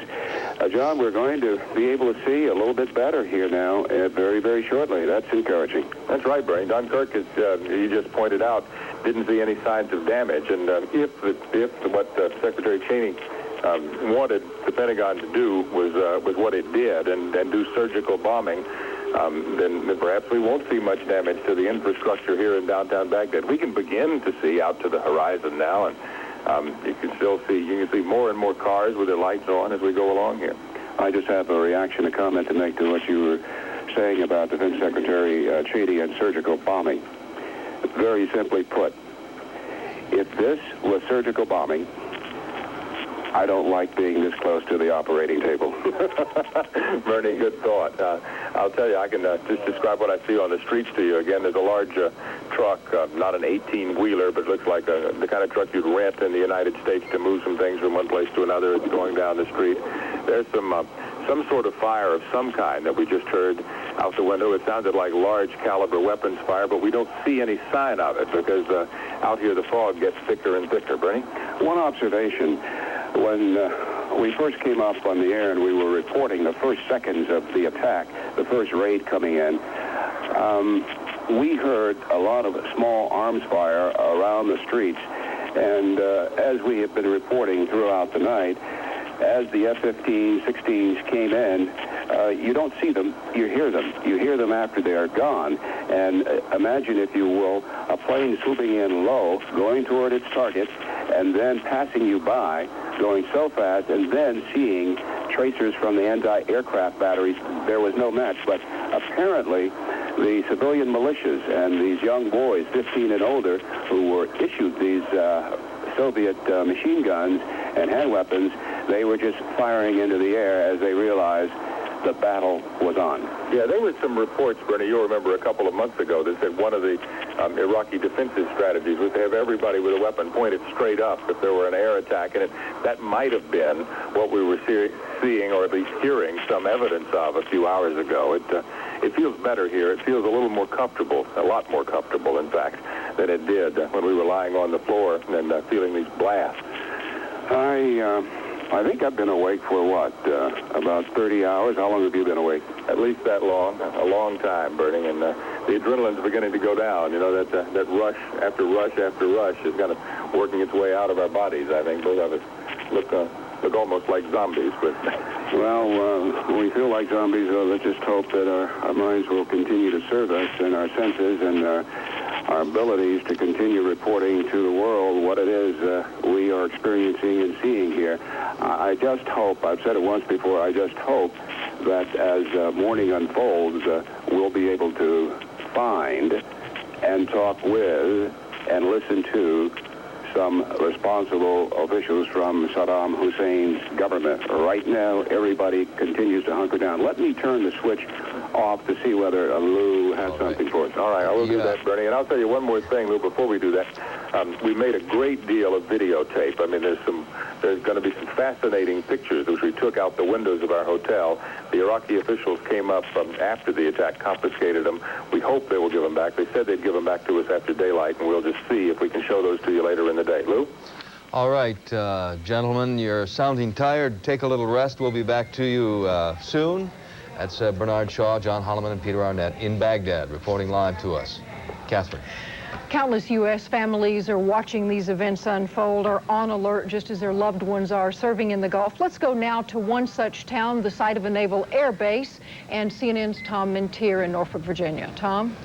I am between Norfolk and Virginia Beach, actually a little closer to the Virginia Beach side. You know, Peter and Bernie and John were talking about the world watching. Well, the world is behind me right now. This is a restaurant here in Virginia Beach, and a lot of people have been glued to the television set throughout the evening, watching what has been going on in Baghdad, watching what has been going on to the Pentagon.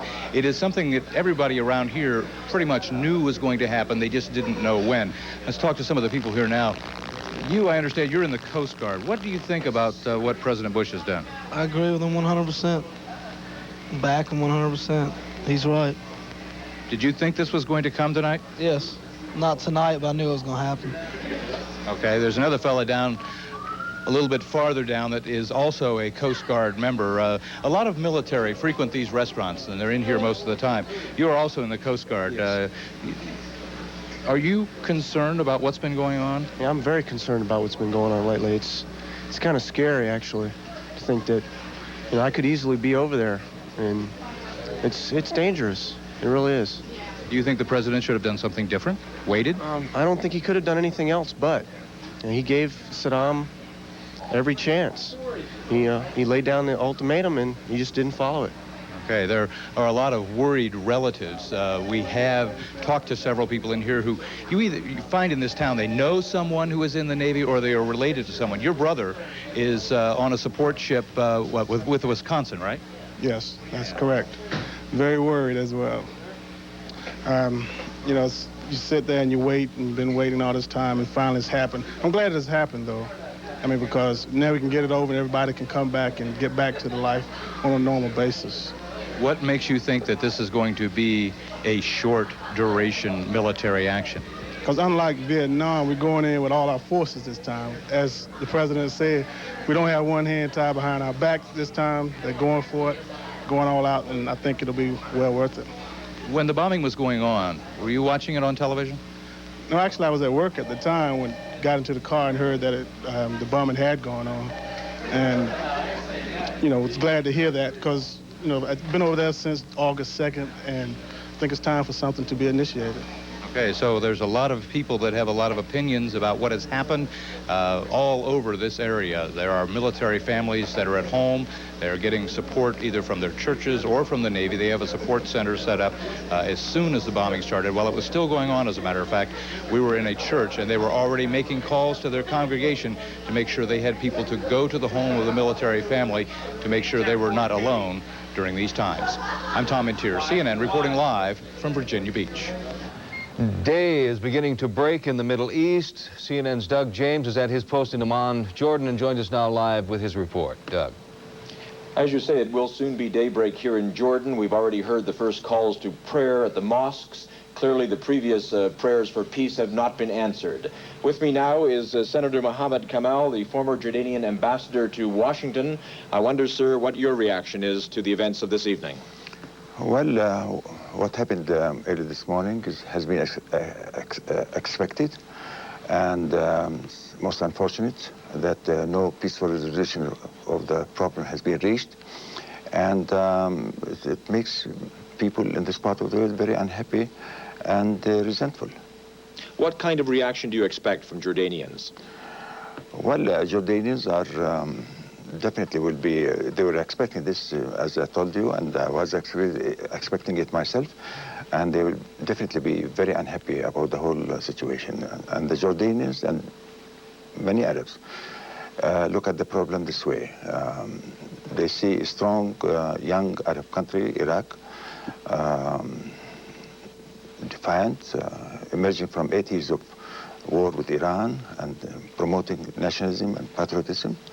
And it gave hope to the Arabs. And it is not that the Arabs are condoning their annexation of Kuwait or things of the sort. And many people don't approve of that. And especially Jordan and the King say they never accepted or condoned the annexation of Kuwait by Iraq. Is that hope dead now? Well, it is not. The Arabs generally, especially in this part of the world, have seen for decades, they have been living in a state of frustration, disappointment, humiliation, unhappiness. They see the growth of Israel in arrogance and power. We have engaged ourselves in 4 wars with them, and we have been defeated. We see the influx of Soviet Jews to Israel, which gives them more power and therefore taste for expansion and further desperation. And we see tens of thousands or millions of displaced Arabs in the diaspora who live, some of them in the most miserable conditions. And Iraq gave those people hope. And they see the United States and its allies are trying to assassinate and kill that hope. Many Jordanians have said they're now willing to go and fight for Saddam Hussein, to fight for the Iraqis. Will that happen? Well, I believe so. I mean, the general feeling is that they see this episode as a determined effort by the United States and its allies to frustrate and assassinate that hope among the Arabs. It is not that they condone the occupation of Kuwait. It is simply Iraq gave them hope. That hope could be misguided, could be false, could be exaggerated, but it gave them that hope. And they see the American administration and their allies trying and working very hard to destroy that hope. Saddam Hussein said one of his first targets, in fact his first target, would be Israel. We haven't seen any evidence of that yet, but do you think that will happen? Do you think it will be possible to keep Israel out of this war? Well, in the early hours, we don't see the impact of the first raids on Iraq, and we haven't seen yet any reaction from the from Iraq regarding this attack, and we have to wait and see. But the bitterness in this part of the world is not because they approve of the occupation of Kuwait. It is they see it is the American administration is fulfilling the desires and wishes of the Israelis to have this area downgraded, helpless, powerless. Thank you very much, Senator Mohammed Kamel. Thank you. This is Doug James reporting live for CNN in Amman, Jordan. Now we go to Benjamin Netanyahu standing by, I believe, in Jerusalem. We may have lost the transmission there at this point in time. So monitoring the events throughout the evening from our State Department is World Affairs correspondent Ralph Begleiter. Ralph? Catherine, I can tell you that Secretary of State James Baker engaged in one last round of diplomacy today before the attack on Baghdad began, but it was not diplomacy aimed at achieving a settlement. It was diplomacy aimed at simply giving notification to a lot of countries who were participating in the strategy against Saddam Hussein and others who were on the periphery of things. Baker spoke with the new Soviet Foreign Minister Alexander Beshmetnik, who is in Moscow at the moment, and he also spoke with met with here at the State Department the Saudi ambassador, the Israeli ambassador, the Kuwaiti, the German ambassador, the ambassador from Syria, and from Japan. There were a whole slew of telephone calls that went out, diplomatic phone calls to inform a lot of other countries, including the NATO alliance, the Netherlands, the foreign minister of Luxembourg, who happens to chair the European community at this period of time, as well as the leadership of the congressional committees to which Baker reports as the Secretary of State, the Foreign Relations Committee of the Senate, the Foreign Affairs Committee of the House of Representatives. A new travel advisory was issued here by the State Department. Ralph, let me interrupt you for just a moment. We do have now the Deputy Foreign Minister of Israel, Benjamin Netanyahu, standing by. Mr. Foreign Minister, are you there? Yes, I can hear you. We understand earlier, of course, a national emergency was declared in Israel. What is the status of events there now? Well, as you know, Israel is not involved in this conflict, but we follow the events very closely. We wish the American and coalition forces Godspeed and full success in achieving their missions, and we hope that they'll come home safely, all of them, and quickly. Have you received any reports about possible destruction of Iraqi missiles along the western border? Well, we heard the statements that have come through various communication lines, the news media, and so on, but this is very early on in the operations. We are waiting, like everyone else, I believe like the American government, for precise reports following the accomplishment of the missions. Has the alert status therein, your country, diminished at all given these first waves of bombings? No, we have long experience in this, and we know that this is, we've listened to the American statements that this could be a long engagement. We have made the preparations for our population. We've asked them to take certain precautions, asked the people to stay in their homes for the moment. So we have not relaxed our state of alert, but we follow things, as I said, very closely and wish the American and other forces full success. Well, as morning has come to Israel, what steps will you take now in regard to the population, notifying them about events? They're all notified. Our communication lines, our television, our radio are now broadcasting instructions to the people basically to stay home or around their homes. The schools, as you know, are closed. We have now basically taken the gas masks out of their kits, so people are ready just in case something does happen. We hope that it won't, but we're ready if it will. And what about the status of the Israeli military, the alert status at present? Well, the military is ready for any contingency. We hope that none will be necessary. What about the reaction of the Palestinians in the territories? Are you worried at all about that? Well, we did hear some communiques from the Intifada leadership that is directed by the PLO to side with Saddam Hussein, to attack Israeli targets and so on, and to use the opportunity of the crisis to do so. We've said to the Palestinian population at large, not to these handful of insiders and terrorists, that we will protect them. But we will, of course, take action against those who will violate it. So far, we've not really had to. Mr. Netanyahu, thank you for joining us, the Deputy Foreign Minister of Israel. Lou? Thank you. We're now going to take the pulse of Middle America in Independence, Missouri. CNN's Jeff Flock. Jeff.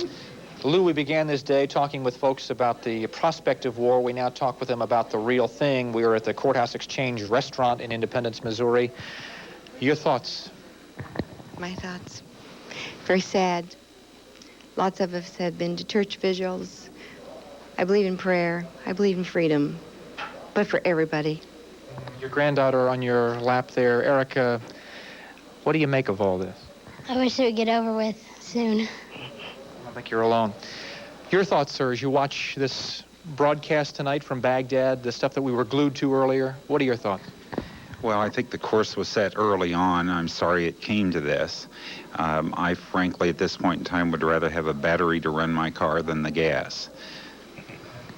And you, sir? What was the impact on you?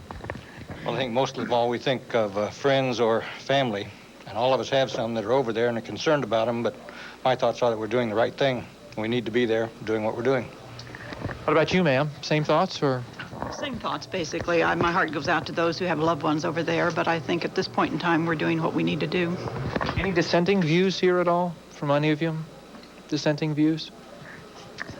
I don't want to be at war, but at the same time, I believe in our leaders, and I believe what we're doing is the right thing. It's sad, but I'm glad we're there, and I'm glad we're standing up for what's important. Impact on you folks as you watch that coverage, as you watch it unfold before you? What are your thoughts? Just still trying to absorb that it happened. Knew it would happen, but still trying to absorb. Just hope and pray it gets over quick. And ma'am? I've been thinking all day about the Bette Midler song that's out now about God is watching us, and that's what I keep thinking all day long, is watching what we're doing and what everyone's doing. Thank you very much.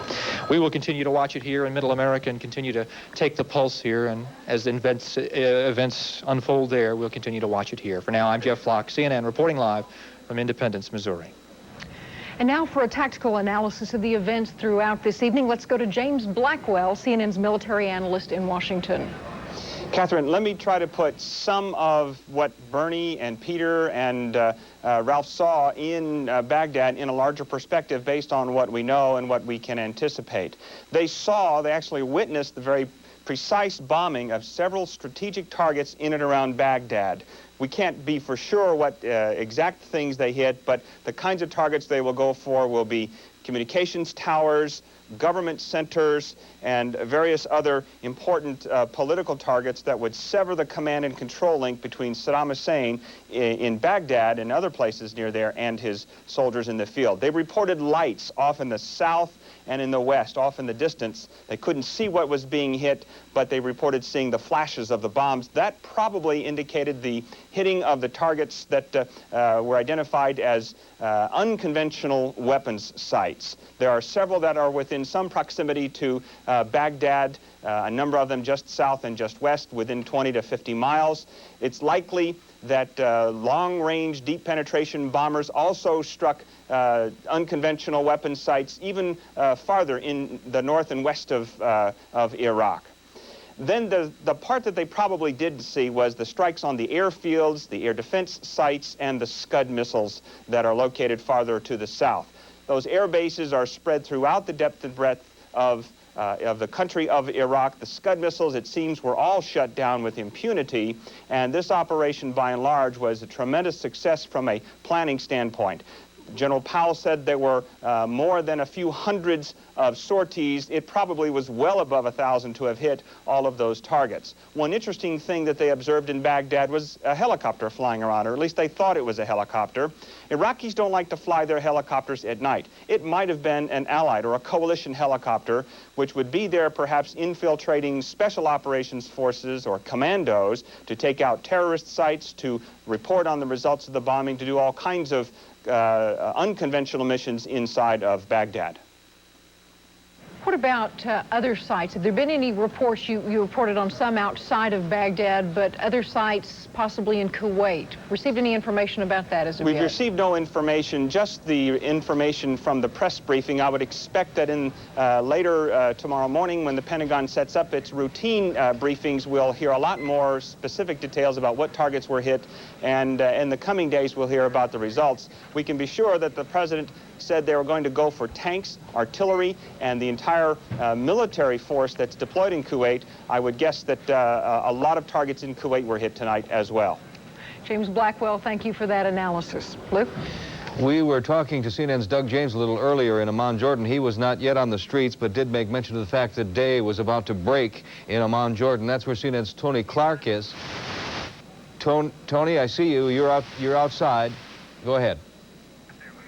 We have a breakdown? Not there. Get me to Blitzer. To who?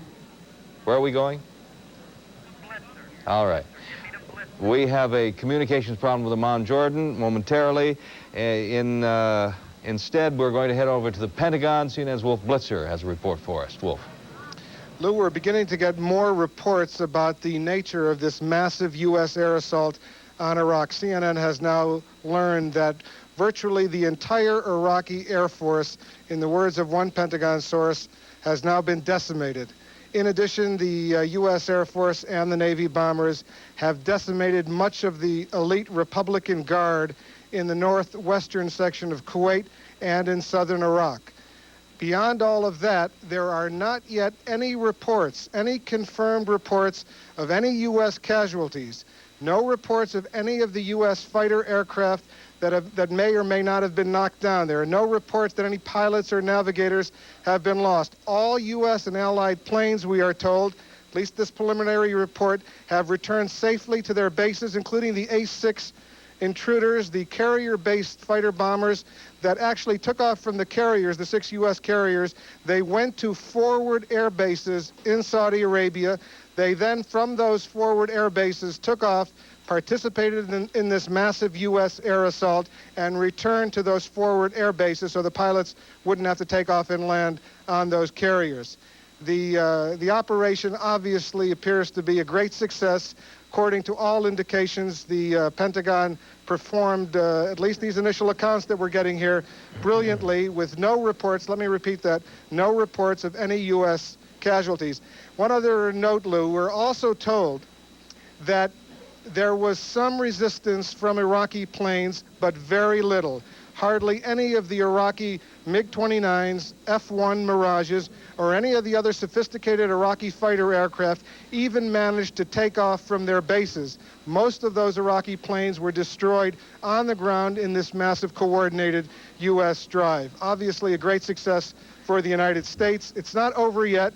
The Pentagon officials here believe that with the decimation of much of the Republican Guard, though, the elite Republican Guard troops in northwestern Kuwait, as well as in southern Iraq, about 150,000 troops. We don't know how many have been killed or injured, but with the decimation of a big chunk of that Republican Guard, there is clearly a hope here at the Pentagon that the balance of the Iraqi soldiers in Kuwait, within a matter of days, perhaps would surrender, and this whole operation could draw to an end. Clearly a very great air success for the United States. Wolf, would you give us a sense of the significance of the Republican Guard? They're behind the front-line Kuwaiti troops, and what was the strategy there? The Iraqi strategy. The Republican Guards, Lou, have always been the best trained, the most sophisticated, the best equipped of the Iraqi soldiers. They were the ones that first stormed into Kuwait. After the Iraqis established their positions in Kuwait, the Iraqis brought the Republican Guard back to a secondary line beyond the front lines. But clearly these were the most professional, the best paid, certainly the best trained of the Iraqi soldiers. And there is a growing conviction among Pentagon insiders here that with the destruction of much of the Republican Guard, clearly if the U.S. does have to send in its ground forces to mop up and liberate Kuwait, it would obviously be a much easier ordeal for the U.S. military. All right, Wolf Blitzer at the Pentagon. We've now reestablished communication with Amman, Jordan, where, as we mentioned earlier, it's almost daybreak. CNN's Tony Clark is out on the streets. Tony.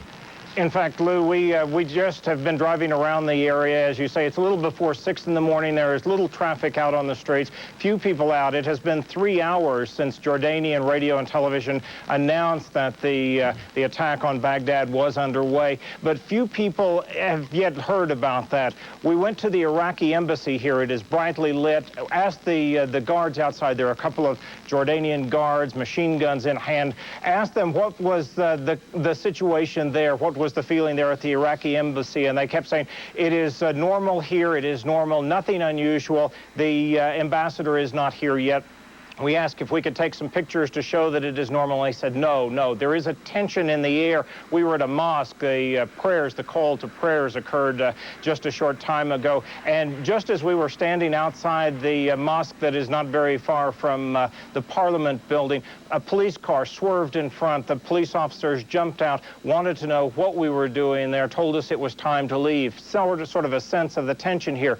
But as we have gone around to bakeries, which are essentially the only places that are open at this hour, and talked to some of the bakers, they said they have heard about the attack on Baghdad. They are sad about it. They are worried about what might happen here, but they are trying to keep their lives as routine as possible. There is not a feeling. We did not sense any hostility among the Palestinians outside a Palestinian refugee camp that we went to. None of that feeling yet, and that is probably because it is still very early here. A little bit later today, there were scheduled funeral processions for some of the Palestinian PLO leaders that were assassinated in Tunis earlier this week.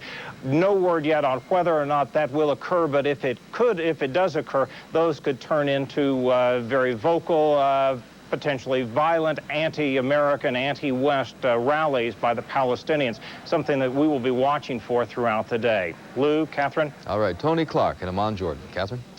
Describing the bombing raids throughout the evening, throughout the early morning hours in Baghdad, 3 CNN correspondents, Bernie Shaw, Peter Arnett, and John Holliman, live at the Al Rashid Hotel. John Holliman is standing by. John? Catherine, hello to you. I'm going to go back over to the window because dawn has broken here. Bernie Shaw is with me. We're going to look out and tell you if we can see any signs of any damage after what happened here in the hours preceding the sun's coming up here this morning. And I must be honest with you, I don't see any signs, but I do smell something. There's an acrid smell in the air that wasn't here yesterday or the mornings before this, to my knowledge. It's as we look out, you can see the early morning Baghdad fog, perhaps not as thick as it has been as it was yesterday or the day before. You can still see the Baghdad tomb of the unknown soldier, their memorials of their war dead from previous battles. We can still see an oil refinery off in the distance where we thought we saw a bomb go off earlier. And we can still see a tower from a broadcast transmitter, which was another thing that we thought, might possibly be a target, but apparently was not.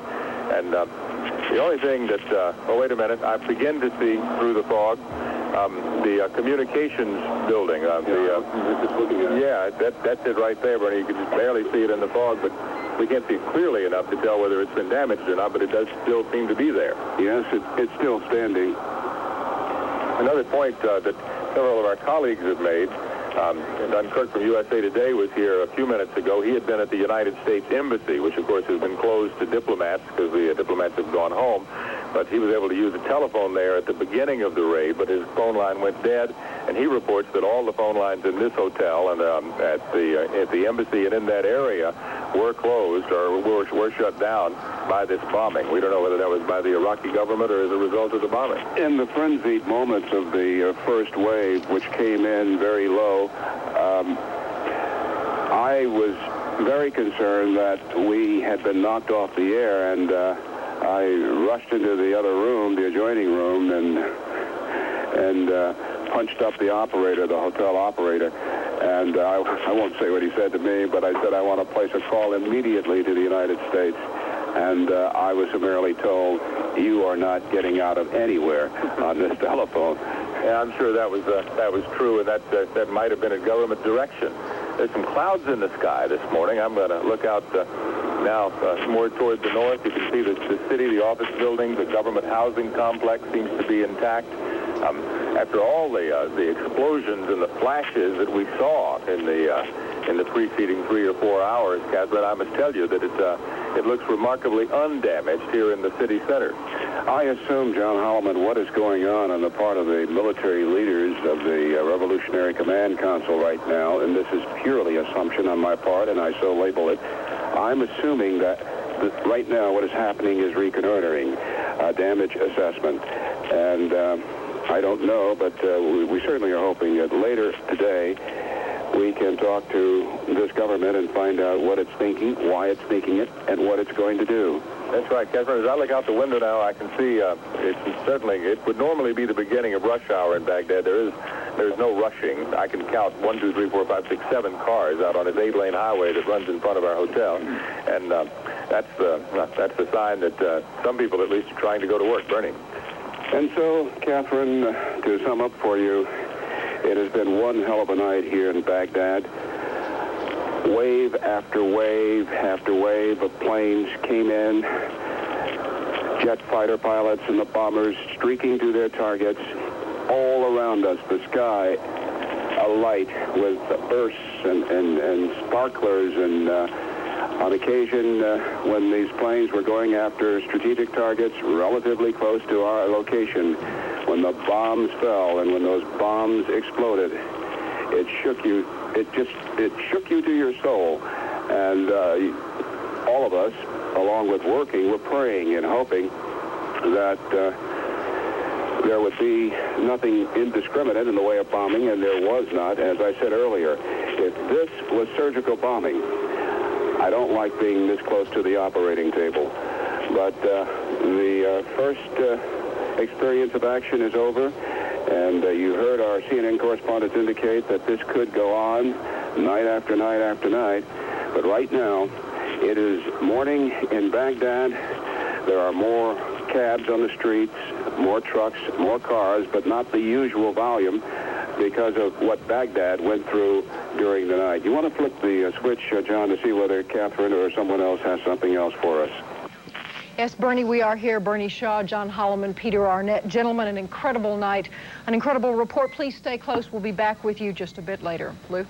If you were listening just a few moments ago, Wolf Blitzer with a startling report from the Pentagon on the apparent dramatic destruction of the Iraqi elite Republican Guard stationed behind the Kuwaiti frontline troops along the Iraqi-Kuwaiti border. Also, the apparent destruction of the Iraqi Air Force, reported to be some 700 planes strong or so. Larry Lamont has prepared a report on what the U.S. and allied air forces were up against in Iraq. We would be using capabilities that were far more lethal, far more accurate, and far more effective than anything we have ever used before. America is relying on its massive air power to assure victory over Iraq, filling the skies with the greatest air arsenal in world history. Fighters and bombers they call Stealth, Hornet, Prowler, Tomcat, Weasel, Eagle, Falcon, F-111s, F-14s, 15s, 16s, B-52s, hundreds of planes taking off from carriers in the Persian Gulf from bases in Saudi Arabia.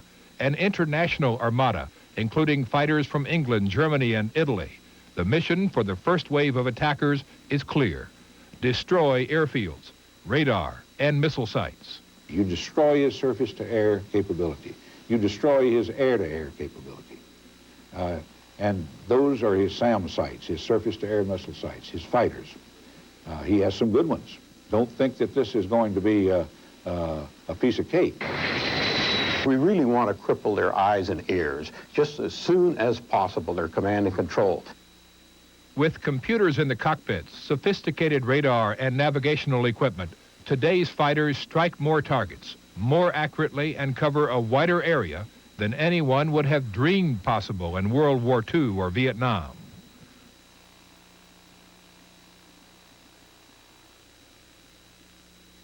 Bombing runs in World War II were not very accurate.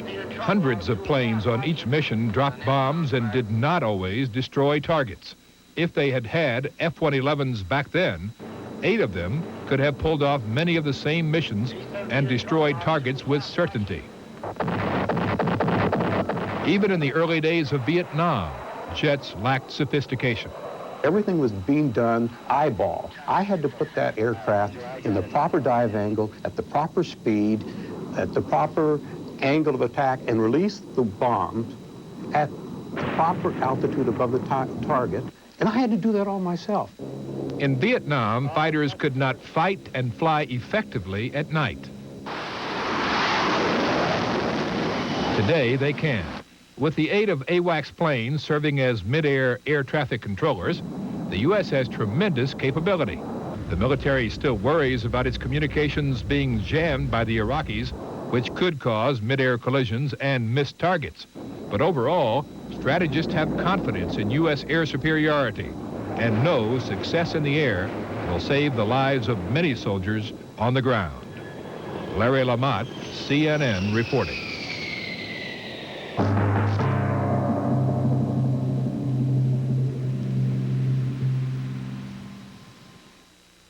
This is CNN, a network of Turner Broadcasting System.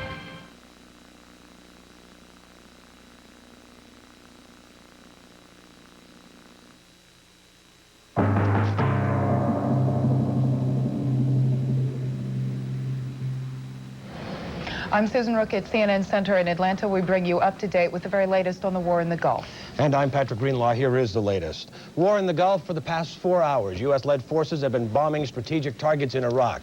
For the latest on what's happening at this hour, let's check in with CNN's Bernard Shaw, who's on the phone with us right now from Baghdad. Bernie? Patrick, it is all over for now.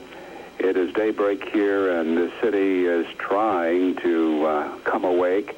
People are coming out of wherever they were hiding in shelter. Some people are dazed. Some people are walking slowly. We can report to you that the hotel has permitted the people who ran downstairs to the bomb shelter to come out. So all of our colleagues are walking around, stretching their legs, and running around asking one another for the latest information. What did you see? What did you hear? And all of us here at CNN have been briefing people who come up and ask us for information. We've told them about the president's address during the night. We've told them about the Pentagon's assessment of the raids, and we've told them all that. But right now, there is very little life in the streets. The traffic volume is very low. Remember, this is still a weekday, and that basically is it. We do not know where Saddam Hussein is. We do not know where the government officials are. We're hoping to learn something as soon as we can. It has been a long night for us. It has been a night none of us will ever forget, and that's the latest. Bernie, as you look out the window, can you see any destruction as you and your colleagues Peter Arnett and John Holliman so vividly described for millions of people around the world what was actually happening as the bombing took place in Baghdad and the outskirts of Baghdad? As you look out now, do you see any destruction whatsoever? No, Patrick, we do not see any destruction, and one of the reasons why we do not is that, as the United States government indicated, these bombing raids were meant to be very, very precise. In his address to the world, President Bush indicated that every effort was being made to hold down casualties, and that the planes coming in would be going at predetermined targets. And John Holliman, are you here? Well, John has stepped away to the other room. So to answer your question with finality, we cannot see damage. We heard one fire engine, and most of the targets were somewhat away from us. Bernie, let me just read something off of the wire here. Obviously, I'm sure you don't have it in front of you. This is according to Reuters out of Nicosia, monitoring a Radio Baghdad report. Quoting here, war started today. Baghdad radio said on Thursday, quoting still, "We will teach America and its allies a lesson." That's what a radio announcer said on Radio Baghdad, according to Reuters. Have you heard anything about any government response whatsoever at this point? None whatsoever, and that is why I am so anxious for us to be able to function beyond where we are now, and we're going to be seeing that. As I said a short while ago, I would imagine that right now the Revolutionary Command Council is engaging itself in assessing what has happened not only around and in Baghdad, but throughout the whole of Iraq. But we're just going to have to wait here until we can have access to government officials. Again, I say, we do not know the whereabouts of President Saddam Hussein. John Holliman is here. John? Bernie, I was just able to look up at the other side of our hotel because I noticed Patrick was asking for signs of damage in downtown Baghdad. Don't see any there. The same anti-aircraft battery that we've talked about since we've been here is still there, and there's a bunch of soldiers up on the roof with it this morning, as they have been every morning for the past 2 months. And as we look out on the streets and listen to the streets, we held our microphone out this window. You'll remember, Bernie, at your suggestion, in the middle of the battle, and we were hearing all these loud booms and things. What you hear now is the sound of early morning traffic. There's an electrical generator that somebody brought in here, a small portable one, that there's still no power anywhere in Baghdad. There are no lights on anywhere at this moment. A couple of buses taking commuters to work. There's some birds flying around over the war memorial here, the Tomb of the Unknown Soldier, the Iraqi version of our Tomb of the Unknown Soldier. And on the streets, there's still a little stillness. We still see broadcasting transmission towers off in the distance. It appears through the fog that the main telephone company may still be okay. And we don't see any signs of destruction in town. Bertie, it's remarkable to me that as powerful as some of those blasts that we felt. I know I was standing right here, and a blast hit me that felt like the blast from the space shuttle when it takes off. That is what it reminded me of. You know, when you're down at Cape Canaveral and that shuttle goes up, the ground literally shakes and rumbles, and it's just controlled thunder. I know the report that you're referring to, that big bomb that went off, and as soon as that happened, I went right for the hallway, right? The hallway, because I was coming between rooms, and I just went right to the floor, and I was hoping that it wouldn't be nearby. A catastrophe, yeah. We were very lucky, I think, that it wasn't a catastrophe, but you know, for us on the ground here, we can't tell you in Atlanta or anywhere else in the CNN network how powerful these bombs were as far as what size they were. We can just tell you about the effects as we felt them here. And that one blast, although it wasn't close enough to do any damage that we can see right now, certainly was powerful enough to shake us up in our hotel room. So, John, I think our words are inadequate to describe what has happened over the past several hours during the night. You had to be here, but I realize few of you would want to be here. I know. Before we go back to Patrick, there is one sound I will never get out of my mind from this experience. What's that, Bernie? That was hearing this rooster down there somewhere off the grounds of this location. Hearing that rooster crowing, it's still pitch black, and the bombs are falling. That was an amazing, you know, they say that Baghdad is always a surreal place to live and work, and that was just one more sign of that nature of this city. And Patrick, as John Holliman, Peter Arnett, and I come back to you, you know, they say all roads lead to Baghdad. During the night, it seemed that all aircraft led to Baghdad. Back to you. Absolutely. Bernie Shaw, John Holliman, and Peter Arnett, thank you very much for that remarkable reporting throughout the night, and we will be checking in with you, of course, for the very latest throughout the day here. Right now, let's go to the Pentagon, where CNN's Pentagon correspondent Wolf Blitzer has been stationed all night, and he has some information about the possible destruction of the Iraqi Air Force. Wolf? Patrick, all night we've been getting reports, very positive reports from the U.S. standpoint, that the airstrike was massive, was devastating, and indeed those reports appear to be very, very impressive as far as the United States is concerned. Iraq's air bases, and there are probably about 100 Iraqi air bases, almost all of them appear to have been destroyed, according to Pentagon officials, who tell CNN that those air bases were pinpointed by the F-15s, the F-16s, A-6 carrier-based aircraft that came into Saudi Arabia, landed at forward bases, and then took off and returned to those bases in Saudi Arabia. The Iraqi Air Force, except for a few notable exceptions, didn't even come up to challenge the invading U.S. fighters. It was an extremely impressive U.S. airstrike. I'm sure military planners and military strategic thinkers for years to come will view this airstrike and study it at war colleges and elsewhere.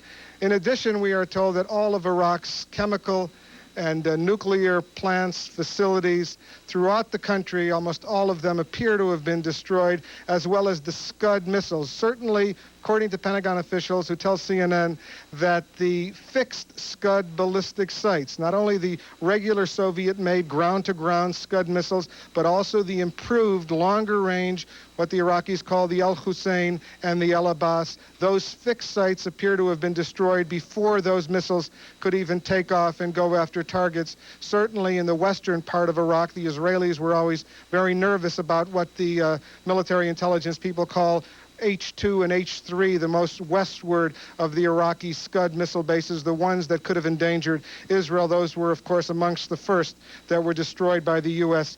Air Force. Now, joining us now from the CNN Bureau in Washington is James Blackwell.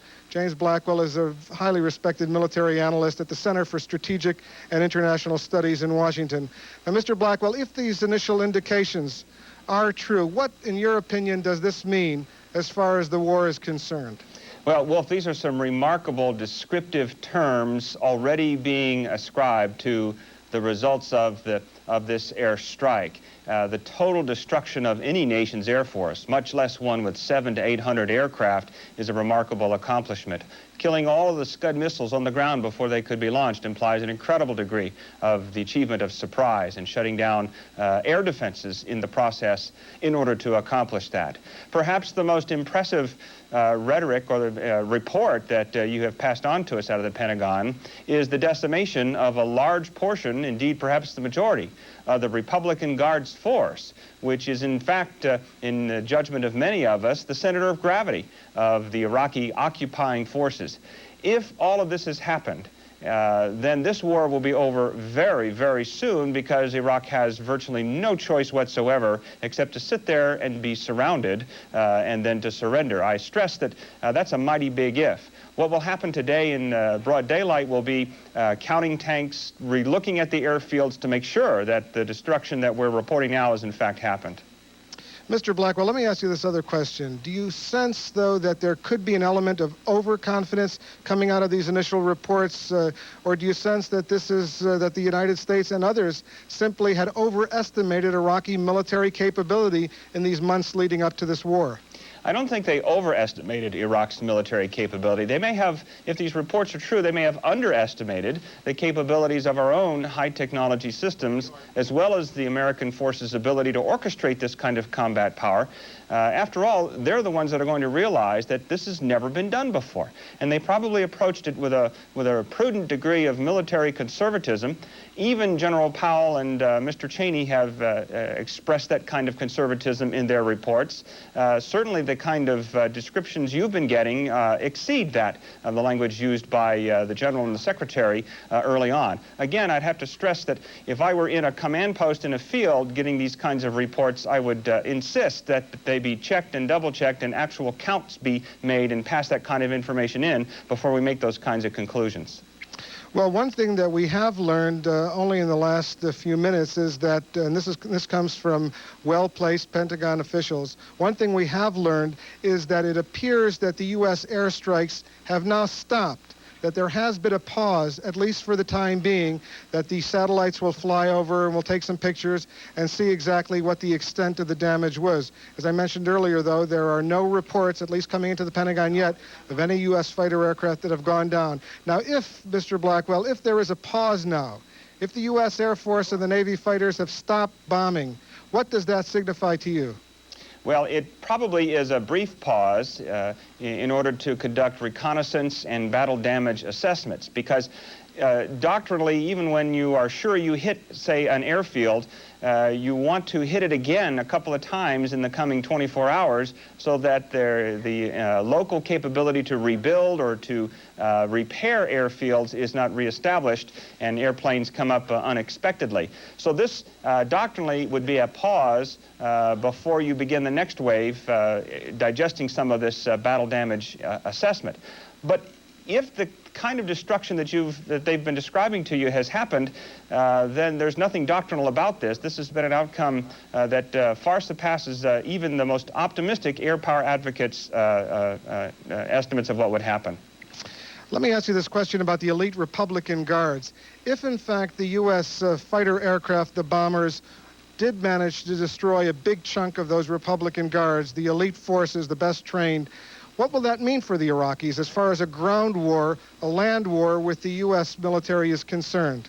Well, it depends on how much of the Republican Guards was destroyed. If American air power was able to destroy most of the tanks that were dug in, then Saddam Hussein has lost the capability to reinforce his defenses in Kuwait. He's lost the capability to counterattack into Saudi Arabia.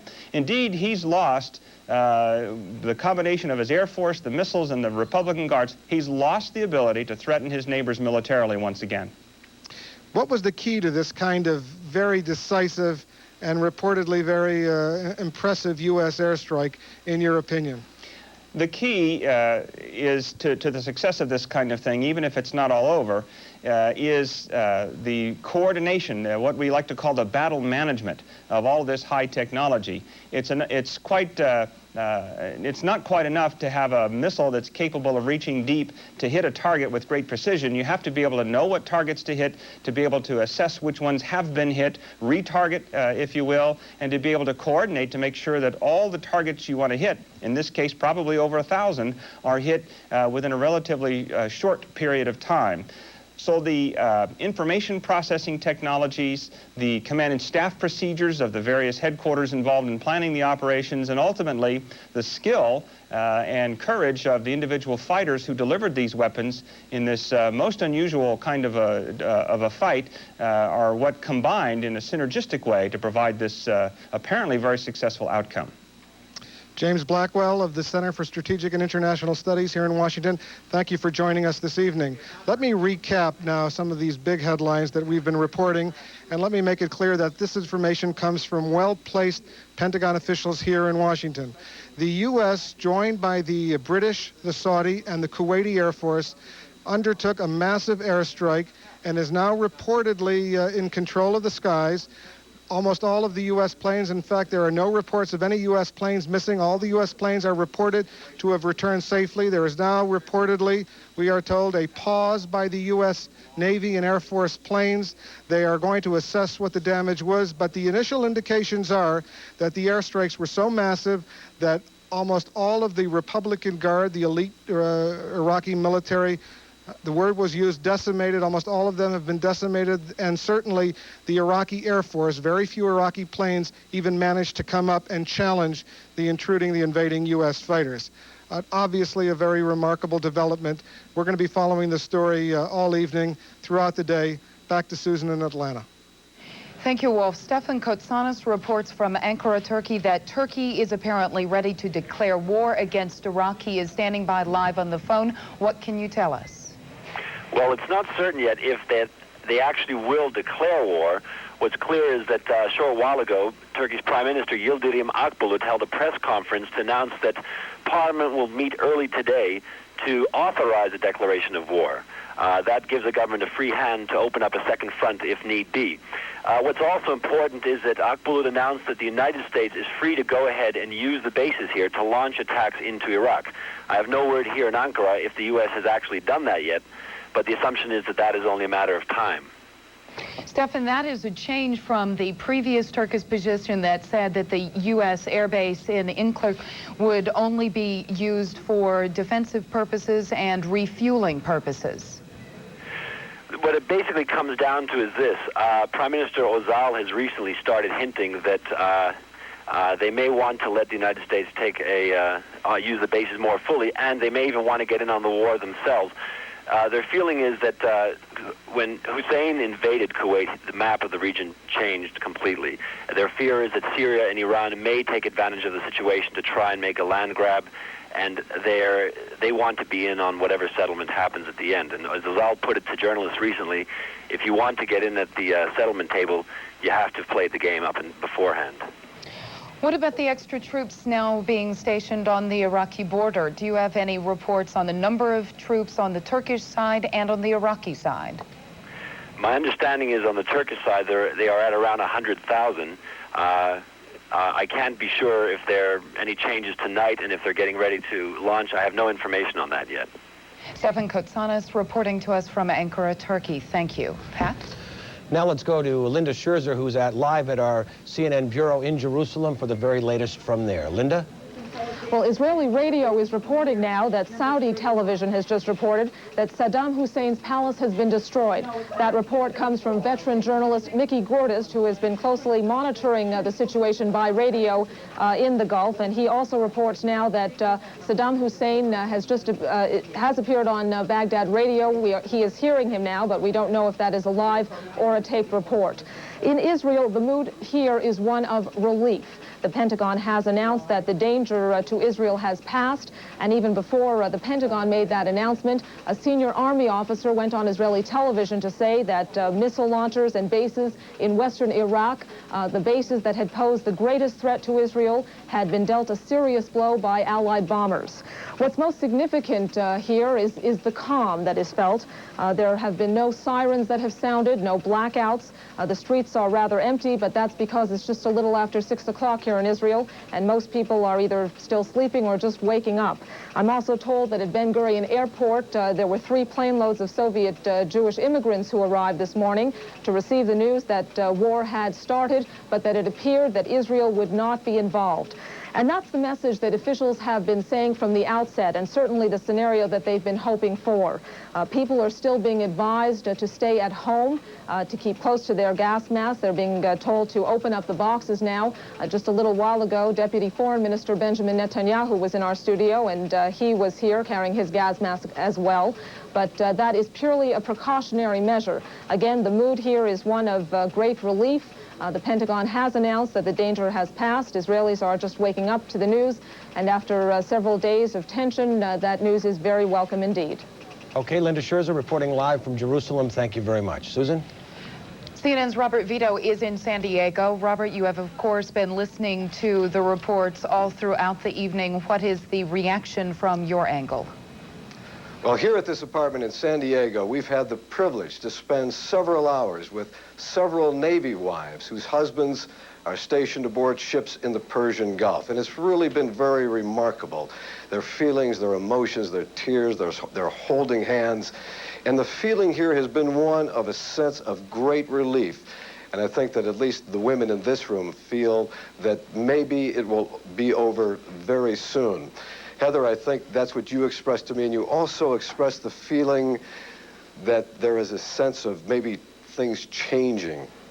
Yeah, I think that now that we have actually done something to Hussein, that maybe he's going to get the picture that he made a big mistake in messing with the United States and the United Nations, and that he can't push people around anymore. I mean, what he's put on his people and on the other countries of the world, they're not going to take it anymore. Thank you, Heather. I'm going to ask Kim, could you come over here? Kim's husband is serving aboard the Acadia. Come on right up here. Thanks. What was your reaction to President Bush's address? I thought he did very well in getting across his point and making everybody understand why he's done this and why he did it as quickly as he did. And I think everybody was really behind him when he did. I know I was. Do you have the sense that your husband might be coming home soon, sooner than maybe you had thought originally? No, I think they'll come home at least on time. I don't think they'll come home early, but I think they'll probably come home on time. Thanks, Kim. I'm going to go to another bride whose husband is serving aboard the Acadia. You're smiling tonight. There were cheers here just a few minutes ago.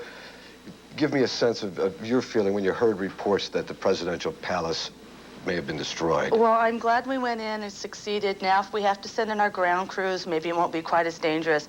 We can get in, secure the area, make sure there wasn't a lot of casualties, make sure that everything has been hit that they wanted to do, and then we can start sending the guys home. Has a lot of this surprised you as quickly as the events have unfolded? Yes, because we were kept in such a dark secret, not knowing what was going to happen. Everybody waited for the 15th. Nothing happened. It was like everybody waited today, hoping something would happen. There was a relief just not here in the apartment, but all over. So you feel now that maybe it's America's victory, that it's close at hand, I don't think going to war is a victory, but I think you have to go in and you have to base a point, and you also have to let one man in the whole world know that he can't come in and think he's going to just take over and everybody's going to just tally down to him. You have to make a stand, but I don't think it's a victory in the sense of you could have casualties, and it could still seriously go on for a lot longer than 2 or 3 days. Thank you, Kathy, very much. I appreciate it. There is indeed a great deal of pride here in this room and certainly across the country. The women in here are tremendously proud of their husbands, tremendously proud of our troops, and very proud to be Americans. Reporting live, Robert Vito, CNN, San Diego. Robert Vito, thank you very much. About 2.5 hours ago, President Bush addressed the nation and much of the world live from the Oval Office. Let's go to the White House right now, and CNN senior White House correspondent Charles Bierbauer with the very latest. Charles? Patrick, for so long, some 5.5 months, the overriding question was, what would George Bush do in response to Saddam Hussein? He answered that tonight.